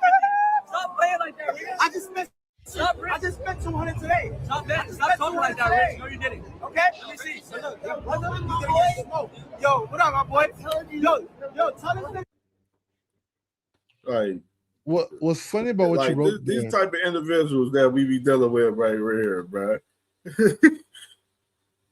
What's funny what you wrote on the screen, right? Oh, Devin said the ship has sailed, right? But you forget that Ryan's team also said that they weren't looking for that fight no more. You never posted that part. And Ryan's team also said they're gonna start looking for. The nigga just got on an interview and said he's gonna retire if we get the fight. That's what I'm talking about, yo. Hey, yo, I'm trying to tell you on the stuff. Hey, yo. This happened too, though. I hope you guys know that. I'm not saying speaking of something happened in the past. Ryan Garcia's dad said we gotta look for Shakur Stevenson. What Ryan Garcia was just saying. When has Ryan Garcia's dad ever made a business He said move the for same him? shit that Ryan Garcia said. Hacker basically said that they wasn't looking for the fucking fight. Hold on. We're not looking for a Devin fight, right? Ryan said, "Oh, I'm more interested in Shakur." Ryan has also said multiple times that he's not going to go back to the Devin rematch. That he has nothing else to prove. I hope you guys never put those stuff down. Ryan's the A side of the Devin fight. Ryan could dictate the circumstances because he's the A side of the Devin fight. He got his numbers. Again, hold on. Again, the person who broke the original rematch. Do I gotta play what he said? If you want to criticize somebody, criticize Ryan who broke the original fight agreement. Make sure. How did he break the agreement, Hacker? What did he do to break the agreement? He lost to Rolly. Hey, yo, hold on. Let me get this, Thomas. Talking about this agreement bullshit, bro. Hey, there ain't no hold on. There ain't no agreement. If I whooped your ass, you got to come get me back. Can't nobody whoop my ass for you. That's not how that works. Maybe in your world, maybe in Boxing Hacker's world, but Devin can't get no wins off of somebody else beating a nigga who whooped his ass. Bro, Devin can't get no wins for that. He still got to fight that nigga. Guy. This is a business. He tarnished that man's reputation while having a cheater in his corner. He hooked up with the biggest steroid user in the sports history, and then sat here and tarnished Ryan's reputation like Ryan ain't always have that left hook. He got to fight that man. He got to fight that man, or y'all got to put pressure on him. Y'all his fans. Like I said, y'all believe in him, not me, nigga. I'll never believe in no soft ass nigga, but niggas like you, Kotex ass niggas like you, y'all going to make him let him know that he has your belief in his hands. Broke the original agreement. I don't understand what he said right here. Hold on. That's why words are powerful. Don't be saying that shit. Because I came back in the ring and I felt like I was a retired fighter. It's great. Well, look, you brought up Devin Haney. I saw Devin Haney say the other day that now he doesn't want to fight you because you pulled out a VADA test. Yeah, we knew that. Me and my dad, we called it. We're like, you know what? They know who I am, and they know when they feel that fear coming. That's why I told him the first time, you're gonna feel that fear, and he felt that. He knows that Ryan's coming strong. He's like, that's why he said, if Ryan looks good in bars, he's like, no, we good. He dropped out of VADA. He's making all the excuses, but it's okay. We're not even worried about him. I really want to fight Shakur. No, You hear him? We're not worried about fight too, though. No, that's it. We're not even looking for. I know that's always going to be there, though. But that's who I want to fight. I want to go straight to it. Yeah. What And you're on a new What do you path. say here? Yeah, of And course. the Haney fight. We need the Haney fight, I think, this year. Go straight I'm into with it. it. I'm with it. But you seen him. He said he don't want to do it. So I what think can he'll I do say? it. What can I say? I That didn't say nigga got no. more. He did. Do you think it's the biggest fight in boxing? For sure. For sure. 100%. What bigger storyline is there? The first fight was so good. Like, it was so entertaining. Yeah, and because of me. Yeah, well. I brought the shit. He didn't. Well, let me ask you about He that, was right? out there scared. He didn't know what to expect. Hold on. We're going to be And people- rewinding too, real quick. And you're on a new path. Yeah. Heard him what he The said, Haney Hacker. fight. We need the Haney fight, I think, this year. Go straight I'm into with it. it. I'm with it. But you seen him. He said he don't want to do it. So what think can he'll I do say? it. What can I say? I didn't say no. He did. Do you think it's the biggest fight in boxing? For sure. For sure. 100%. What bigger storyline is there? The first fight was so good. Like, it was so entertaining. Yeah, and because of me. Yeah, well. I brought the shit. I'm just saying. Hey, where Haney gonna bring the edge? That's all we want to know, Hacker. Yeah, he wins. They're gonna fight, bro. That's it. If he's been doing podcast, he wins. Why not? There's no problem in them fighting. But I don't understand. Did Haney call you and tell you that? Did Haney call you and tell you that bullshit lie and you just believing it? Yeah, man. I don't know, man. Because all we see is this nigga scared. All I see is fear all over the internet. Every time they talk about him. When Ryan and his dad said they're not gonna fight Devin, they're gonna fight somebody. Hey, but Cam, what does that say right there? What does that say right there? Still, when he dropped out of Vada, that's two-tone asked him and said, if Ryan wins and looks sharp, do that put him back in the mix for you? So do you get in contact with Two-Tone Hacker? Tell that nigga Two-Tone to tell that nigga to grow a spine and get this back in blood like he said when he was the number one nigga on the list that was number 10 on the damn ranking. Put the fear in that nigga to not want to duck the fight. They still Ryan still needs to win the fight. Let's keep that in mind. Devin can say I want the winner of that fight. Absolutely. Ryan don't need to win shit. Devin needs to beat Ryan. My fault, Cam. My fault. Yeah, Cam, my fault too, bro. But can you put that back up there again one more time? Because I don't want to go. I don't want to mince over words. Could you put that what you just put up on the screen just a few minutes? The two-tone reply. Is that Isaiah? What you doing right there, Robert? Stop lying. Yeah, that's what Isaiah on right now. I don't even know who the hell Robert is. go put the tweet back on there. Yeah. Okay, it says ship. And this is Devin Haney responding to a direct question to him. Ship sailed when he dropped out of VADA testing. Nigga, what contract did he break?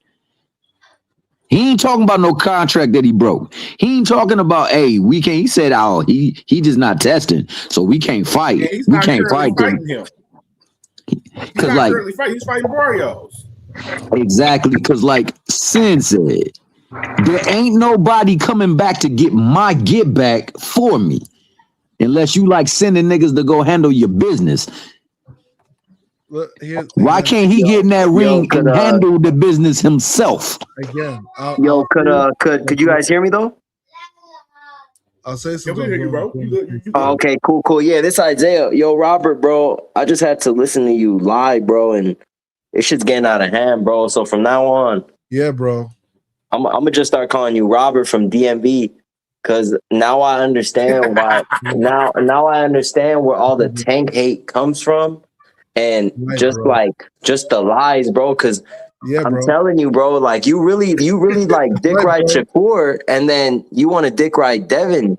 Bro, you can't bounce on two dicks at the same time, bro. You got to pick one. No, he can. I promise you, he can. He's doing it right in our face. Bro, some of you guys were just talking about some really gay stuff, man. Okay. So you homophobic, meaning that you scared of gay people, right? Because you gay. I get it, bro. I get it. It's cool. I don't about the CamJ like that. Y'all be talking something. Ain't no way he homophobic. He loved Devin. Ain't no way you can be homophobic. Wait, hold up, Hacker. Exactly. What's up with the y'all, bro? What's up with the y'all? No, I'm talking about these two. Be direct, bro. Don't say y'all, because I'm up here. Hacker, you need to chill, because in real life, bro, you would not be saying that to none of us on this panel. To me or Sir Ironheart. You probably bitch up and you probably sue. Yeah, it's a fact. You're not like that, bro. You couldn't pay Devin to say it to me, Hacker. Exactly. So exactly, but you know what, Hacker? You just want to sit up here and you just want to deflect. No, No, you just want to can't sit up have here and sin up here deflect. when we talking That's about why KO took your wrench. the That's chords. why KO took your wrench. Am I lying, Hacker? KO took your wrench because you just deflect and you say bullshit. So it's like Sir Ironheart said. You wanna jump on 6 to 7, 8 channels where it's cool, but on here, bro, you will get exposed. You will get exposed on here. Shit is sad, bro. If you want to debate boxing, we can, but don't start talking all that weird stuff, man. You're a grown man. It's not weird, bro. No, it is weird. Another grown man, dick riding Devin and Shakur so hard when you can't just be honest about the decisions that they've made. What is so hard to just say, okay, Devin fucked up. What's so hard? No, hold on, bro. Hold on, Robert. What's so hard about saying Devin fucked up? He should have never took the money. What's so hard about saying that? He should have never took the money because that wasn't part of our conversation. Oh my God, bro. You could have literally stopped all this by saying, you know what? It was Devin's fault. He let the money get to him. He should have never took that fight. As soon as they said Ryan was over 3 pounds, the way he was acting, they should have never took that fight. Okay, guess what? I'm gonna argue on that point, right? So when Devin Haney initially lost, right? He didn't say, hold on. When Devin Haney initially lost, look out looking for a lie. Look at him. No, hold on, no. Oh man, he definitely started. When Devin Haney initially lost, he didn't just make excuses, right? He said it's he couldn't. He couldn't. This was before. This was before they found out Ryan popped. What excuse is he gonna say? Let me respond to what you're saying, brother. What excuse, bro? No, you're just gonna try to deflect. I haven't even responded yet. Exactly, because I don't want to hear your bullshit response, bro. You're gonna try to make up a lie to why Devin shouldn't have. Come on, bro. That sense. When Devin initially lost, he had excuses. He just says all up to Allah. You know, Allah's the best planner. He accepted his defeat like a man. No, he didn't. He went and cried. He went and cried. Most boxers cry when they lose fights, my guy. Oh, okay. So Shakur didn't cry. Shakur didn't cry at the Olympics. Okay. Yeah, okay, it's cool. It's cool. They don't cry in no courtroom talking about he hit me too hard and shit. Exactly. That man went to court. He went to court for a fucking battery case. Ryan Come on, knocked his ass into a courtroom, bro. But you guys can't let brother talk, though. Nah, we ain't letting you talk no more. We ain't trying to hear that bullshit you talk. We letting you talk for said too he didn't long. make That's excuses. kind of like this. The only time the issue came is What when is VADA testing? found out about the VADA testing. That was That's the an main excuse. That's an testing- excuse. That's cheating. Come on, Hacker. The people that represented him said he didn't cheat. A boxer said he didn't cheat. They didn't even get him for. What did they get him again for, Cam? What did they get him for? Supplements. And guess what? You know why he was suspended? He didn't disclose the supplements. You know what that means? He cheated. You break the rules knowingly, you cheat. That's what you're talking about by way of definition. So was Valdez suspended for not disclosing supplements? This is cheating. No, I'm asking you, did he get suspended for not disclosing supplements? Or did he get cheated? Did he get suspended for taking PEDs? Oh my God. Let me explain something to you, Thomas. Exactly, bro. You're over there screaming, cheating out your damn lungs, bro. Relax. No. Let me explain something to you real quick. You can't You all know that? You a clown, bro. Now let him get off. Let him get off. Get suspended for not disclosing supplements. Right? The reason why the not disclosing supplements was important because that proves intent. Ryan still cheated. He still tested positive. The difference was what Devin say after this fight? Hear that he drank on the scale? You can't get suspended for a year for not disclosing supplements. Look at the fear in Dev's eyes, though, bro. Dev looks scared right there. Nah, yo, Cam.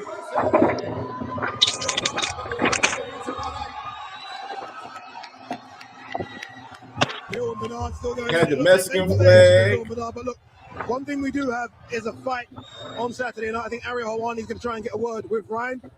Yet Ryan does stay. Ariel's going to get a word with Ryan and Devin. Be very interested to hear what Ariel has to say and what Ryan has to say as well about missing the weight. Hey, shoot, that thing is banging. Stuff up there to each other. I just said, you need to fucking center of the ring like you. I gave you your money. You better give me my fucking money. You want that center of the ring? Let's fucking do it. Okay, let me ask you, Ryan, what happened this morning? Hey, enough of that funny business. We got to fight tomorrow, man. Fuck. Ryan, why did you miss weight? What happened this morning? Can you tell the people this has been a big story today? Man, I did my best, to make this weight. I put myself through hell. Yeah. Suck my dick. At the end of the day, I'm the best He fighter on here. demon time, I bro. am heavyweight clay, and I'm gonna knock him out, and everyone's gonna be cheering. What? How much did you have to give him? I had to give him 1.5 million, but that's light work Look for at me. the people Come on, right man. there. And what were you drinking up there? I was drinking a nice ass beer. That shit was fire. Yo, Ryan Garcia on demon time, bro. He said, I'm drinking a fresh ass beer. Finally, good. Not the Thank you time very to much. Extreme, highly blessed, highly favored. Let's get it. Thank you, Ryan. Good luck to you. Blessed, highly favored. Nah, Cam. Now here's Devin. Here's Devin right here, y'all. Here's Devin. What were you saying to Ryan, and what was he saying to you? Alhamdulillah, this is all a dream come true. I dreamed of these moments, and the moment is finally here. Now it's time for me to shine. Okay, obviously yesterday you had that bet, so it seemed as though you had some doubts as to Look at whether the or not you face. would make weight. What is your reaction to him missing by over 3 pounds? He's very unprofessional. I'm a true professional, and I told him yesterday his antics will betray him, and this just should start. Tomorrow, the world will see that I'm levels above this average fighter. And at any point, did you consider not taking the fight? There you considering go, missed weight Cole by over Floyd. 3? Goofy. Of course not. It don't matter what weight he came in. I'm a true champion, and I will show it. All right, well, good luck to you. Do you have a final prediction considering everything that has happened? How do you see this going down tomorrow? I'll end this pussy. Get him out of boxing. It's over. All right, thank you, Devin. Good luck to you and the rest of the team. Eddie, if we can have a quick word. You heard him. He said he gonna end his pussy and get him out of boxing. Nah, He said Cam. it don't Cam, matter the see? weight, don't matter none of that. Nah, Cam, look, this is what happened with Hacker. Hacker had a fight party, and he was telling everyone, yo, Devin, he's going to beat the shit out of Ryan. He's going to outbox him. First round in, he seen the left hook. That motherfucker went straight to his room, bro. Lying. Listen, I've been boxing for years. I've watched. No, you haven't. You don't even know what a 1-2 is, bro. Shut up. Wait, hold on one second. I watched EJ. I watched EJ get beat by Crawford. I told people that EJ was going to beat Crawford. So my favorite fighter losing. Show me proof. Show me proof. You say EJ was going to beat. Who are you? I don't. Show me proof. Yeah, you a lying fucking piece of shit, bro. Because you did not do that. You ride for Bud so hard. I don't believe you. Bro, hey, I'm saying, what I can do to you, man? You been on his head hard, dog. Bro, because Yeah. I ain't gonna lie, I'm getting cooked.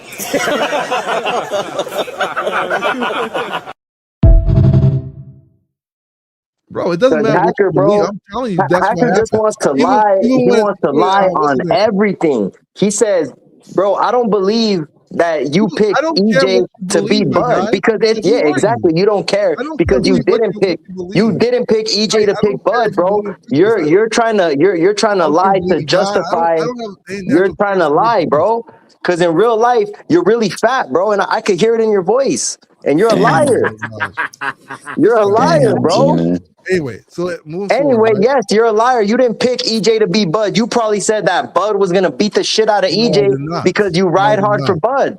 No, I did not. I was dude. EJ. I will say this. I will say this.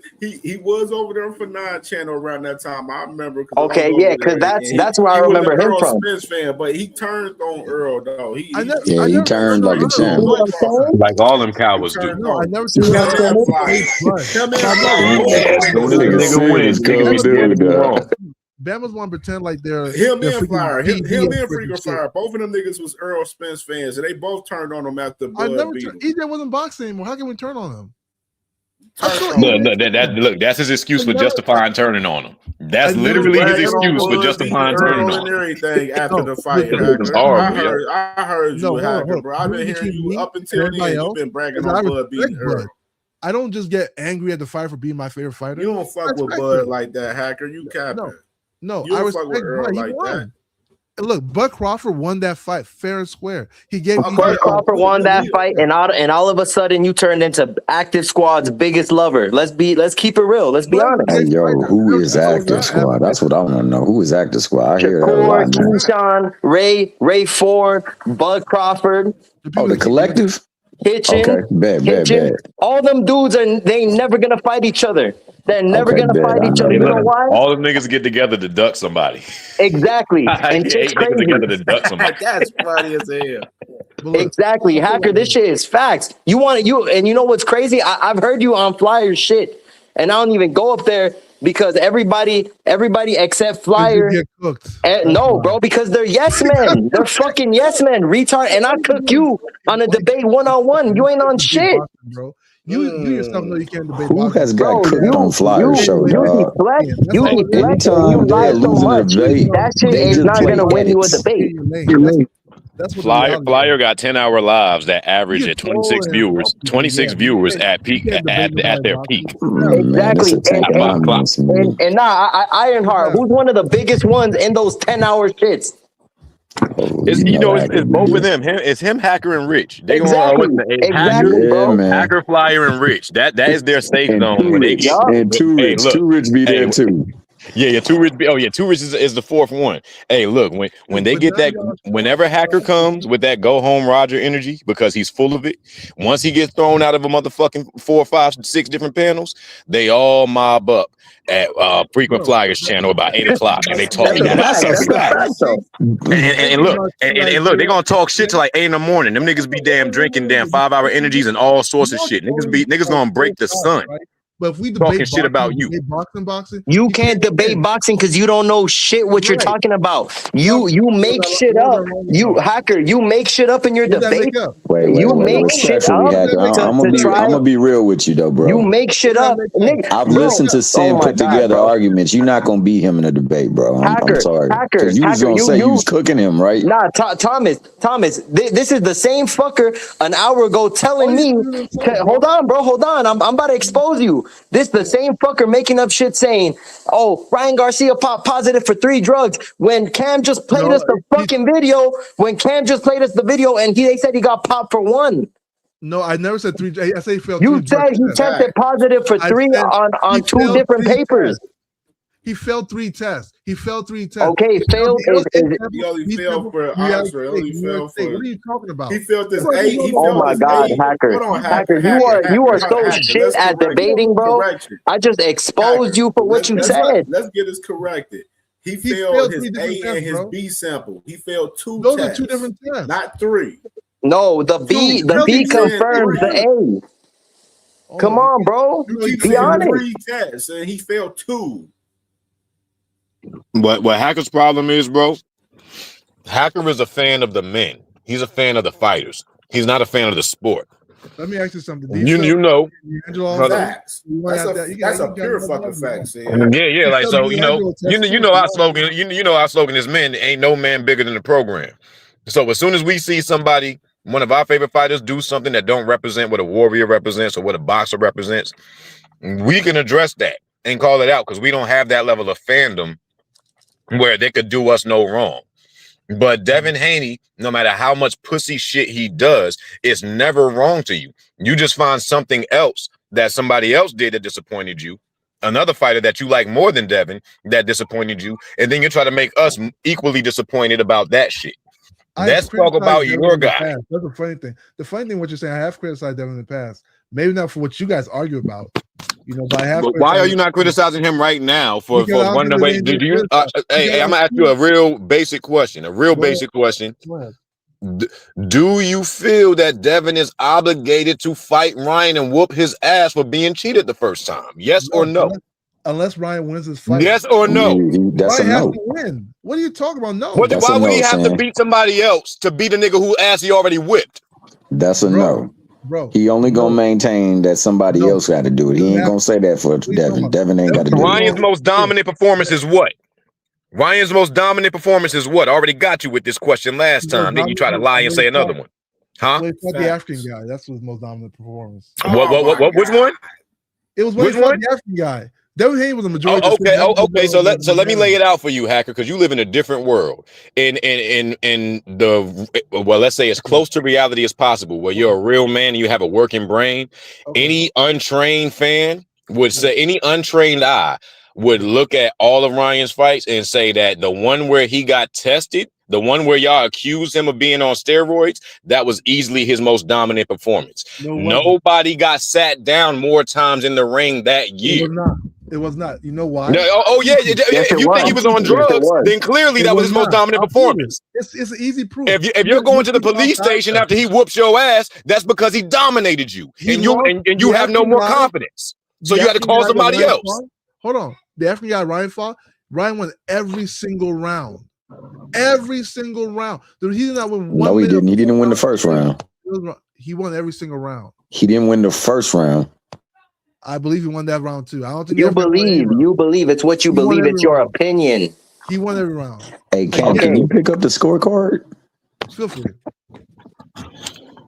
Hacker can't pick up a scorecard because he's the fucking Ringo in the show. No, I'm serious though. I want to see what rounds he actually did win because we also remember that when Sin's saying he's got dominated, there were knockdowns, 5 of them that didn't get counted.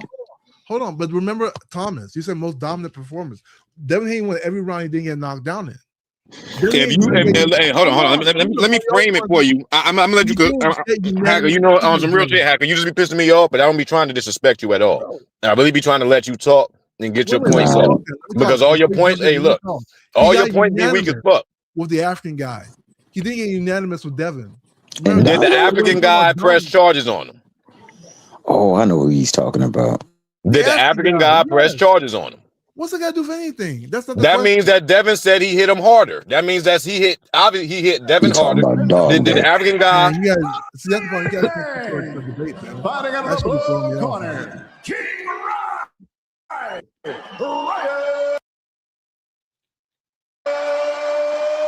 Garcia.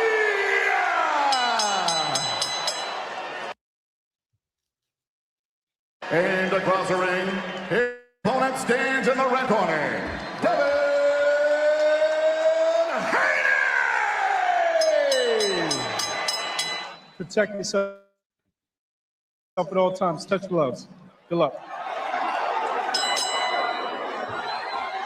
And now Haney to get overconfident. Big left hand by Garcia. Locks Haney early. This is his moment. Can Garcia do it? Garcia's giving it to you. Keep taking it. And Aaron Harvey don't say it's legal. I said that he would have the speed advantage, the power advantage, and he take the betting. What was the crowning moment? Devin Haney's career. What a fight. Right now it's Haney who's pushing. Yes, he is. Reminder, Garcia cannot. You know, I think we're seeing a much more aggressive Devin Haney than a lot of people thought we were. Referee, the third man in the ring. Left hand from Haney. That's exactly what Haney should be doing. Just aiming and ripping that body right there. Devin Haney. Out back. Oh, shoulder attack. And down goes Devin Haney. Can Garcia stun the boxing world? Ryan Garcia is having the fight of his life. What a fight. But as each round has progressed, Devin has started to move forward and oh! Caught him again with that left hook!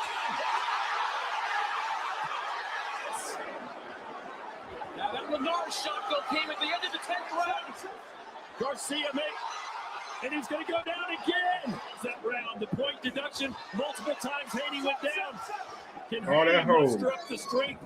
Whoa! And there's the body shots right there. Those are legal shots. You heard it from the referee, Harvey Dot. Those are watching Ryan Garcia. He has one of the best eye-hand coordinations. Active puncher, Tyler. He's the type of guy that he has that much speed and that much power balance. Big right hand for Devin Haney. Garcia started off hot. Right now, Haney's physical fitness have been answered. He's still going strong here. As frequently as it needs to happen. Oh, and he's got him locked again. And down for a second time. 2.5 minutes to go in this round. The body shot by Ryan Garcia. The cameraman, get the hell out of the ring, cameraman. holding. I don't want to see any more points taken away. This fight's too competitive. You got it right there. Let's show Ryan Garcia the next buckle. On Garcia. And so far, but here comes King Ryan. Get him again. He comes again. We're not going to call that a knockdown. In that round, I still don't think he's all the way back.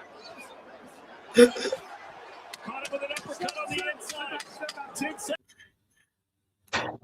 Hey yo, the only time. Need to show no more, man. Need to show no Hey yo, more. for real. Man. Yeah, for real. Because I think you might get the channel taken down. Niggas might try to sue you next. We don't want that, Cam. There's no way. There's no way that was Ryan's most dominant performance was a majority decision. I don't know what it is.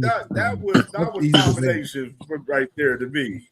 Yeah, that was domination. Like beyond 50% masterclass, like that was a Ryan Garcia domination. Dominated Devin Haney. The kid from the Hispanic from the suburbs that don't know a lick of Spanish went and whooped that man ass in all sorts of dialects. Had Devin picking up what's his name? Had Devin picking himself up off the ground in 4 different languages. Goddamn shame. And Hacker don't even want him to go get his get back. What's up with that, Hacker? Are you scared for the man? No. Okay, just admit it. Just admit it, bro. That's the only thing that makes sense. Hey, have you ever seen animals fight, Hacker? I'm gonna let you get off. My bad. Go ahead, Hacker. My bad. The other thing, I keep saying, like, who's scared of what? They were going to fight before. You saying who's scared of what? But it's like at the same time, that left hook is something that Ryan has always been known for. Rolly was smart enough to stop it.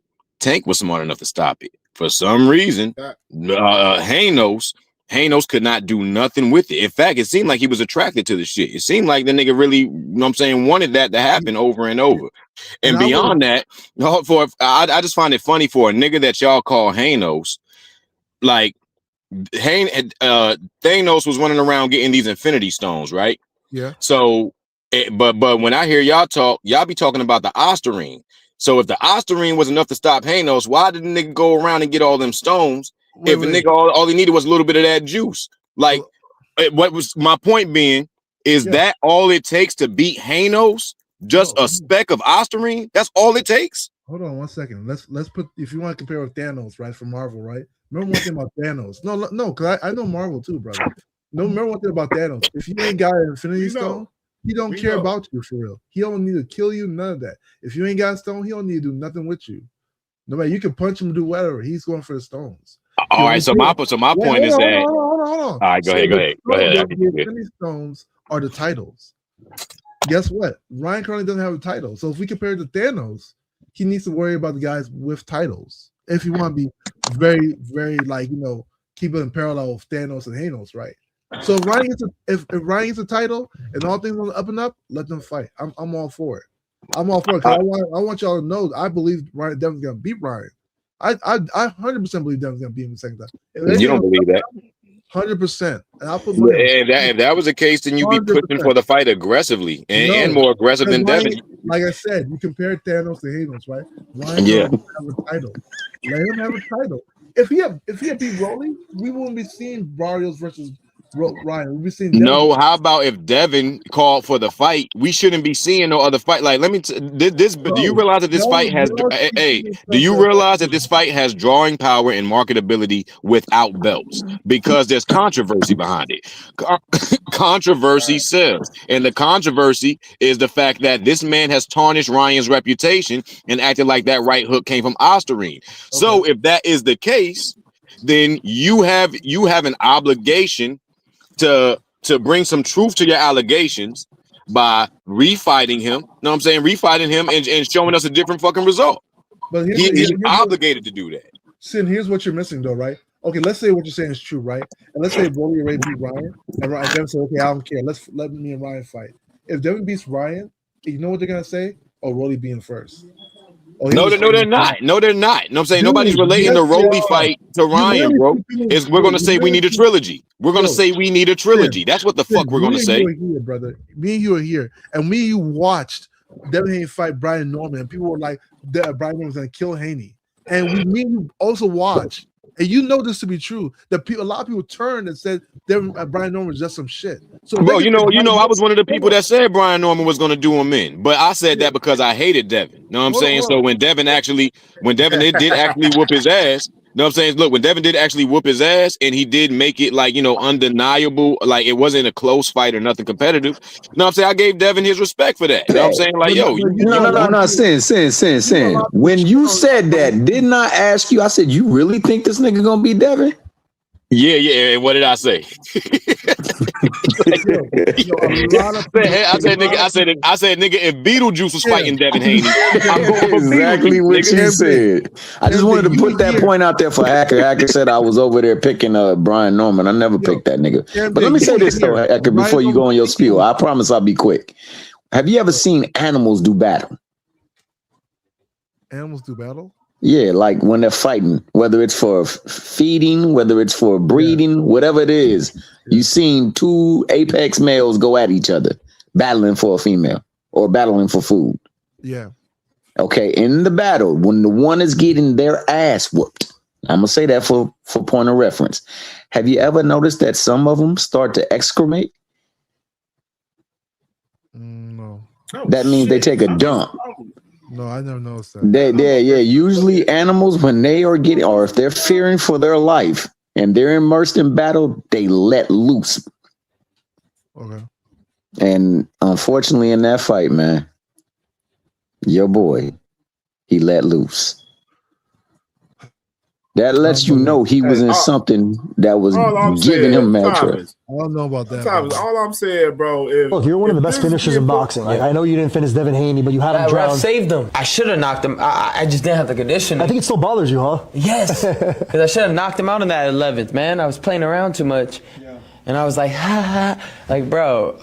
Man. But next time, that next time, buddy, you won't have a next time. I'm finishing you. You will never box again if we fight again, and you know that. And I bow to that. If we fight again, you will never box again. I promise you that. But look. But I have your word though. If they fight again, all you guys are picking Ryan to win, right?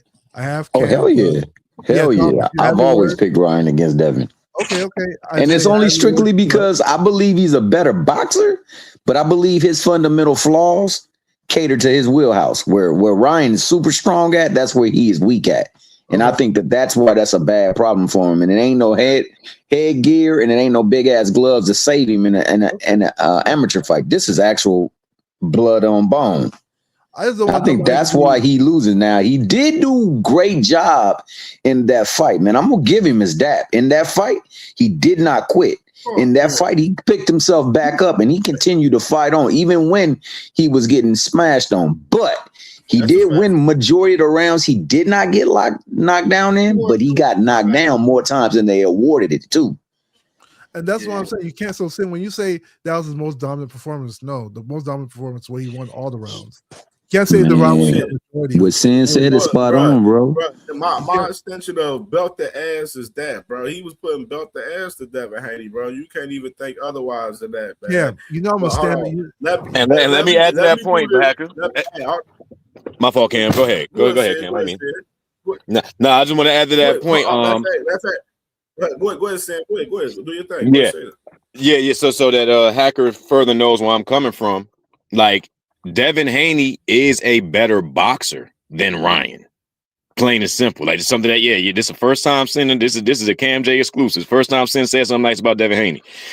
Devin Haney is a better boxer than Ryan, but Ryan has a better, when somebody has that kill shot, Devin Haney don't got no kill shot, and now Ryan has his confidence. Confidence is the main ingredient. I don't give a fuck how talented, how gifted you are. If you ain't got confidence, I'll always bet on the other guy. You know what I'm saying? And it's easy to do. You know what I'm saying? So the fact that Ryan is running around with Devin's manhood in his pocket, talking all this crazy shit. Ryan has talked more shit, more disrespectful shit. I've heard the most disrespectful shit come from Ryan to Devin than I've heard any other trash talk in the last 2-3 years. For real. And I think that anybody else could agree to that. I think anybody else could agree to that.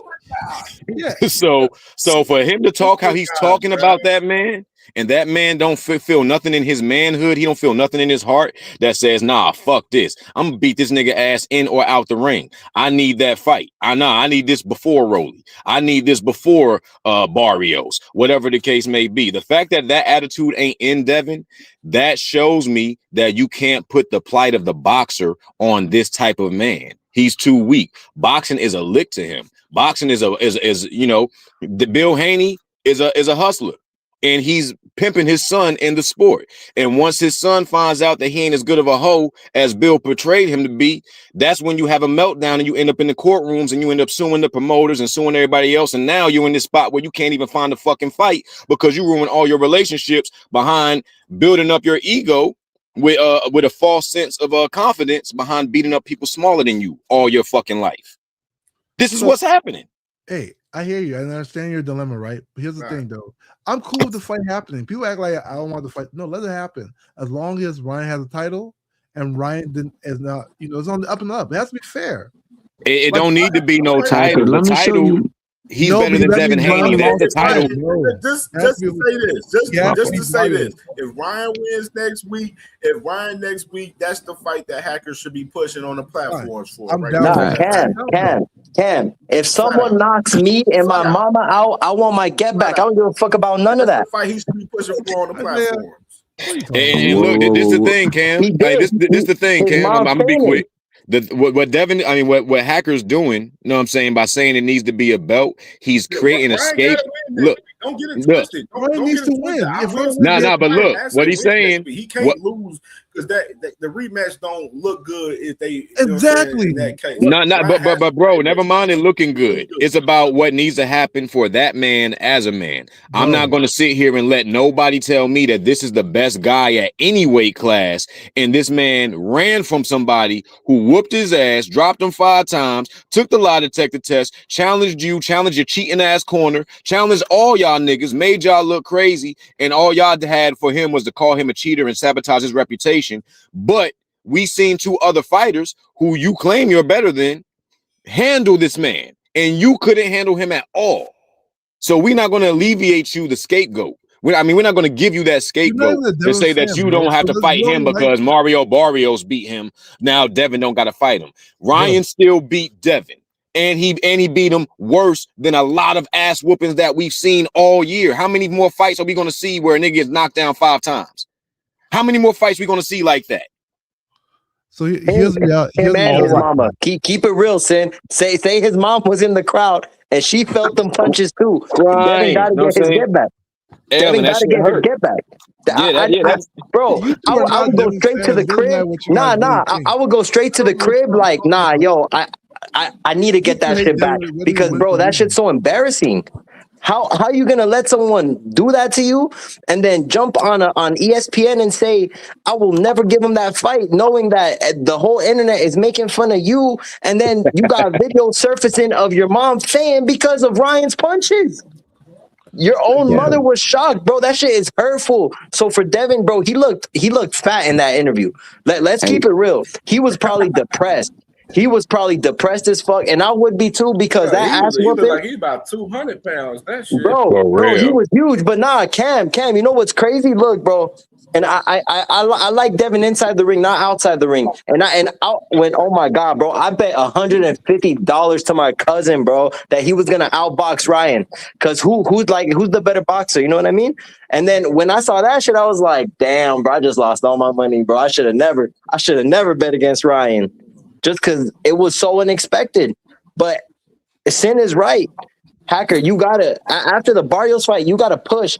And I don't want to hear you say, no. Hold on, bro. I don't want to hear you say, no, hold on. I don't want to hear you say, yeah, the fight could happen, but Ryan, he needs to show proof about the VADA test. No.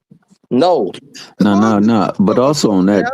Here's the problem, guys. Nah. Yo, bro, let T Hill talk. Yo, let T Hill talk. T Hill, talk. T Hill, talk. You're not the moderator, my guy. No, bro, because T Hill trying to get his shit off, and you just jumping in. All right, Thomas, go ahead, brother. My fault. I was just gonna say if and when Tank comes back to the ring, who you want him to see? Who you want to see him in the ring with? You talking to me? Yeah, I'm talking to you. Like, who should he get in that ring with? When it comes to Tank, you know, he definitely needs to rematch Roach. Or Roach, yeah. Yeah, come on, Okay, bro. so with that same energy, because that's what I'll go because Cam said those two names too. I'll go one name further. I say Dev too. I don't care how big Dev is. I still believe Tank on sparking, but those are the three I would like to see. But you see how easy it is for us to say, "Oh, nah, he need to go in there and get it back. He need to get it back." But You struggling to say, you're trying to dance around it like Isaiah said, but with a belt. And then like VADA Sin test. He said, need to be on VADA. He has to. That's the only way I want the rematch. No, his mother got knocked out same way Devin did. the reason why the fight became no contact because it was unfair, right? It was on unfair grounds. It wasn't unfair. Regardless if you guys don't take Osprey for anything, regardless of anything, it was unfair, and that's why it became a no contest. So moving into the fight, things have to be fair. Hacker, let me ask you a quick question, Hacker. You guys, a lot of people. No, hold on, Hacker. Let me ask you a quick question. No, it has to be fair. No. Okay, hold on. So, do you remember Frank Martin against Baby Ali? Yes. How many steroids did Baby Ali test for?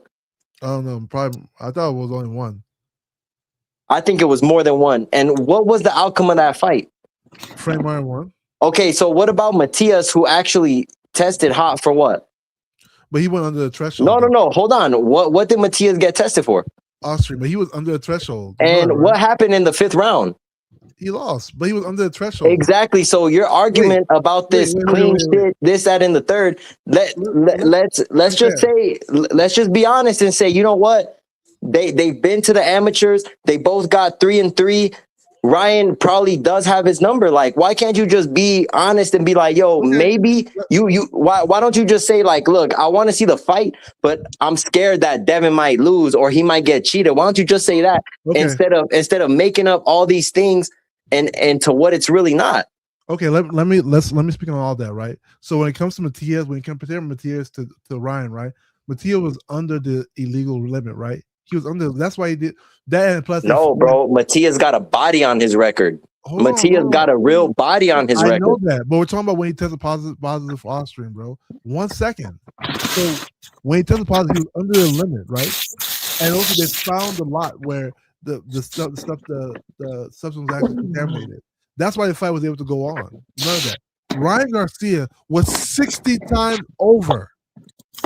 60 times over, bro. So how did they conclude that he had no strategic, that it was that the amount exactly the amount was not malicious?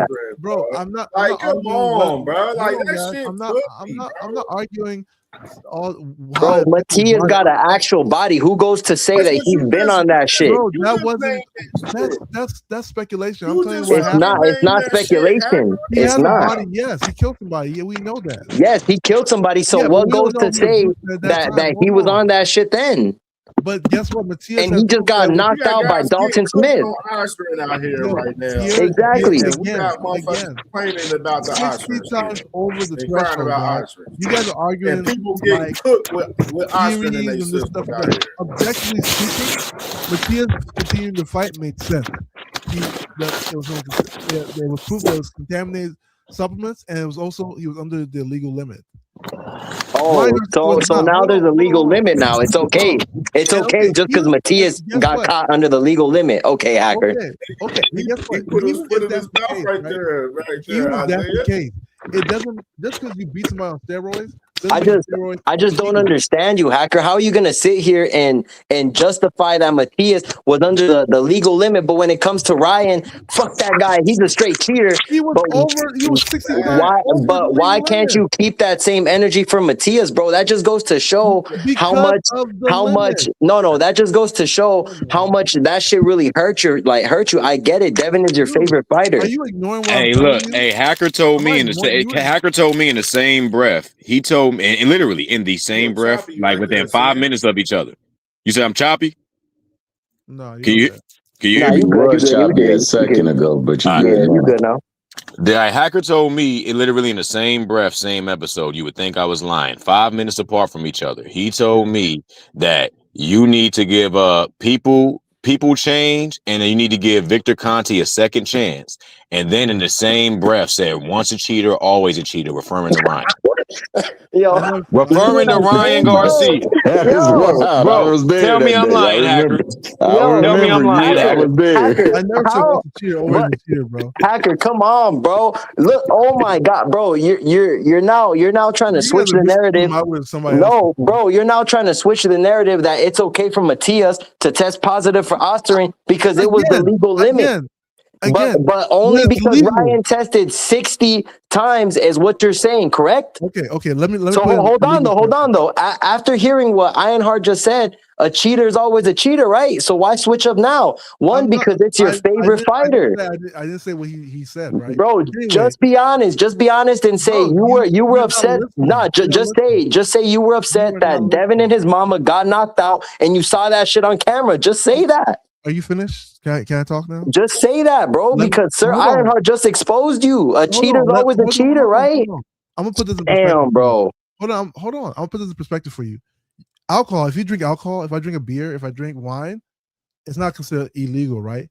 If I drink a certain amount that makes it's illegal, bro. And where I'm at, you get pulled over, you getting arrested. The fuck you talking about? You don't know what you're saying. That's why you keep cutting me off. No, bro. You're telling me if you drink one beer, if I drink one beer in the state that I'm at and they pull me over and they say, yo, you been drinking? I had one beer. Sir, get the fuck out the car. We taking you to jail. That's a DWI, bro.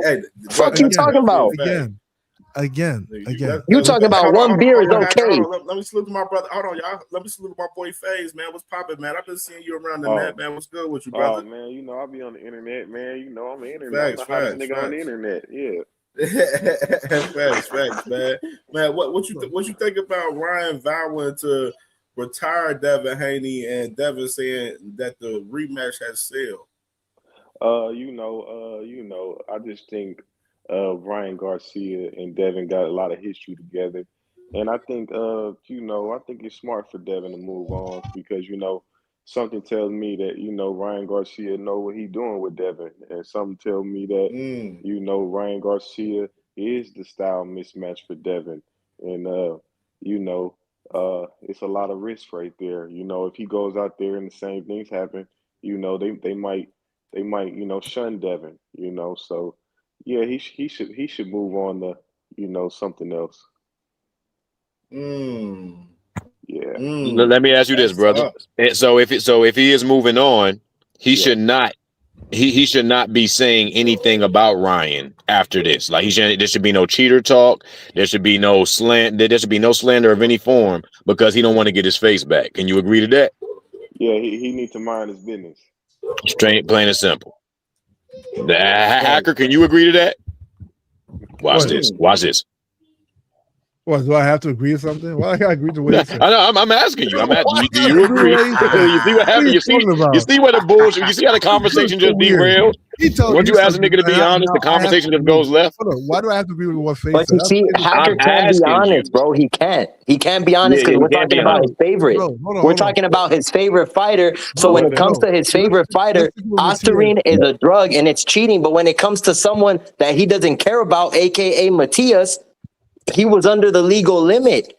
Mm-hmm. Damn, bro, Hacker, that's nasty work. Why can't you just be honest? That's very disingenuous for you to be a grown man and you're older than me. I'm supposed to be calling you OG. Not only was but you acting like a little kid right now, bro. Contaminated supplement one. Okay, we get it. He was under 60 times, bro. We get it. We get it. Matias didn't actually break a rule, bro. Hope you know that. So let's move forward from that. Damn, bro. So just because it's not Devin and it's Matias, it's okay to pop for Osterine, right? Damn, bro. Hold on. And damn. Guess what? Even Matias was on something and he lost. It doesn't make it legal, bro. Yeah, he got knocked into oblivion. That's what happened. It eliminates the excuse. It eliminates the excuse of clown ass niggas like you. And I hate to call you a clown, but it eliminates the niggas who lean on excuses but want to play like they warriors. You can't be a warrior and have excuses at the same motherfucking time, nigga. Plain and simple. If I ever brass knuckles step in the ring and I lose a fight, it doesn't make brass knuckles. Then me and my homies is coming and we gonna stomp this nigga in the street paint. What the fuck is you talking about? If you cheat, then I'ma cheat harder, nigga. But I ain't gonna sit here and call you a cheater and run away from you. Wars, my friend.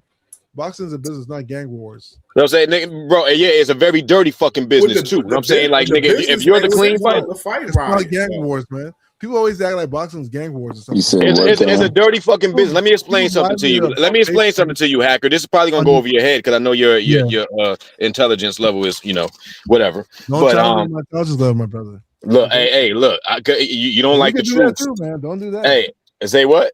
You want to go intelligence for intelligence? We can if you want. There's no. If you're not digging inside of a computer, hey, let me tell you something. If you're not digging inside of a computer, brother, there ain't nothing you can teach me. Stay away from those kind of topics, brother. Go ahead. If you're not digging inside of a computer, there ain't nothing that you could show me, nigga. There's no round of intellect that you can bestow upon me. Okay. And I can just see that in this conversation. But see, look, you that comment right there from Mr. Alderisic right there. Tell Devin it ain't game wars, Hacker. What the fuck? It's a business. It's just a business. That was business that they handled. Yeah. Let me explain something to you about this business, right? Was the business Johnson business? The business is created. You know what I'm saying? The industry of boxing. Business. Martial arts exists outside of the realm of competition. You know that, right? Sure. It exists outside of the realm of competition because every coach's job is to acquaint, or every martial artist's journey is to conquer his own weakness. Comparison is the thief of joy. So this is why in most dojos, if you go to a traditional dojo, they'll refrain keeping you from your competition, because if you're comparing yourself to the next man, you're never going to find out your own weaknesses. We could agree to this, right? This is reality. Okay. The industry of boxing was created for non-athletic motherfuckers, people who can fight, to make money off of the people who can fight, who will put up the risk, who will do all of the shit that they want. You know, it's made for people like you to make money off the sport. I don't think so, but go ahead. You know what I'm saying? Straight up. You know what I'm saying? So I mean, the point being is that you say you don't think so. No. So you think a fighter did a some people let me give you some context, right? Tim Bradley was a guy who got bullied when he became a boxer, right? Some fight people don't even know how to fight before they join boxing. They become great boxers. You know that? And some people be great fighting on the street. We're talking about how the sport started. We're talking about how the industry started. The basis. We're talking about the business, boxing, Hacker. The business, what you just said.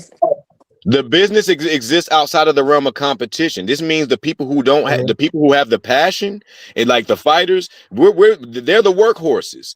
The business is made for the people who don't fight to prosper. Now, people who can fight can join that side of the game, but it's made for people who don't fight, don't sweat, don't do none of that hard work. It's made for them to prosper. So that alone right there creates it creates, I don't know if y'all can see where I'm kind of going with this, but that creates an environment where people who don't fight could monetize the talents of other people who's willing to put up risks that they're not willing to put up. Yeah, I don't agree whatsoever. I don't know how they came with that theory. You're saying you don't agree, but see, I'm in the sport, so I know how it started. I know how it started up. I've worked with dirty fighters. I've worked with clean fighters. I work with niggas who told me straight up, sin. I work with niggas who told me straight up, sin. If my coach told me, if I ain't trying to cheat, then I ain't trying to win. Let me ask you a question, okay? So you just said the sport, the business is built on people who can't fight, probably who can, right? That's what the industry was based on. Yes. Yeah, okay. So how was that measured? How do you know somebody can't fight to make them a promoter or a boss in the business versus somebody who can? How do you measure the person that can't fight?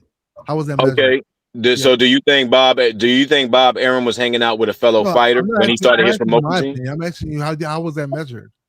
What do you mean? How was what measured? Because you just claimed that the sport is made of people who can't fight. Yeah, right. So who's at the top? Who's at the top? Are there any fighters at the top? Are there any boxing commissions that you know that started by a fighter? I don't know if Eddie Hearn can fight. I don't know what Eddie Hearn could do when he was younger. Look at everybody at the top who cuts the checks. Let's talk about facts. How was it measured? Bro, I'm an inventor, bro. I'm an inventor, bro. I have patents. I have a patent. I'm working on my second patent right now and all of this shit. You know what I'm saying? Let me tell you something. I'm gonna explain something to you about business. The creators create the game. They don't play the game. Okay. I'm just repeat that to you. Creators create the game. They don't play it. The motherfuckers who make the real money, are not people who box. The industry was created.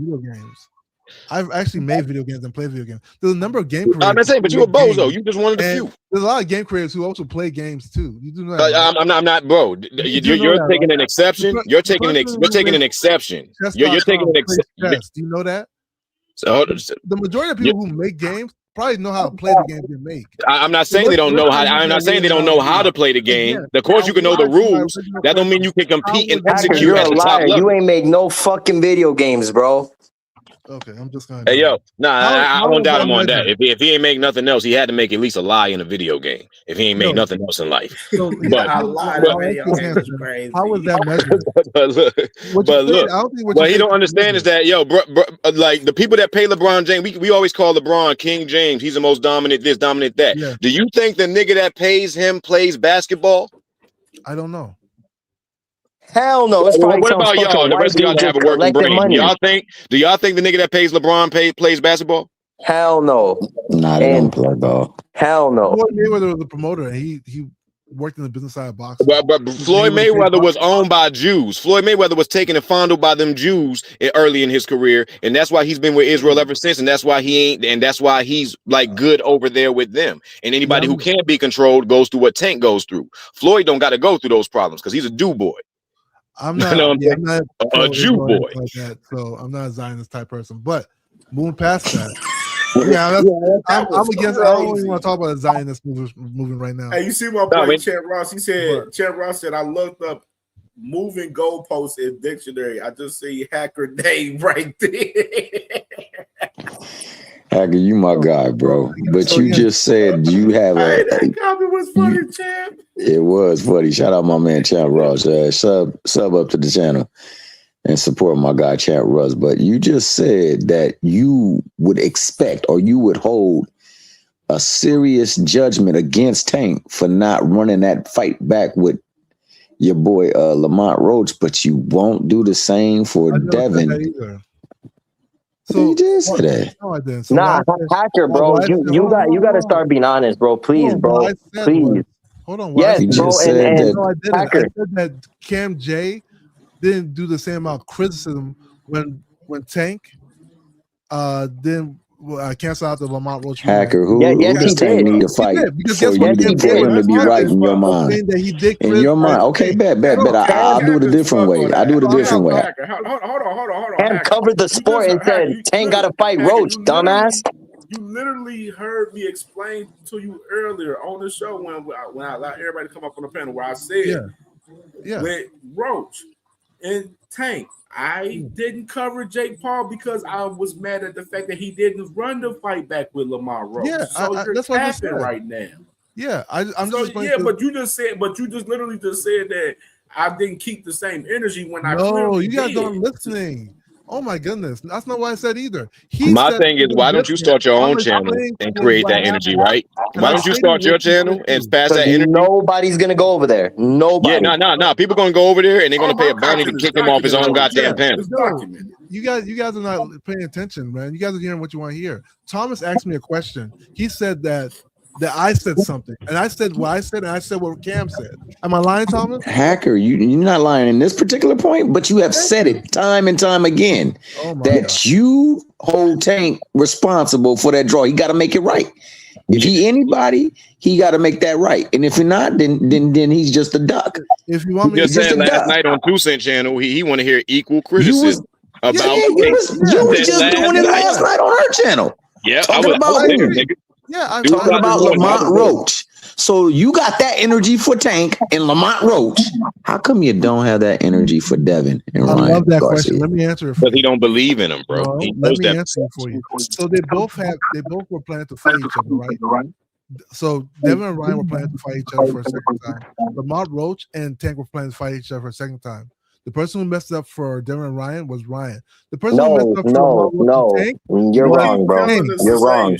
Hacker, we understand that, bro. Hacker, you're wrong, bro, because you're forgetting that Ryan and Devin is a bigger fight than Tank and Roach. Why? Because there's more controversy. I can understand if Tank popped dirty and fucking they still had the draw, everyone's gonna say, damn, like, or if Roach popped dirty, it would have been the same shit, and you would probably be up here defending Roach. So what was I wrong about though? You just said I was wrong. What You're was I wrong wrong about everything about Devin No, and but Ryan. what exactly was I wrong about? You just said I was Because wrong. you're up here saying that Ryan messed up the fight. No, you're wrong.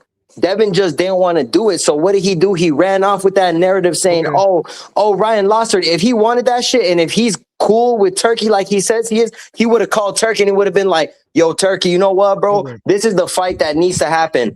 Do not let him fight anybody else but me. I don't care if he just lost. I need my get back.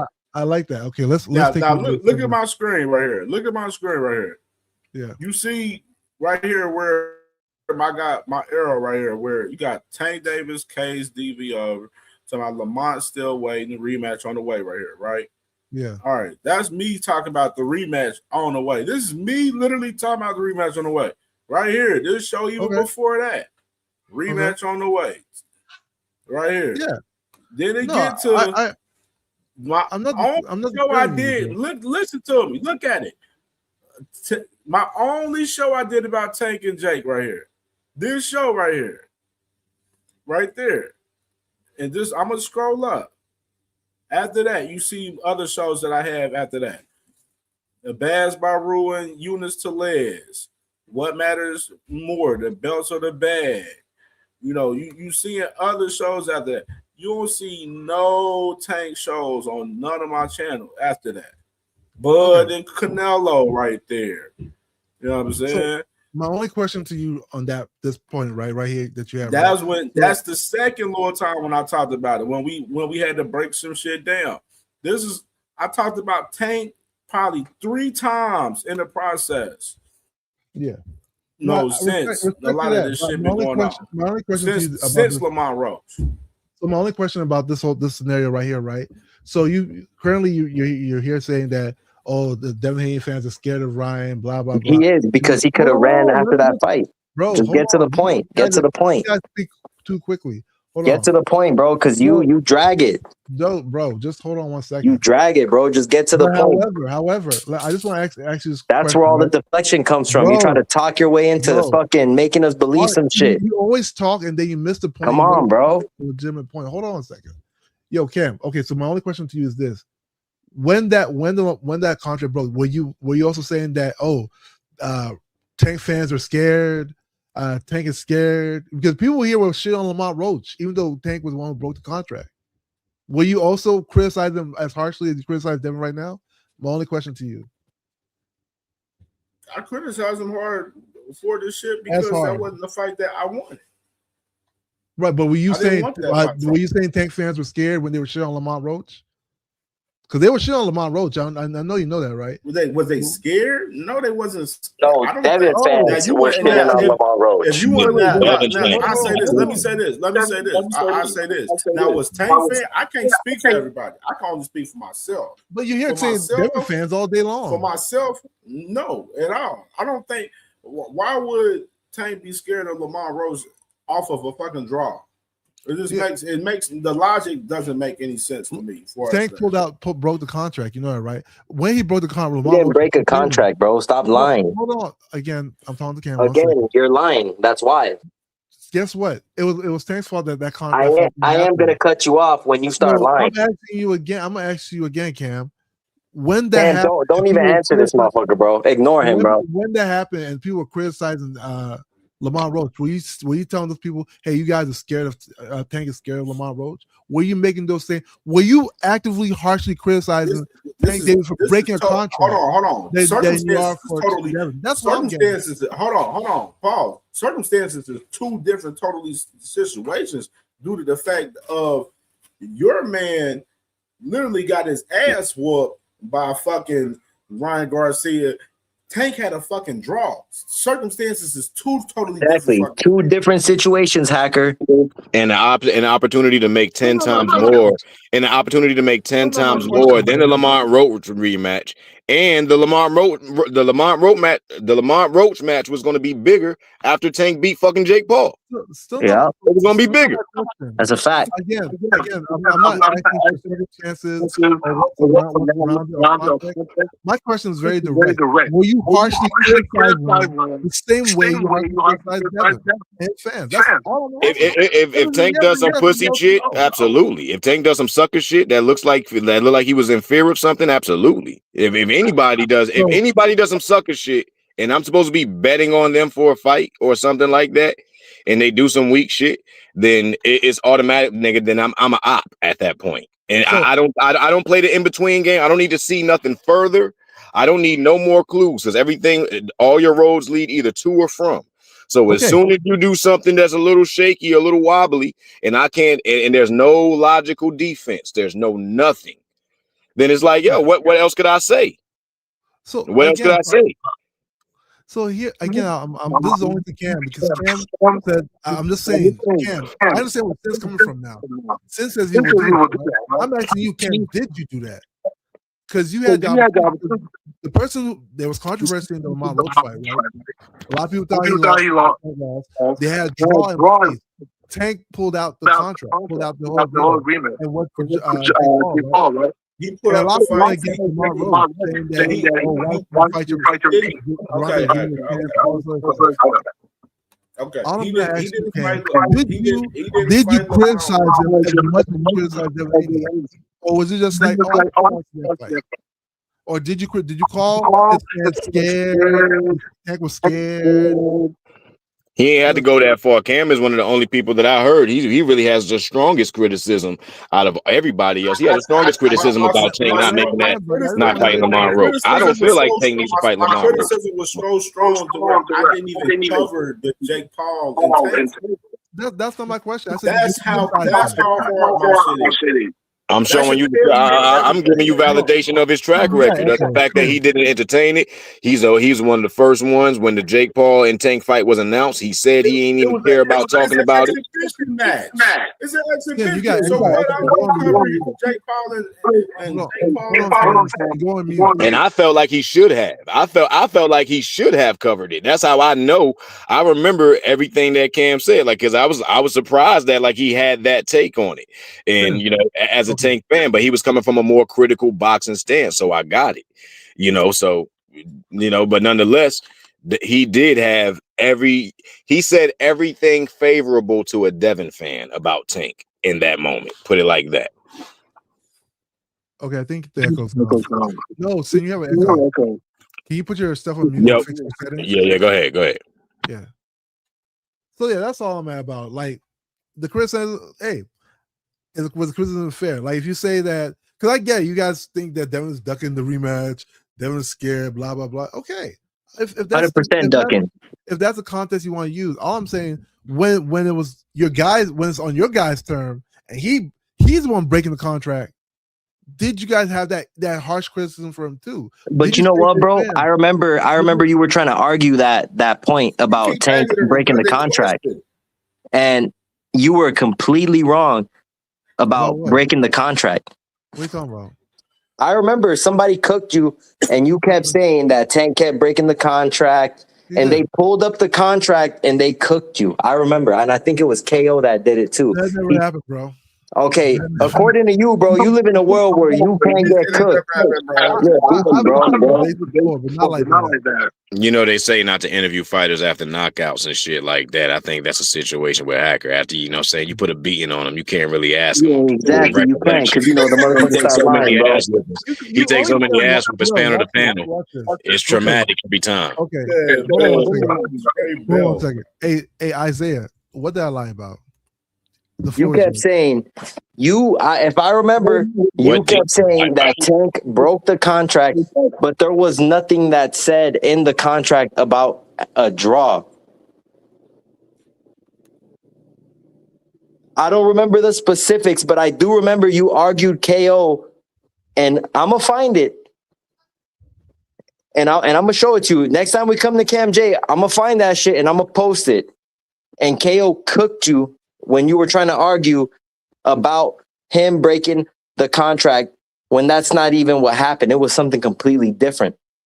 Okay, so do you have any more things that before I move forward. If I'm mistaken, Tank had legal issues going on during that time too. Did he not? Yeah. So if I remember, it was something that happened towards the legal matters that held him from fighting Lamont. Time passed. That shit was already done. Okay. He was gonna fight Jake Paul for the bag.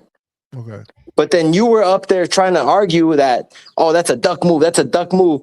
But right now, we got your second favorite fighter, Shakur, saying that he would entertain Jake Paul. Okay. So I just want to throw that out there just so that, you know. Yeah. That's fine. So those are the two things you feel like I lied about, right? No, you did. You did, Okay. because Okay. you forgot to say that Tank had legal issues going on. Okay. And then the second part was that Shakur was going to fight Jake Paul, and he said, what? No. I'm just saying how you are as a person, how you are as a fake man, how you don't call out your second favorite fighter. I haven't heard you say nothing about him saying that he would entertain Jake Paul. Yeah. Okay. But yeah, I can say something about that if you want. But that doesn't mean all of a sudden, because I'm asking you to, come I'm on, not bro. gonna, yeah, I Fuck can do out of that. here, bro. Come on, bro. It's a very easy argument. They're both very easy to debug, right? Okay, the first one, you said that You forgot to mention that Tank had legal matters, Yes, which caused okay. him to not go through with the Roach rematch. Guess what? Let me explain something. And Roach even said, by the way, Roach even said he will fight Jake Paul too for the bag. Yeah. Just so we're keeping it clear. That's fine. That's fine. Guess what? If you have a contract, right? Just because you have a court case doesn't nullify your contracts. Just because you have a court case doesn't mean you have to pay your rent, right? Because that's also part of a contract, right? Or does it mean that you can't pay your loans back because you have a court case or you have legal issues? Legal issues do not nullify contracts. What are you talking about? So if I go to jail and I got a contract, how am I going to fulfill my contract if I'm in You jail? gotta pay the penalty, bro. Yeah, I'll pay the penalty. I've been to jail, Hacker. I know that shit. But I'm telling you, how am I going to fulfill a contract if I'm in jail? You said it. You pay the penalty. What the fuck am I going to do, bro? I'm locked up. Hold on. How am I going to honor something? Come on, bro. Having legal issues does not nullify any existing contract. Tank was on the verge of getting and as a matter of fact, I think he did get arrested. He did get arrested. Did he not? It does not, dude. You know what? The reason why why you pay a lease? So it doesn't matter. It doesn't matter that it doesn't matter to be arrested. So if I'm locked up, where the fuck you want me to fight? In jail? Come on, bro. Hold on. Let me explain something to you, okay? You know why you pay your lease? Because you're on contract pay lease. You know why you pay a car note? Because you're on contract to pay a car note. If you go to jail, you still have to pay those things because you're still on contract. Hacker. Oh my god, bro. It's the same logic of Hacker said that Devin Haney don't have to show his paperwork for Vada, but Ryan got to show his paperwork for Vada. It's the same exact logic, bro. Like, which is pure bullshit. It's totally different. You see, bro, Hacker. Hacker, you actually said that stupid shit? Yeah, he did. Yes, he said that shit earlier. Yes, he did. These guys are verbatim. Hold on, we don't clear the air. This man Hacker said Devin don't got to show his paperwork for Vada, but Ryan got to show his paperwork. That's what I'm talking about. Man fan. One man bigger than the program. One man is bigger than the program to him. So you can't have no real genuine honest conversation, because realistically, that's a mental deficiency. That's a mental deficiency, bro. At your age, nigga, I don't know what you see when you look in the mirror to be looking up to niggas that's half your age and giving them all of this leeway to do this bullshit that you shouldn't allow your motherfucking kids to do. You shouldn't allow nobody that you love to do. Know what I'm saying? So plain and simple, if you ain't gonna give them that leeway, why the fuck you gonna allow your favorite fighter to do some sucker shit and you gonna sit up here and look stupid every fucking day trying to defend the dumb shit this nigga doing, and you don't mind? Sin, you're intellect. Am I wrong for what I'm saying? If you have a contract now, right? That you having legal issues does not nullify your contract. No, that doesn't. No, that doesn't. For the sake of answering your silly scenario, no, it doesn't. Thank you. But you see how easy that was for me to answer that question?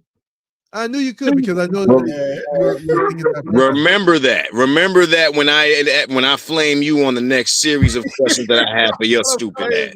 Remember that. I'll keep saying about Okay? it. We'll keep going I'll reserve all comments until then. I'll yield the floor to this is my thing. This man literally sat up there and said, Devin Haney, he don't got to show his VADA test because he 365 testing 24/7. That's what you said earlier in the show. What are you talking about? But he said Ryan Garcia got to show his shit. He had to show that he tested with VADA. Nobody has to. They just have to be enrolled in VADA.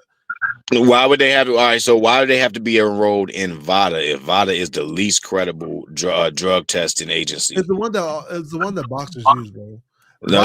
VADA is a third party vendor for USADA. What you said.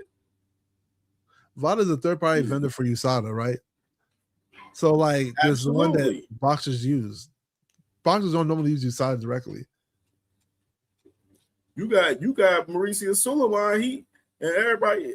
They the ones to put the shit. They done posed the shit for the WBC in this fight. Yeah. So you think Suleiman purping? You think he purping? I mean, if it's good, it's good. Look, if Ryan wins, I'm all for it, man. Let's push for that fight. If Ryan wins, as long as shit's on the up and up, let's push for it. I'm cool with it. My only thing, Ryan's, like I said, if Ryan's a winner off this fight, let's see it. Because Devin's gonna unify anyway. Devin's gonna unify. Whoever the winner is, let's see them fight. Niggas should not be using VADA. That shit makes me mad that niggas is even using VADA whatsoever.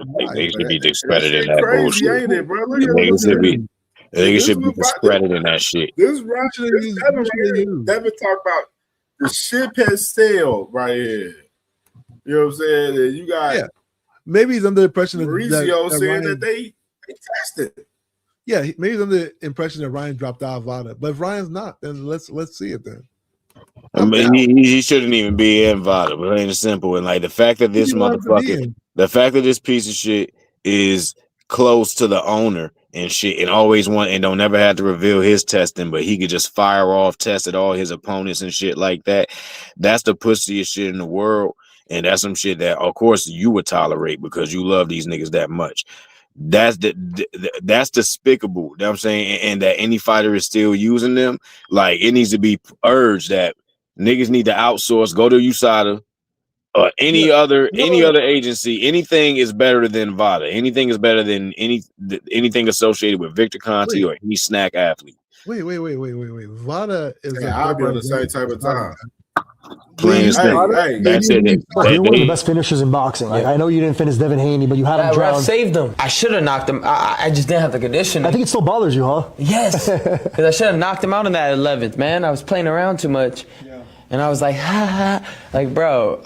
Man. But next time, that next time, buddy, you won't have a next time. I'm finishing you. You will never box again if we fight again, and you know that. And I have bowed to that. If we fight again, you will never box again. I promise you that. But look, Oscar Duarte is fighting on your arm. Third party vendor. VADA is the third party vendor for USADA. USADA does the testing. I don't know. What else? Hey, aside from dirty ass VADA, right? Can y'all see that video right there? Can y'all see Shakur or Devin talking to somebody like that and believing them? Like, could you not laugh at that? You know what I'm saying? Like the fact that I could believe Ryan when he says that, and Ryan is not like no intimidating guy. Ryan, like, I mean, this is a suburban kid from California, Hispanic or whatever, that doesn't know a lick of Spanish. This is as square as it gets, but for some reason, I feel the conviction when he says that. I almost fear for Devin. I really fear for Devin, and the fact that Devin confirms my fears in his, in his decision to sail away from the fight. But the fact that Devin or Shakur or nobody, they can't talk to nobody like that and get the same response. You're going to get nothing but laughter if they said that to somebody or looked in the camera. They're smart fighters, though. So the thing is, they're just technical fighters. Fighters, you look at their fight style. That's why you say it, right? No. You first off, I already told you. Now, one thing, you can't educate me in much of anything, and definitely not combat. When it comes down to it, we just seen Shakur in the height of his career, at the height of his anger, being threatened to be sexually assaulted, and all of the above. He got disrespected all the way up to the fight. He had the plight of the black man on his back, because a lot of people felt like this was for the culture. Like he didn't. People needed to beat Tio for the culture. You heard people say that before, right? Yeah. All right. So, while he was ahead all that long, there was never no killer instinct. There was never no, real fiery threat to end it. Yeah. So I feel like if you push your core even up against somebody like a Ryan that has that type of fire, that he could slide past that technicality and catch him with that. You know what I'm saying? And that's what Shakur is missing. Like it's literally what he's missing. Ryan said something real interesting talking about taking away that left hand from Shakur, man, which was real intriguing. Ryan finna get cooked by Shakur, man. He should leave that kid alone. But I'll say this: he's finna get cooked. Ryan's finna get cooked, man. You see how I don't like the fight at 144 for one. I don't like this shit. I think Shakur need to be fighting at 140, bro. Ryan should fight Tio. He need to be fighting at 140. But I'll say this though, to respond to what you said. So remember, you're right. So Tio was talking really bad to Shakur throughout that whole fight promotion, right? Talking all the weird stuff and all that, right? But remember, it's a psychological thing when you're in promotion and when you're doing like the whole like press conference. You want to get the fighter off their game. Tio knows Shakur is just a pure boxer. Get him off to his game will make him fight with emotion, right? So as a coach, as somebody who knows your fighter, you want to make sure that Shakur always stays grounded. I like the way I like that you said that just now. So did you think Ryan got Devin off his game? Yes, I think Devin. I think the buildup of the fight. Okay, yeah, then you can be honest about that, huh? Yeah, no, we getting some clarity right here, Sin. Yeah, I don't think Devin was Man, the right look, game. if Hacker could have went in the courtroom with Devin, he would have. Any way that he could strengthen his case, he would have did that. But here's the thing, and when it comes to the whole killer instinct, right? You have to give fighters their respect. Shakur is a pure boxer. In boxing, what do they say? You never look for the knockout in boxing. Shakur, I don't know what Shakur. Nah, you don't look for it. It's there. You never look for it. Shakur is winning. So think about this, right? Let's say that's your child in the ring, right? Take away the aspect of Shakur. Your child is winning clearly. The only way the opponent can come back if your child gets reckless in the ring. How does he get reckless? That's a dynamic for every single fight.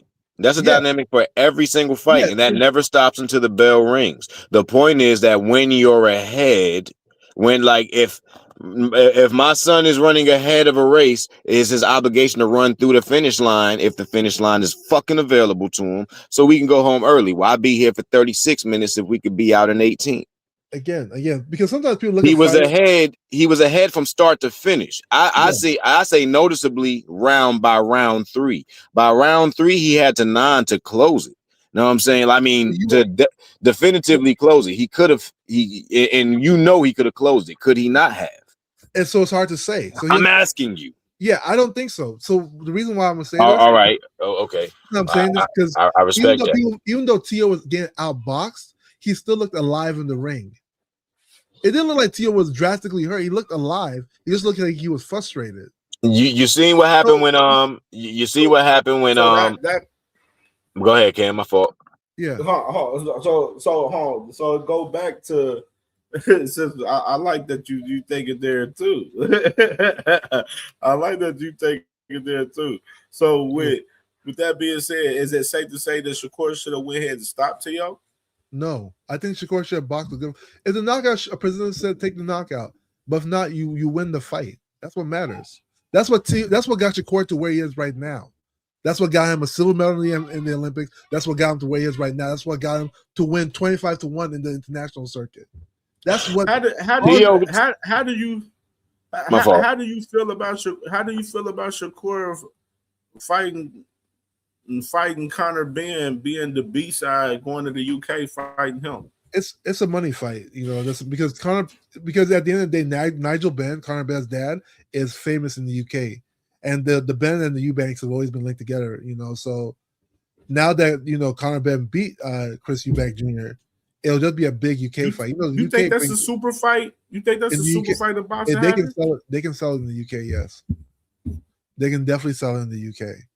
Because No, I'm asking, do you think that's a super fight among the landscape of the whole entire boxing world? In the with UK, Conor Benn versus Shakur Stevenson. I think it's a big money fight for the UK. Nah, we have all right. So he's not talking And about the UK, remember, marketability. He's saying that it's, $1 as million. far as how it affects the landscape of boxing. Is it a good fight? It's a one-off fight. It doesn't do much for boxing because Conor Benn hasn't accomplished anything really. But being just like even further, Hacker, let's do this. Let's do this. Yeah. Can you agree that this fight with Shakur Stevenson with Conor Benn is a money grab for Shakur Stevenson? Yeah, 100%. It's a money grab. So why are we putting the fight on? Huh? So why are we putting the fight on? Because it's about money. And not only money though, but remember, fight internationally gives you also a bigger fan base. Shakur, you do got Shakur heavily favored in the fight, do you? Yeah, but his fan base is going to grow. So what are we doing this fight for? What are we putting the fight on? What's the fight? So, why are we putting the fight on? For money, and then you grow your fan base based in the UK as well. So your international fan base actually grows as well. So it's twofold, right? It's not a bad idea. So business wise, it makes sense. You're cool with him fighting in a heavy favorite fight for a money grab in the UK, pretty much. Business wise, it makes sense. Do I like the fight? I don't really care for the fight. I think Shakur beats him, but it's for the business side, it makes sense, right? Sort of like how you all said. I respect that, Hacker. You know what? Don't even say too much because I know you're just gonna piss somebody off. But I think I respect that. You know what I'm saying? Like that is a fair assessment, and because I see it the same way. It's a good money grab, particularly for Shakur, especially. But it definitely doesn't mean nothing to the sport. Nobody's asking for it, and I feel like no fight. I want to hear what's the magic weight that Shakur feels like he clears everybody at that weight. I don't want to hear no motherfucking jumping up, down, meet you here, rehydration clause, hands hurt over here. You know what I'm saying? Then the water too wet over there. I don't want to hear no type of weird ass excuses or built-in excuses towards when he underperforms, because that's all he's doing is setting it up. Show me where you're strongest at. Pick that motherfucking weight. Stay there. Beat the top, all the 5 niggas in that weight. I want to see somebody bring some prestige to a belt again. 135, I think he will dominate completely. The only problem now is they stripped him from the WBC, right? So that's the only problem, And then like his biggest fight is having legal issues, and they stripped him too, So hey man, look, if he wasn't set up that Conor Benn fight, if he was set up that Conor Benn fight, hey, look, I will say one thing: if Conor Benn hit him with one of them things and he lean, Conor Benn is gonna hit him in ways he ain't never been hit before. Conor Benn always looks really good in battle. He's gonna hit him in ways he ain't never been hit before. This shit gonna be ugly. Conor Benn fight is trash, bro. Like He does. But if he sees blood, the styles cancel each other out. It's literally Taekwondo versus Muay Thai. A Muay Thai fighter likes to take contact and engage and give you something back, knee to knee, face to face, damn near. You know what I'm saying? Like kicks. No, what's that? Taekwondo wants to throw kicks all day, right? And not just kicks, but they only throw extension kicks. Like they don't use their shins and shit like that. All of their strikes are at the apex or the extension of the strike. You know what I'm saying? Right. So Muay Thai fighter normally cancels out that type of fighter. Somebody who, if you fighting a long fighter, if you a small, you know what I'm saying, you a small guy, you already know, like, your job is to get all the way in. You never fight somebody from outside their range. You know what I'm saying? So you have to get in. Hey, you want to know something funny? Let me say this real quick, Hacker. Hold on. Let me say this. Well, as far as Conor Benn, quote my sister, Yes Indeed Boxing. Make sure y'all subscribe to my sister, Yes Indeed Boxing, man. She definitely been cooking up, staying consistent, man, over there. Covers the whole entire landscape from the women and the men, man, most definitely. She says, I'm not opposed to him fighting Ben. It's good for the UK fans. I love the sport, so I watch it. It fills out Shakur's resume as well. Facts. My thing far as Conor Ben perspective is with Conor Ben, yeah, and I was playing, Conor Ben's interview on Ring Champs earlier, where he was talking about his legacy. As far as the UK fans love their guys being champions, and I feel like, far as the easier path for Conor Ben right now, in my opinion, is him, fighting Rolly Romero or fighting the winner of Ryan and Mario next week. Of course, he's the mandatory of that fight, so he can push his position on doing that. But he's currently in negotiations with Rolly, so they're trying to get something going with Rolly for the spring.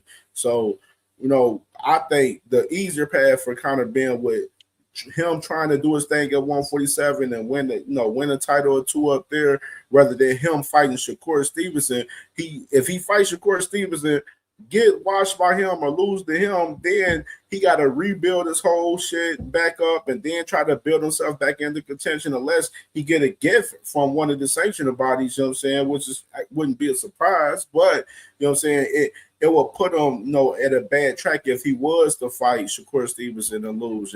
That's my perspective. I feel like he should be trying to do the 147 situations with the titles rather than fish for a fight with Shakur Stevenson, having him moving up to 147, in particular. That's just my opinion with him in particular. But I understand the UK aspect of it, where it's 55, 60,000 deep.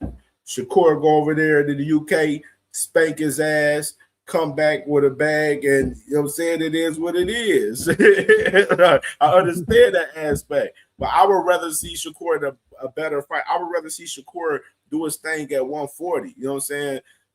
Unify up with Gary Anton Russell. Gary Anton Russell fight next week. You know what I'm saying? I like that fight.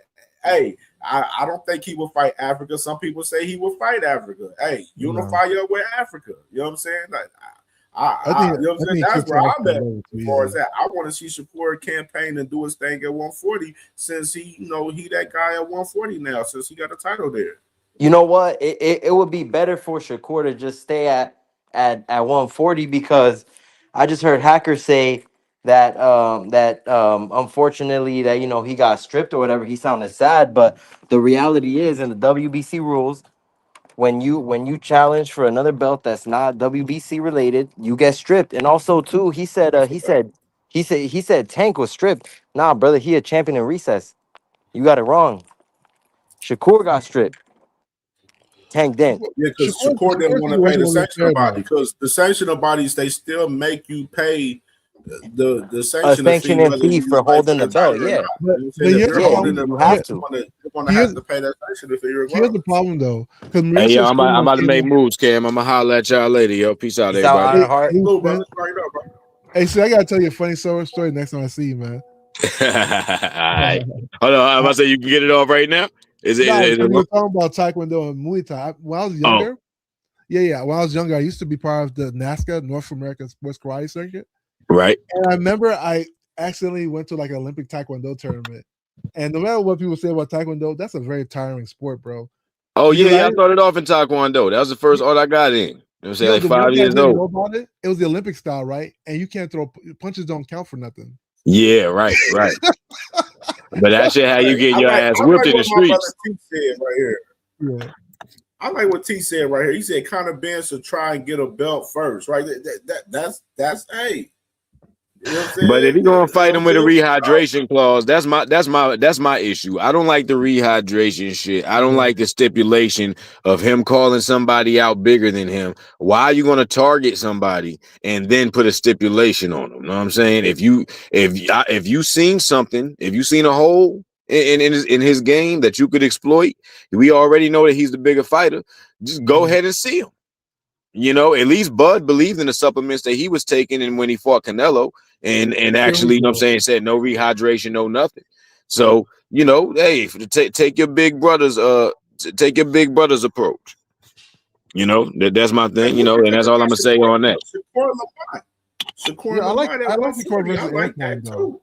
But here's what I'm saying about I that like whole Shakur Mauricio, Lamont. the whole If Shakur WBC want to problem. get it popping with Lamont, I like that too. Yeah, Shakur. I like Antoine better than Lamont though. But here's the problem. The whole Yes, sir. WBC problem though. I'll be in the background. Y'all be listening in. All right, son. All right. For sure.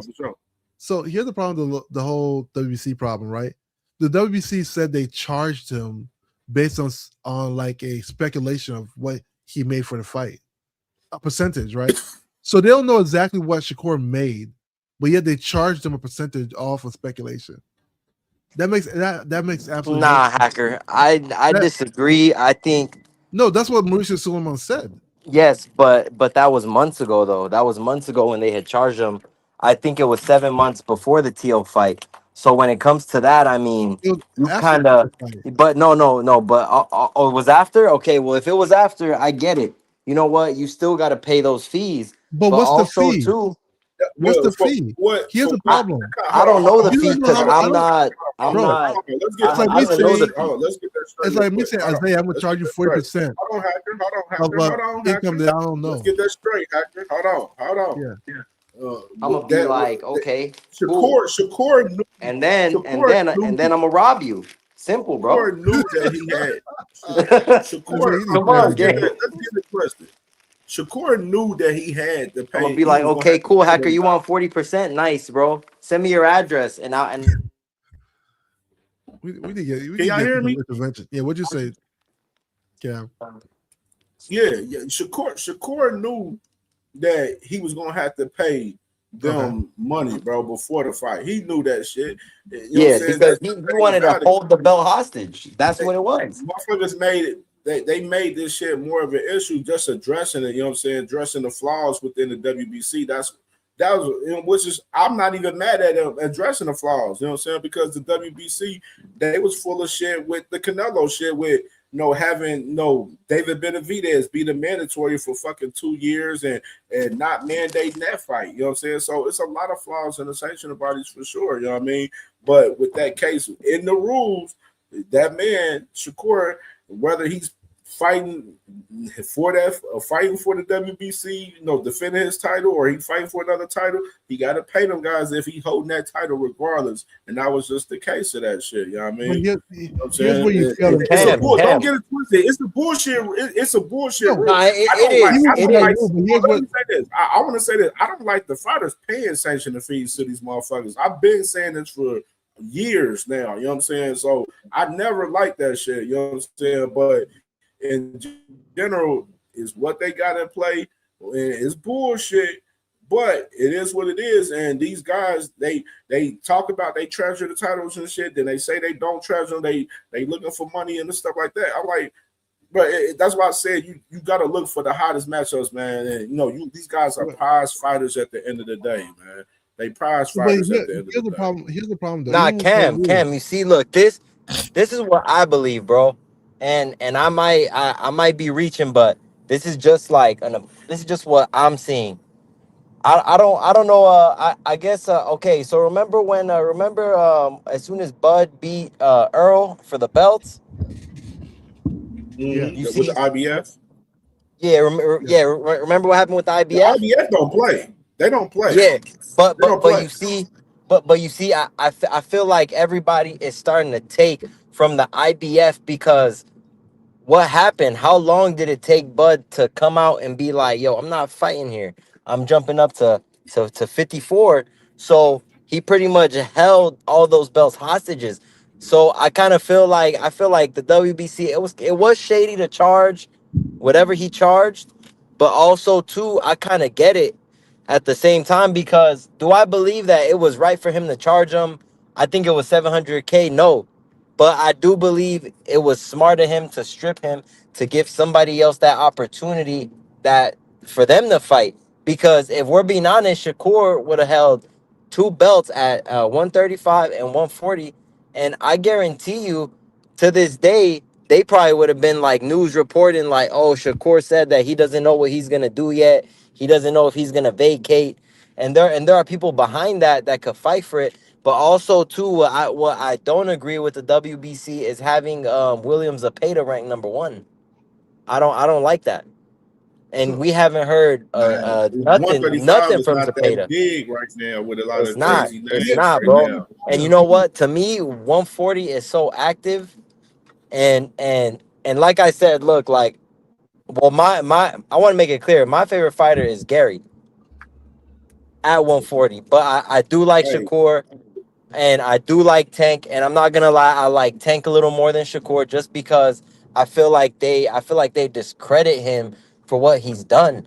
You see, he smoked Pedraza.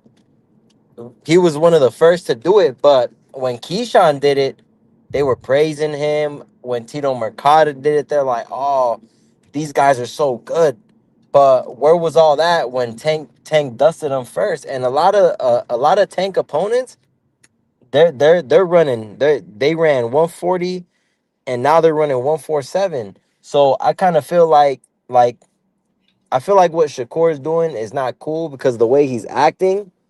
I think he shouldn't be acting like that because to me it kind of seems like he just wants to recycle these Tank opponents doing what Devin thought Ryan numbers would do. I don't think Shakur and Ryan would do big numbers.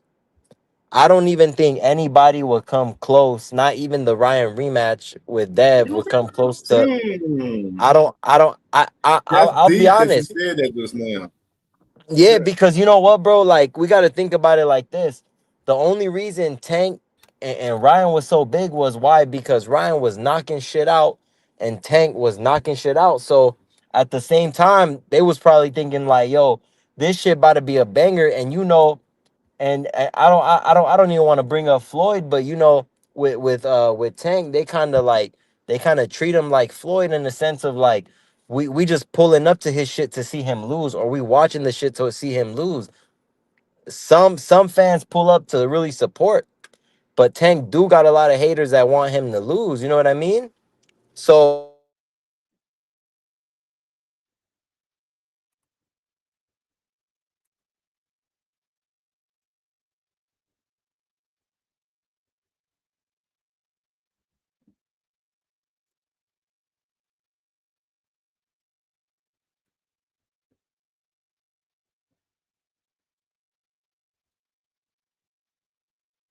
Are y'all still there? Yeah, I'm here. You hear me now? Yeah, I also hear Isaiah. You hear me? Yeah. All right. I don't hear Isaiah though. All right. But I'll say this: the problem with Yeah, so I want to. I see what he's writing in the chat. The problem with what Mauricio Suleiman is doing is he's charging them off of a value that doesn't know. It's a percentage of value you don't know. So he's making up the number. He doesn't know how much Shakur made whatsoever. And Shakur never told him how much he made. So that percentage that he's charging is off of value he doesn't know. And that's the first problem. The second problem is the lawyer said that Mauricio Suleiman told him it was also based off what happened with him and Terrence Crawford. So you can't base my contract off you and somebody else's dealings. So that's twofold problem. You know, you can't. First problem is you can't make up numbers and just charge me. The WBC can't just charge me a random number just because you think I made this much. You know, and you weren't even you weren't part of the situation whatsoever. But you want to make up a number and charge me and say, "Well, I think that's how much you made." That's not how that works. You know, if you want to stick to it by rule, then you need to know what the figure I made and then charge me off that figure. And say you can't just charge me basically just because you don't like somebody else. Because what about all the fights he didn't charge? I know he never charged Canelo like that. Never took Canelo either, you know. Thomas Hill, you still here? I feel like everybody just fell off.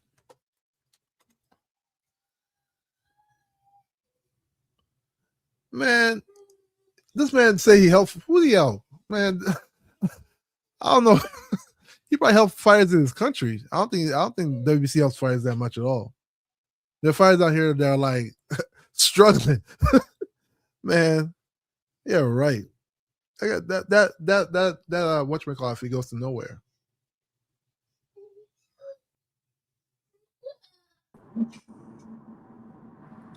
Yeah, but yeah, true, Teach. But you can't just charge. It's the same thing. If you say you take 50% of my Yo, can y'all hear earning, me you now? need more earning. Yeah, I can hear you.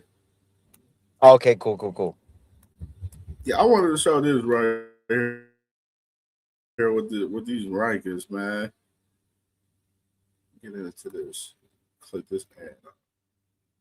Hey, Wi-Fi tweaking a little bit tonight. Damn.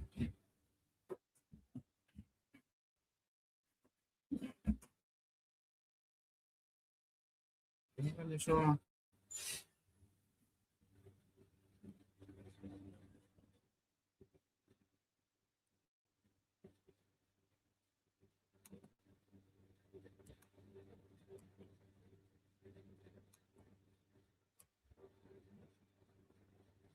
Hold on.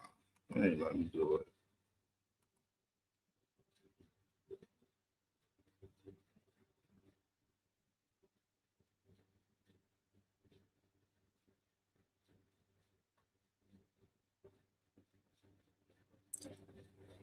Yo, guys. So I hear nobody here. Is the panel still working?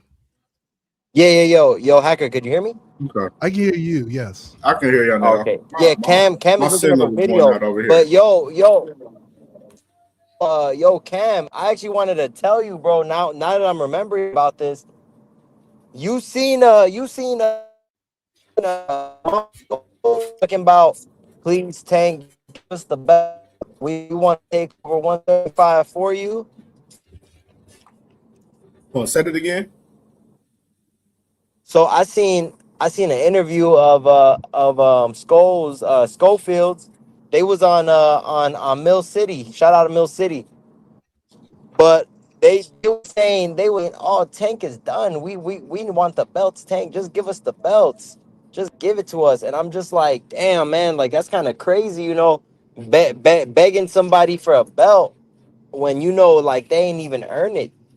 And then you got a lot of people saying Floyd Schofield deserves the belt off of a Tevin Farmer win, when in reality, I don't know. I mean, Kevin, he ain't all that. So I really hope those dudes could actually fight someone credible, because they already pulled out of the JoJo fight, and JoJo is trash, bro. Hey man, shit with Kid, I think they still. Well, right now, like I said earlier in the show, with them, they're waiting on the WBA to order them a fight with either Lucas Body or Lamar Rose right now, which they still haven't ordered that fight yet.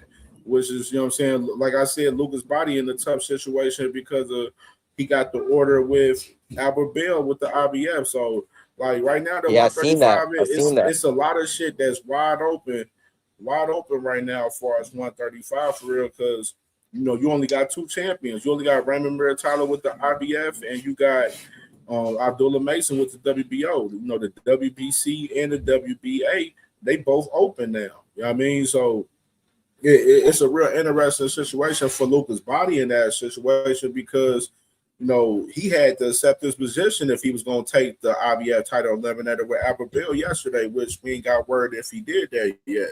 And in Kid Austin, You know what? they ain't ordered his WBA shit yet. Kid Austin, they'd rather fight Body over fucking Lamont I Roach. seen that. But Yeah, who's to say that? exactly. Who's to Because say Roach a harder WBA? fight. Yeah, who's to say the WBA don't order Kid Austin to fight Lamar Roach? Like, you know what I'm saying? Like, who's to say that? Like, you know what I'm saying? That's not a short thing that they was gonna order him in Body. You know what I'm saying? But I mean, you would think though it would happen like that, because Body did fight in a title eliminator last year Yeah, he did, on the and he MVP won. card, So and he won. So you would think they yeah, would just expect that to happen in that position, but they ain't order it yet. They still waiting for that shit to order. but you know what? Cam, when I seen that interview, I automatically said, "Man, the Schofields are just looking to get an easy belt, just because they know for a fact if Tank didn't have his legal issues, they wouldn't fight him. Cause even, and you know what? I was They've even been saying thinking too, they've been what saying if? they was waiting for Tank to retire, bro. That's how much Yeah, much yes, bro. they've been doing on bullshit with the WBA.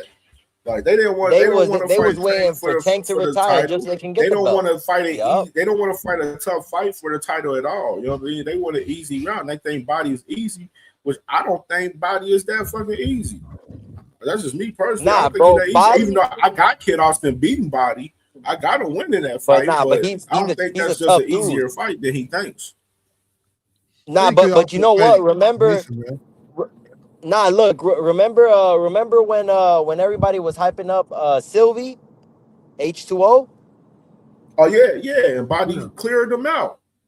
Body knocked him the fuck out, and I was just like, damn. And at that time, I said, yo, Body ain't one to play with, and Sylvie, he ain't really a boxer like that. I thought Sylvie he just came in the game, and I didn't even know who Sylvie was. I knew who Body was.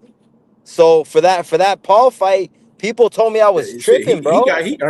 he earned the MVP contract after that. His ass signed with MVP after that Yeah, shit. bro. And then after that shit, I haven't heard How nothing good do about you think Sylvie. H2O was?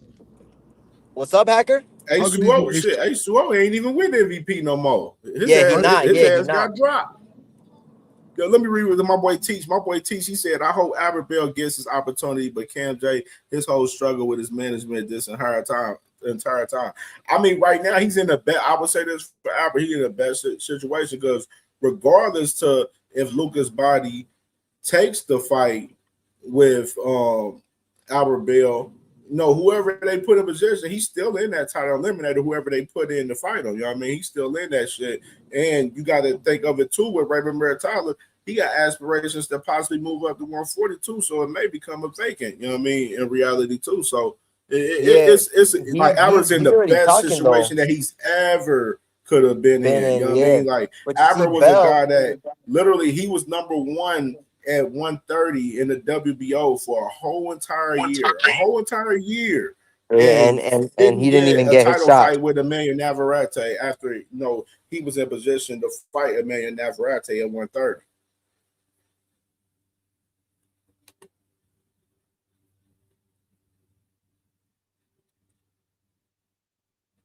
Y'all good? Yeah. Nah. It's my shit's glitching, bro. I'm on the road. But Oh, nah, you good? Cam, You good? You good? this shit fire, bro. It's been a minute since I've been able to catch a live and actually be on the panel with you, bro. It's been a J minute. Ben said, "Hey, J Ben said H2O win night. Exactly, bro. Yeah, You know what I bro. mean? But He got an but MVP nah. contract after that.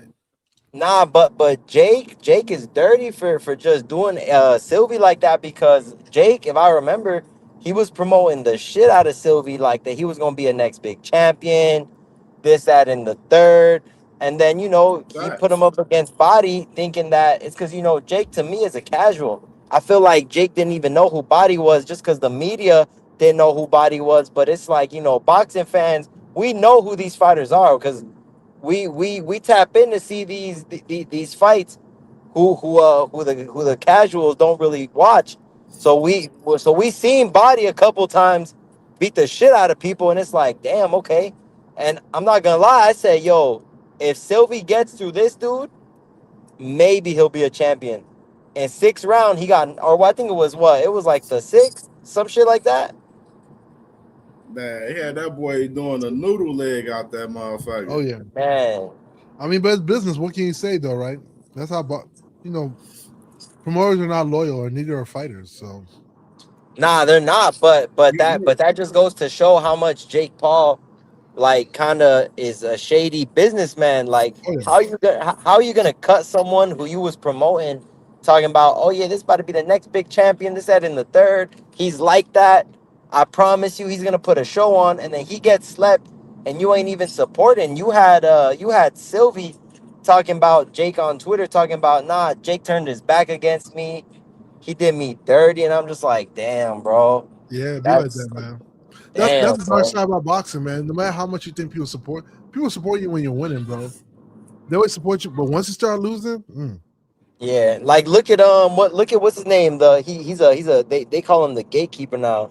who's that? I think it's a Tevin. Look at Tevin. Oh yeah, Oh Tevin. yeah, definitely gatekeeper status. Nah, look. I remember I was cuz I'm 28. I remember I was like I think 20 years old I remember Tevin wanted to fight Tank, and I remember Tank told him. Tank was like, "Yo, bro, like you lost already. I ain't gotta fight you." And I really wanted to see that fight. I felt like Tevin was at the pinnacle of his career, and I felt like he would have gave Tank a good fight. I'm not saying Tank would have lost, but I think that fight would have been like a banger fight, a good ass Yeah, fight. at that time. Yeah, because the Tevin name At was that, ringing at that time. and then Tevin had a lot. Tevin had a bunch of credible opponents too at that time. But for me, I remember watching Gary Russell calling out Tank too. And I'm not gonna lie, I felt like at that time, I felt like Gary probably could have beat him. Yo, That's let me probably get the let me I think switch. Gary I, would wa- I want. have been a good fight. I would love to see Gary versus I Tank. think with Gary want to unify up, man, because he fighting next week, man, and Gary has them aspirations of unifying up real bad, man, and I just felt like he gotta be able to unify up if he wins next week for sure, man, for sure. Matter of fact, let me play this clip from him. I got a clip. You're currently ranked number 5 at 140 by Ring Magazine. Gary, this is a division with a lot of talent, including Dalton Smith and Richardson Hitchens, who you beat a gang of times in the amateurs. If Shakur stays at 140, a win against either one of those guys creates a mandate to fight Shakur. And if Shakur leaves the division and goes back down to, say, 135, and you beat both those guys, you are now the Ring Magazine one and only and genuine 140-pound champion. How do you feel about fighting Dalton Smith and or Richardson Hitchens? First of all, the accolades that you just named that I would soon gain sounds so phenomenal. I love the way that sounds. Ching, it sounds like. It's tailor-made for me, for one. I feel like Dalton Smith, he's a good fighter as well. I don't look at any fighter as a slouch. The 140 division, it's always been stacked. Dalton Smith, he got the belt that everybody strive to get, the green belt, the WBC. And then you got Richard Hitchens. I feel like I would see a different type of fighter if I was to fight him again. You know what they say, some habits is hard to break. And I still see the same old habits that he had in the amateur. So hopefully I can, take advantage of those and come out victorious once more again. Yo, Hitchens and Gary, that shit need to happen. I feel like Gary is just terrorizing Hitchens. Gary got Hitchens saying that Gary ain't a nobody, when in reality Gary fighting a Ryan opponent who already got beat up by Ryan. It's like, come on, bro. Like Oscar Duarte, he's good.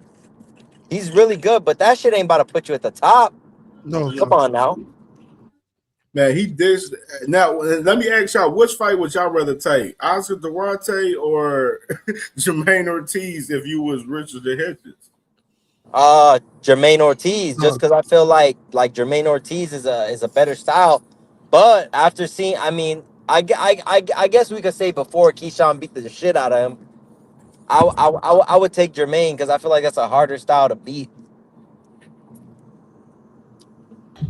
If I'm just Hitchens, I'll take Duarte because that's a style made for me. Duarte hits hard, but he's always coming forward. Duarte can crack. You know what? Hacker right though. He always coming forward. And one thing I noticed about Duarte is every time he throws punches down, his head don't pick up. So I feel like that's gonna be well, I'm not gonna say a downfall for him against Hitchens, because I don't want to say Hitchens could like just knock him out, because I don't know. I feel like Duarte, he's just tough, bro. You know how Mexico, they be having all those tough dudes. Duarte is one of the dudes who linked up with Canelo and ate a cow, bro. I'm telling you right now. I think so too. But I do think Gary Antoine beats Hitchens though. I don't see Africa beating Gary.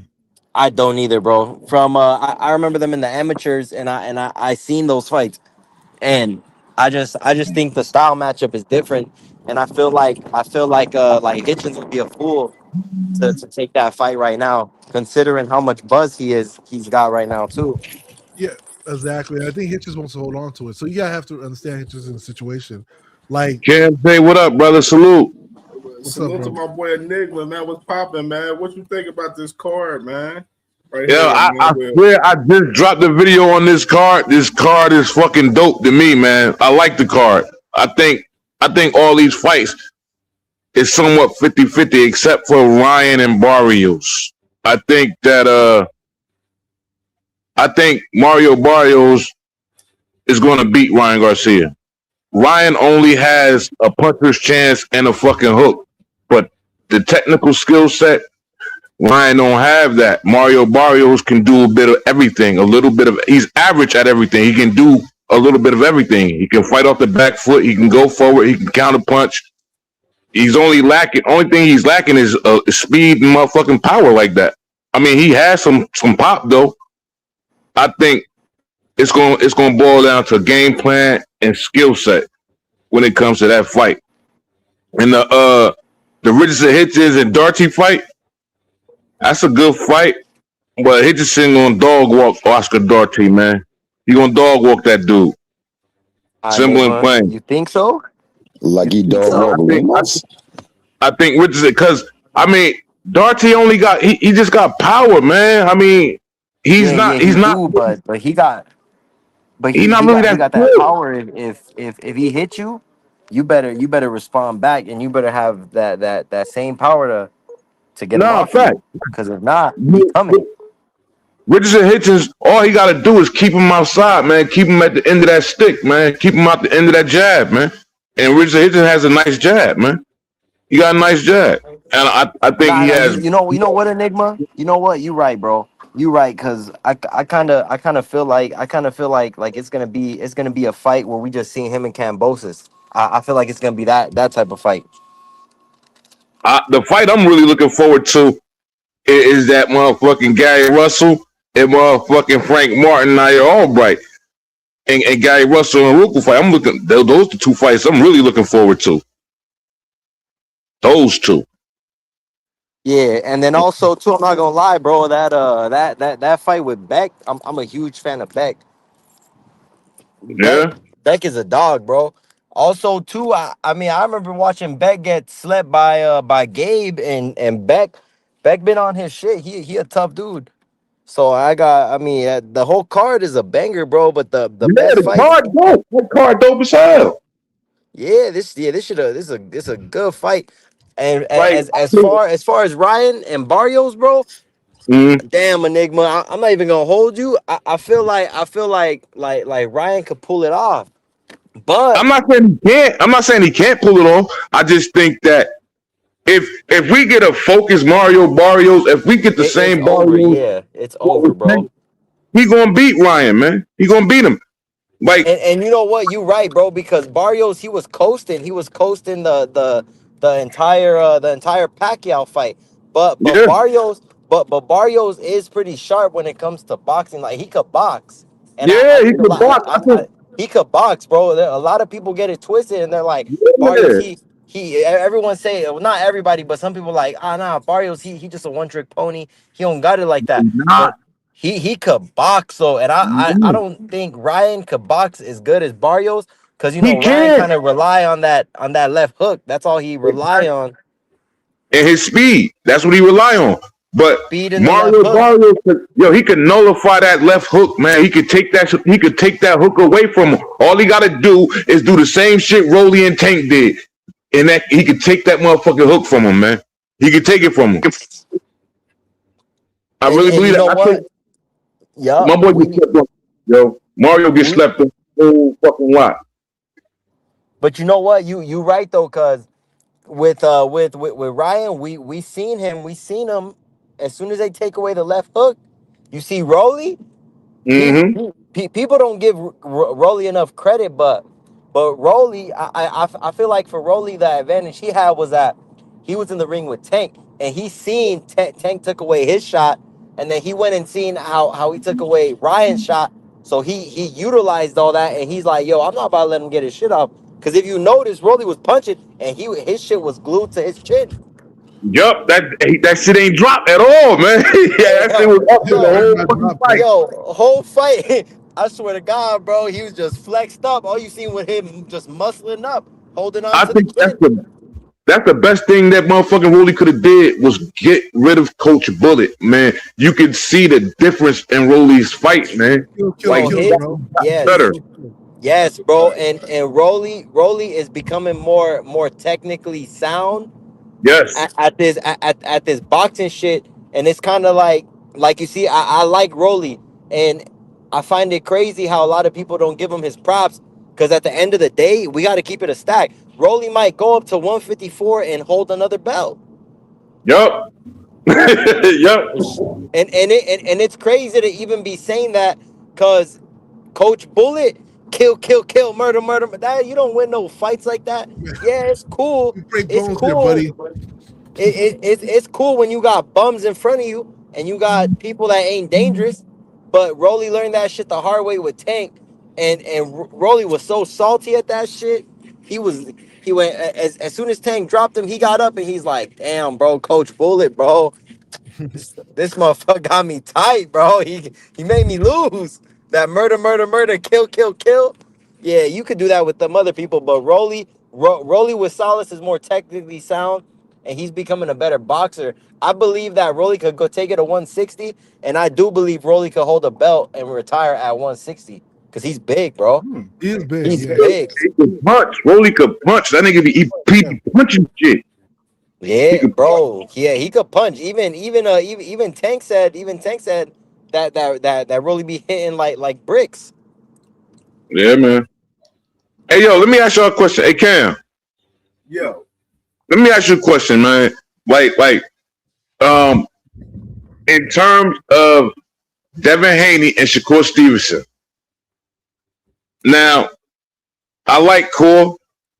I like Devin. I think they're both tremendous fighters. But from what I'm seeing, a lot of people are picking motherfucking Shakur to walk through Dev, and I do not see that shit happening that way, man. I really don't. I think that fight. I agree, but yeah, It's a 50. Huh?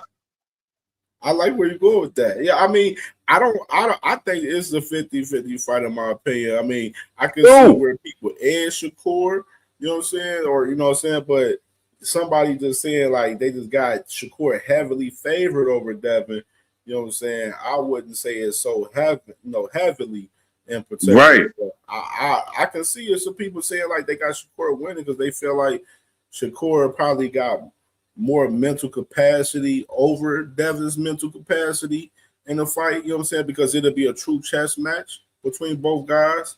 And just, if they were to fight next, just hypothetically, just saying that Shakur and Devin was to fight next. Like going into the fight, who do people feel is more mentally strong going into the fight? Who can withstand and not press the gas and make mistakes in the fight, you know what I'm saying, between both guys. Most people would assume it would be Devin more so than Shakur, you know what I'm saying, at this moment, you know what I mean? Because they feel like Shakur is more mentally strong than him. I think Devin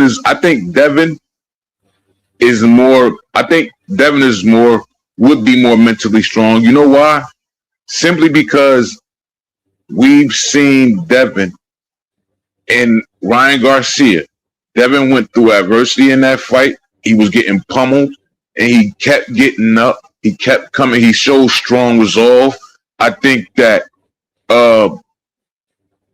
if he hadn't listened to Bill and went in there with that dumbass game plan, Devin definitely could have won that fight because he was winning. He was winning rounds. He could have won that fucking fight. We haven't seen Shakur.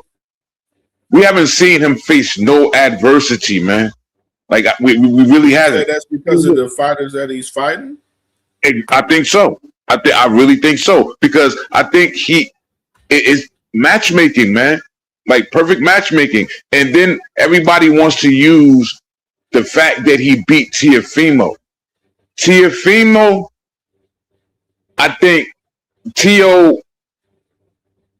like he's mentally shot. I think he has some mental issues along with that. along with the fact that the game plan was fucked up.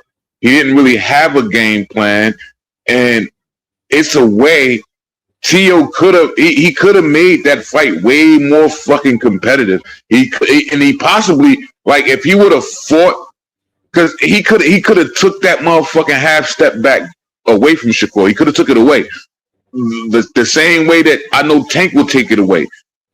Put the fucking high guard up and walk down.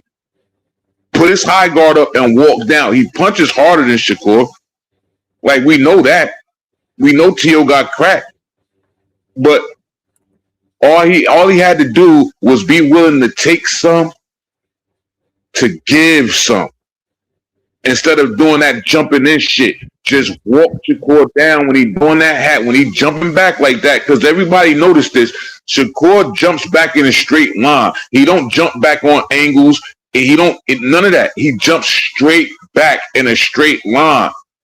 And that right there, Tio could have used that to his advantage if he had a better game plan, if his father would have been giving him some solid instructions, because they didn't give him no instructions, man, at all. But here's the problem with that, right? So people always think that Shakur just, like, his defense just jump back in a straight line, but Dr. Hacker, you cannot deny that. You can't refute it because it's fact. You can see it. Let me just say one thing though. What people miss is there's something in boxing that's called what's the word? How do you say it? Can't remember what this word. When somebody throws a punch, it's I can't think of the word right now. All Tio really had to do was pendulum step. All he had to use is pendulum step, and he could have got in on Shakur. He could have got in on him. He could have got in on him. Not saying that. I'm not saying Tio would have won the fight, because we know Shakur Stevenson is a far superior boxer, but Tio has that same skill. Tio can do that. Like, he can do a lot of the things that Shakur Stevenson can do. You know what I'm saying? It's just that I don't think he had the right mindset and the right game plan to make that a competitive fight. Let me say this though. Let me ask Hacker this. Hacker. Since Hacker, you a fan of both guys, Shakur and Devin. Do you believe from some of the masses out here that Shakur will watch Devin? No, I think it's a 50-50 fight. I think it's a hard, but here's a caveat. If Shakur had a way better game plan than Devin, he could win all the rounds too. So, like, it depends who shows up and who has a better game plan. I think they both are very technically sound. I think I'll give as far as boxing IQ, I give the edge to Shakur. As far as athleticism, I give the edge to Devin. So then becomes a question of what weight they're fighting at, because they're naturally two bigger sizes, and I think weight will play a part if you have two really good fighters. And also who's going to be able to execute the best at that time, So I do think that's a hard fight to really say. I won't say he just watches. Devin, I think, is probably the hardest fight for Shakur. I mean, yeah, Devin probably the hardest fight. It's safe to say you got Shakur though. You got Shakur in that fight. You edging the Shakur. It depends. It depends on what. If it's fully hydrated 147, I edge to Devin because Devin's bigger. If it's a rehydration clause, what about the rehydration clause? I edge to Shakur. So that's the thing about it. As far as the whole, like, jumping back defense, what people don't realize is by the time Shakur only moves back, like, when the person is actually, like, dedicated to throwing the punch, right? He doesn't just skip back because you step or anything like that. So when people say, Shakur doesn't jump out of the line, no. When the person is already committed, when somebody's already committed to throwing their punch, Shakur steps out of distance and then comes right back into distance. That's a very hard thing to do, to be honest with you. And what people always say, like, oh, he could have rushed him. It looks like that on TV. But if I'm always stepping out of distance, only when you're committed to doing something, how can you really do anything at that point? And I think that's why Tio started, like, crossing his feet, because Tio realized that he had to, like, make up for a distance that he was missing when trying to fight for Shakur. Like, Shakur style looks on the surface just like from the box of the eye, like, looks like a simple style, but it's very hard to beat. Because, like, he only does it when he's, like, he has a really good eye for things. Like he only moves when you're committed to throwing your shots, not when like you're doing like fates or anything like that. So I think that's what makes Shakur hard. I think T.O. fought a good fight though, but T.O. he couldn't just make it for a distance that Shakur was keeping from him. So yeah, that's why I'm out with that. Hey, did J-Main said T.O. has no skill. That's not true. I mean, I know that's not true. I know that ain't true. I don't like when people do that. Like, because of fire lose doesn't mean they're not skilled. T.O.'s a really skilled fighter. I ain't saying he's skilled. T.O. he got some skills, but he didn't have like we seen his peak fighting guys.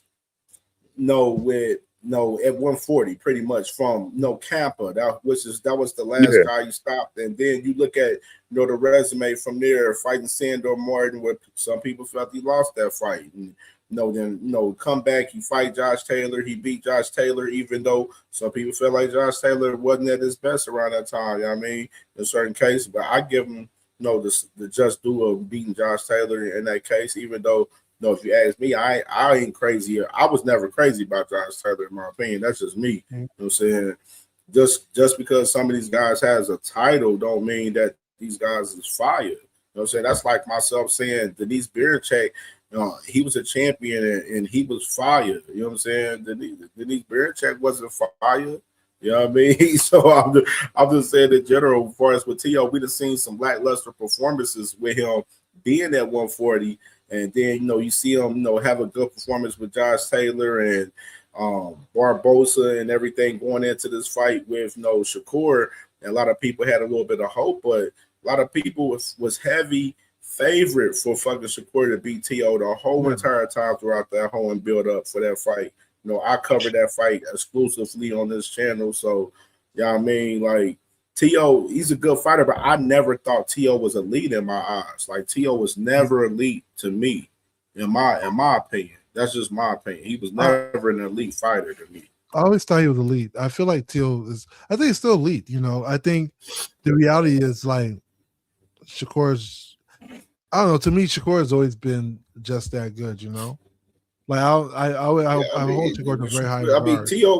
was handpicked for Shakur. You know what I'm saying? It's a reason why Top Rank never gave that fight to Shakur with T.O. Female. I don't see many people give Shakur problems with those weight classes though. Like even 135, 140, like even him and Gary Antoine fight, I would favor Shakur.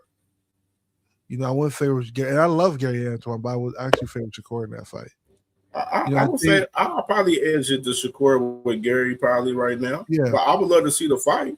I would love to see the fight. I mean, I think it's a more competitive fight. Like with Shakur and Gary is a more competitive fight in my eyes than T.O. and Shakur. That's just me. T.O. and Gary's a really good fight. You know why though? Why Gary would be more competitive, in my opinion, is because Gary's not afraid to get hit, and two, Gary he'll throw that high guard on and walk. Yeah. He gonna walk. He don't care about getting hit. He'll be willing to take something to give some. And I think that like he's not gonna give the mental edge to Shakur. He's gonna press Shakur. He's gonna press him like Sabeda did. And that's why I think he'll lose. Like I think that he'll do that. And he'll do that for every single round. And when it comes to the 12th, he'll have lost like most of the rounds. But he hit harder than the paper. I say this: the Russells, they do their homework now too. Like they, you know what I'm saying. My thing with Gary would be questioning as far as like him cutting off the ring with Shakur. You know what I mean? We seen it, with the fight with Puello where he wasn't able to cut the ring off with him. You know what I'm saying? Even though with Gary's performance with Rayo Valenzuela, that was a beautiful performance from Gary Anton Russell, which you could think otherwise. You know what I'm saying? Like, because he was doing everything, boxing from the inside, mid range, outside. Like he's one of those fighters that he has a game that he can fight from all ranges. You know what I mean? If he has to.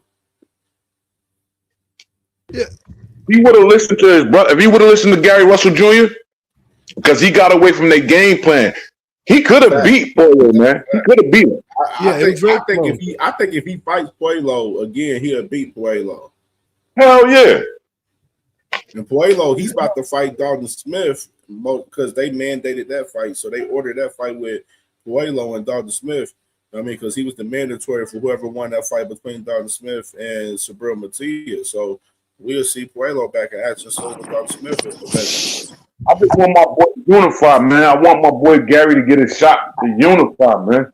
Hey, Now, hey Mr. man, Gary the thing next week, that that card, that's why that card next week is so significant, because we got 3 fights with 140-pound fighters on that card next week, and 2 of them is title fights. You know what I'm saying? It shouldn't be no reason why Gary and Africa isn't able to unify up with both of them guys fight on the same card, coming up. Cam, you said only 2. It's 3 of them title fights, aren't they? Ryan, Hitcherson, I was saying that 140. I was saying that 140 wise on that card. Like I was saying, as far as like Africa defending his title with Duarte and Gary defending his strap. You know what I mean? So like you got 2 140 fights that's title matches on this card. There's no reason why we shouldn't get on unification soon. And Shakur just fought too. You know what I'm saying?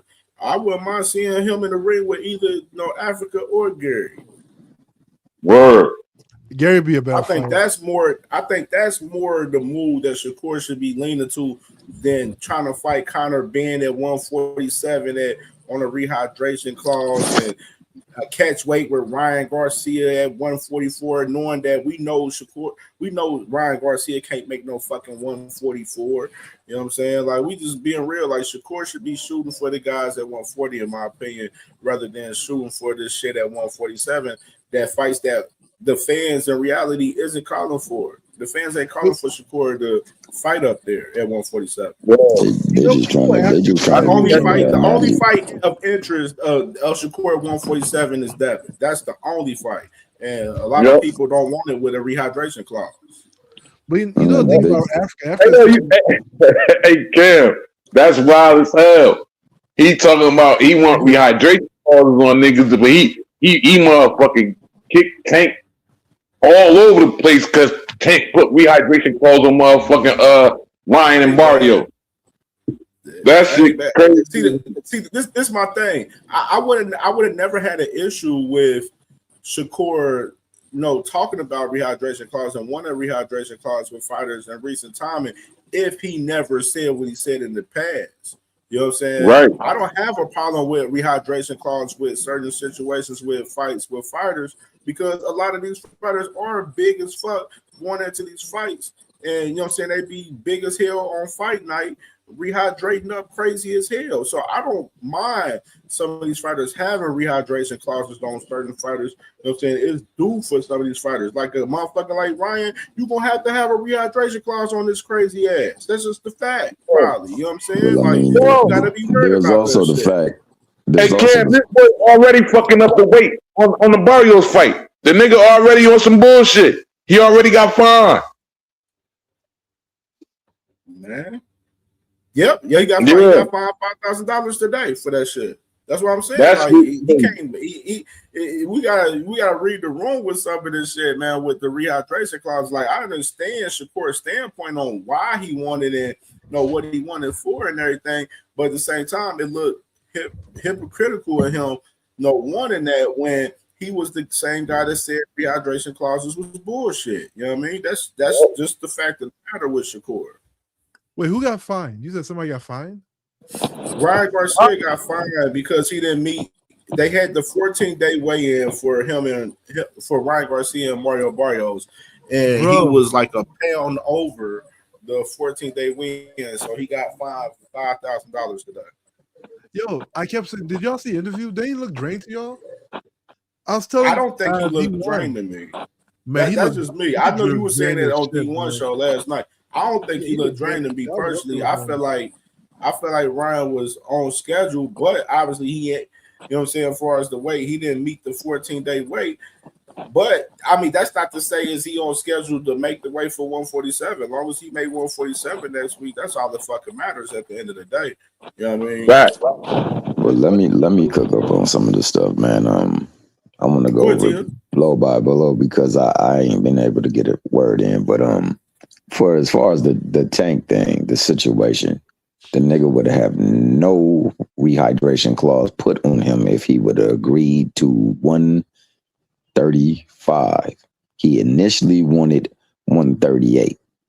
Right. Let me try to get all the way down until he can get to something that he can have an advantage. So he's trying to leverage anything to gain an advantage, and there was no leverage for him to do. Now, if he went 135, he could have bloomed up to whatever he wanted to do.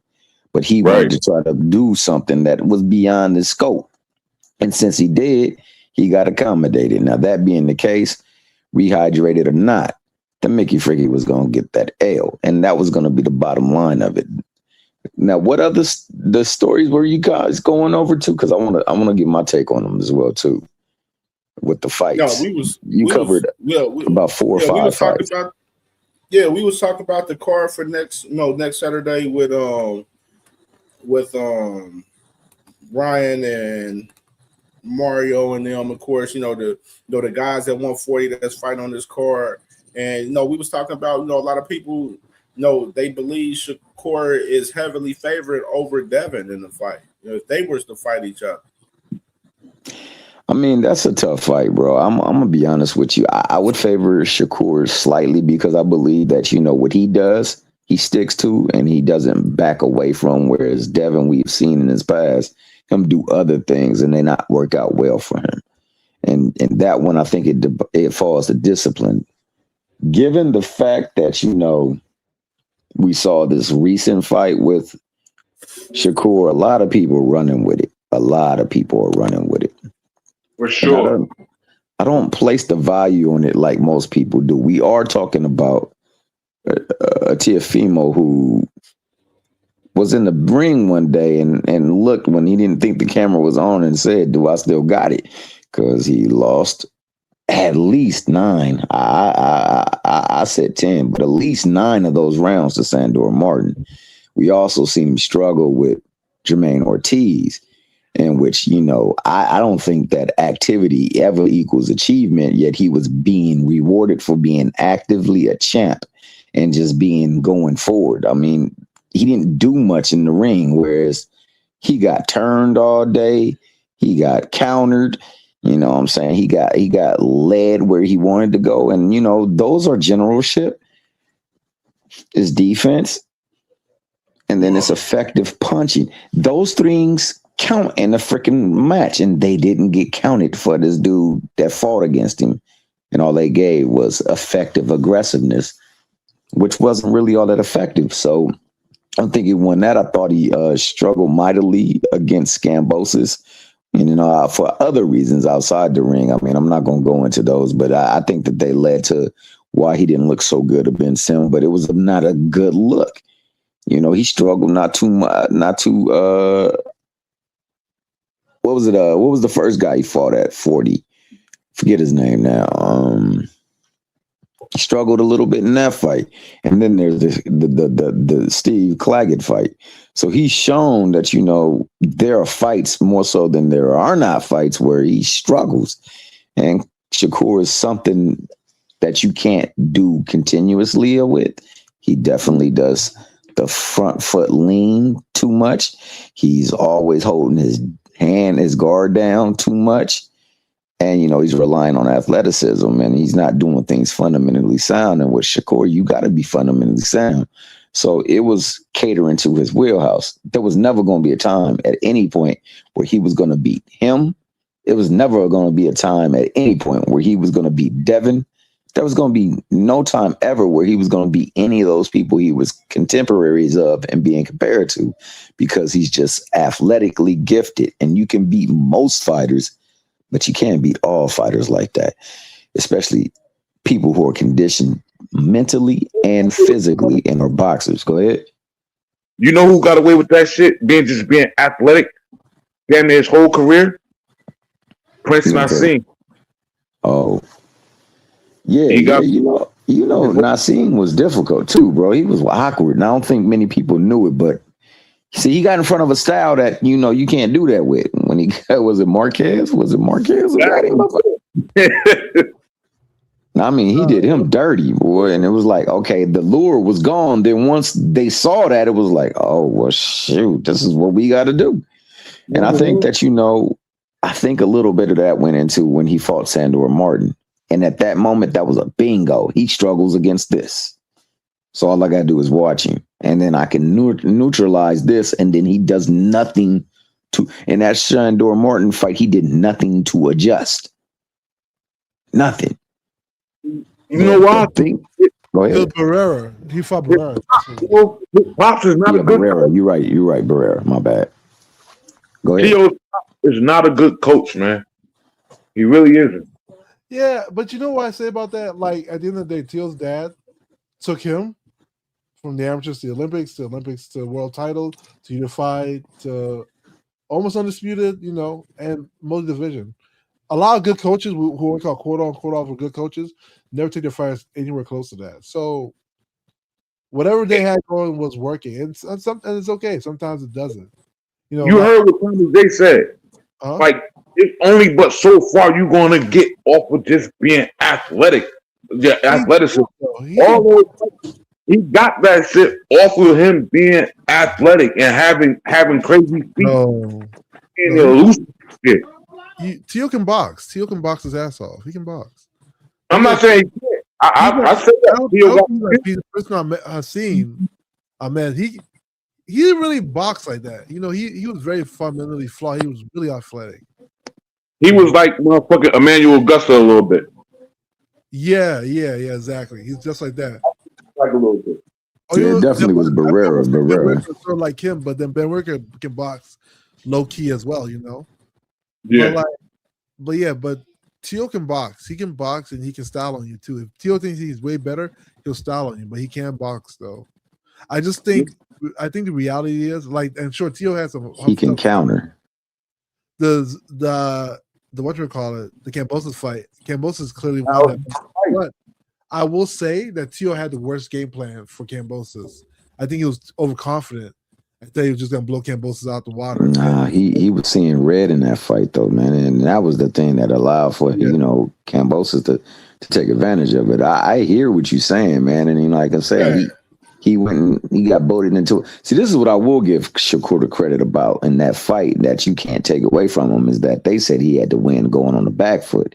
I mean, he wasn't winning going on the front foot. Now, he wasn't also being the aggressor on the front foot. He still was countering off the front foot. So he still had a little bit of his element with a little bit of the element that people said he could not do, and that's beat him on the front foot. I agree with you 100%. I say Tio, that boy, Tio, him losing to Kambosos should have told everybody a lot about him, bro. Because Kambosos, we all know, is not a good fighter, bro. Nah, the Claggett too. The Claggett fight. If Claggett can touch him up like that, what do you think somebody that's a superior boxer gonna do? I'm not gonna say. So you always have to give fighters their respect, right? Regardless if you think Kambosos is not good or good, he's a fast. And give Tank his respect. And I'm glad you said that. Make sure whenever you talk to him or about him, make sure you respect him in the same process, dog. Here goes Hacker. You like the fight can be a line for them. Big up Kambosos. Damn, somebody didn't agree with that. Yeah. Crazy. All right, man. I'm about to holler at y'all, man. I'm gonna see y'all, bro. All right, be easy then, baby boy. Thanks for having me on the panel. Appreciate you, brother. All right, Enigma, bro. You already know, man. And subscribe to the Enigma, man. Y'all, Enigma got his channel. Yeah, pop your link up in there, man, so people can subscribe to you. All right, writer's block. For sure. Yeah, oh damn! man. I never knew that was Enigma the whole time. That was writer's block, dog. That was crazy right there too. I didn't know either. He was saluting me and nothing. I just thought he was just dumb. My bad, dog. That's crazy as hell, man. That's crazy. Man. All right, let me do this. Let me get my ass off here, man. Because the wife be, you know what I'm saying, got to be coming back to the crib. So, man, Great show, man. Salute to my guys that was on the show, man. We talked about a lot, man. And before we get out of here, man, I want to play this real quick. You know what I'm saying? Before we get out of here, let me play this real quick, my boy. And I need y'all to do this. And we just talking about professionals or amateurs or you can do professionals. You can do professionals. We do professionals. So one, I'm gonna go with Adrian Bronner, 4 division world champion, was the next guy up. You know what I mean? After Floyd. So he put on a lot of other guys that came under him. So you gotta go with AB. AB take the number 1 spot. Resume wise, let's go Sean Porter, because Sean fought every top fighter, whether he won or he fought every fighter. So welterweight. Yep. Yeah, so he fought the Earl Spence, the Terrence Crawfords, the Danny Garcias, the Keith Thurmans, the Paul, every top guy. He at least got in there and got to put his hat in there, and he became champion in his own right. So let's go Sean Porter. Bunny, I'm gonna go Bunny at 3. Rob Easter Jr. Another guy in that lightweight era, fought everybody that was available in his era, from the undefeated Comays, undefeated Mikey Garcia to Javier Fortuna. Shavakov was no man. Bunny fought everybody. Killers. Yeah, he was fighting everybody back to back to back too. So a lot of people gotta give him his credit. Bangers, like no tune-ups. Like, back to back to back. So even when he came back, he fought Granados out of Chicago, tough fighter. Yeah. Right into Ryan Martin, and you know what I mean, Rancis Bartholomew. He fought everybody. You know what I mean. So let's go Bunny that 3 spot. Of course, this is my favorite amateur out of all, but still as a pro, we're gonna go Rashi Warren. You know what I mean. Think probably 2-time world, 2 or 3-time world champion and professional in his own right, but the greatest U.S. amateur boxer the state's ever seen, in my opinion. Him and Ricardo Williams, both out of Cincinnati. And then if we doing men's, I got me, man. I got me. But let's give love to Alicia Baumgartner in that spot. Alicia, yeah. Undisputed world champion. Man, I can't even do 5, so we got to give love to O'Shea. You know what I mean? Unified world champ. Abdullah, world champ, the youngest champ in boxing right now. Shining, doing his thing. You know what I mean? Then it's my turn to put my name up there and get one of these world titles so I could be mentioned. You know what I mean? And it be in this Ohio Hall of Fame with these people.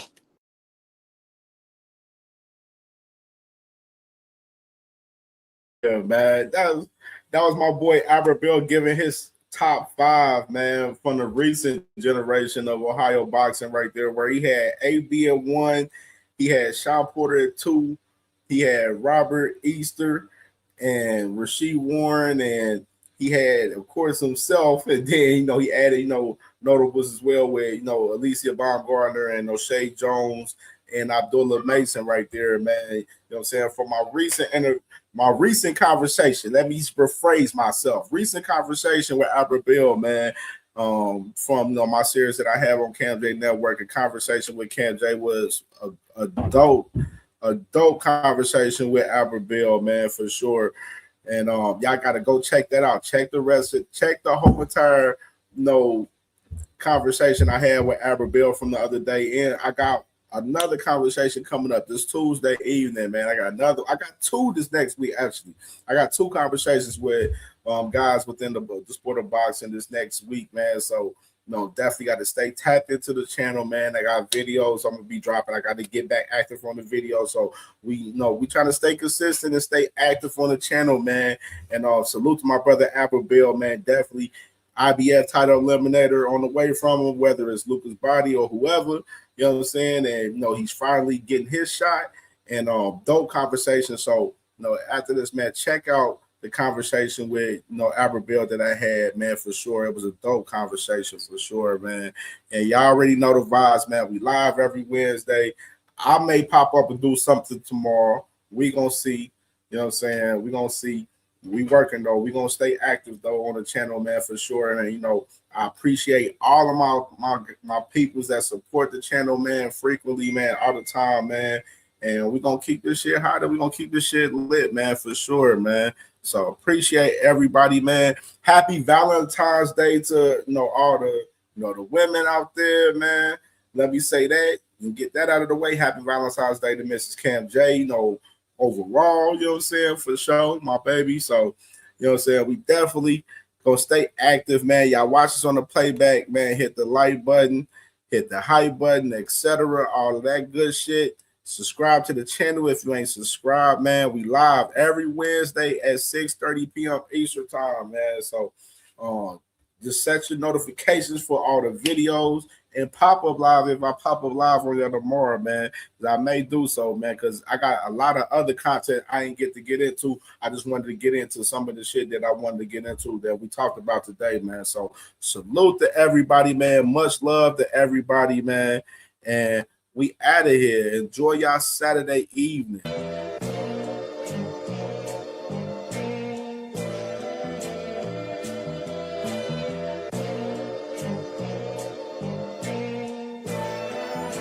All my life I had to be patient. Like Meek Millie, I was dream chasing. Finger to the law when I see haters. Oh, the feeling when you tell your niggas we made it. Ooh, baby. Ooh, baby. Ooh, baby. Ooh, baby. It's showtime like Kareem Lakers. I make a masterpiece, seem basic. No Meek Millie, but I'm dream chasing. Took the shortcut like Anita Baker. I want the bright lights that you see in Vegas. I need a big house with like 3 basements. Drop an M on the whip, think I'm speed racing. Don't know if it's the Transformer or the Green Ranger. My nigga Mac got the beat banging. Young nigga selling crack as a teenager. Had fiends playing baseball out here free basing. Had me showing off the rings like a Freemason. My mama gone, but I keep pacing. Trying to keep it all together like I need braces. Family calling when they need favors. When I was broke, they was acting like complete strangers. All my life I had to be patient. Like Meek Millie, I was dream chasing. Finger to the law when I see haters. Oh, the feeling when you tell your niggas we made it. Ooh, baby. And I wanted to say something real quick while I still got people in here, man. By the way, don't be afraid to follow me on socials, man. Follow me on Twitter, CamJNetwork, Instagram, TikTok, Facebook. You know what I mean? Don't be afraid to follow me on any of the socials, man. I am accessible. You know what I'm saying? I am on all of these socials, man. I am out there, man. So y'all got to a social handle on Facebook, Twitter, Instagram, TikTok, Threads, whatever. Follow your boy, man. I am accessible, man. So y'all want to hit up your boy, man. And I got content that I be, putting up on all of my socials as well, man. So definitely tap in with the channel, man. Much love to everybody. Enjoy y'all Saturday evening, man. And we out of here.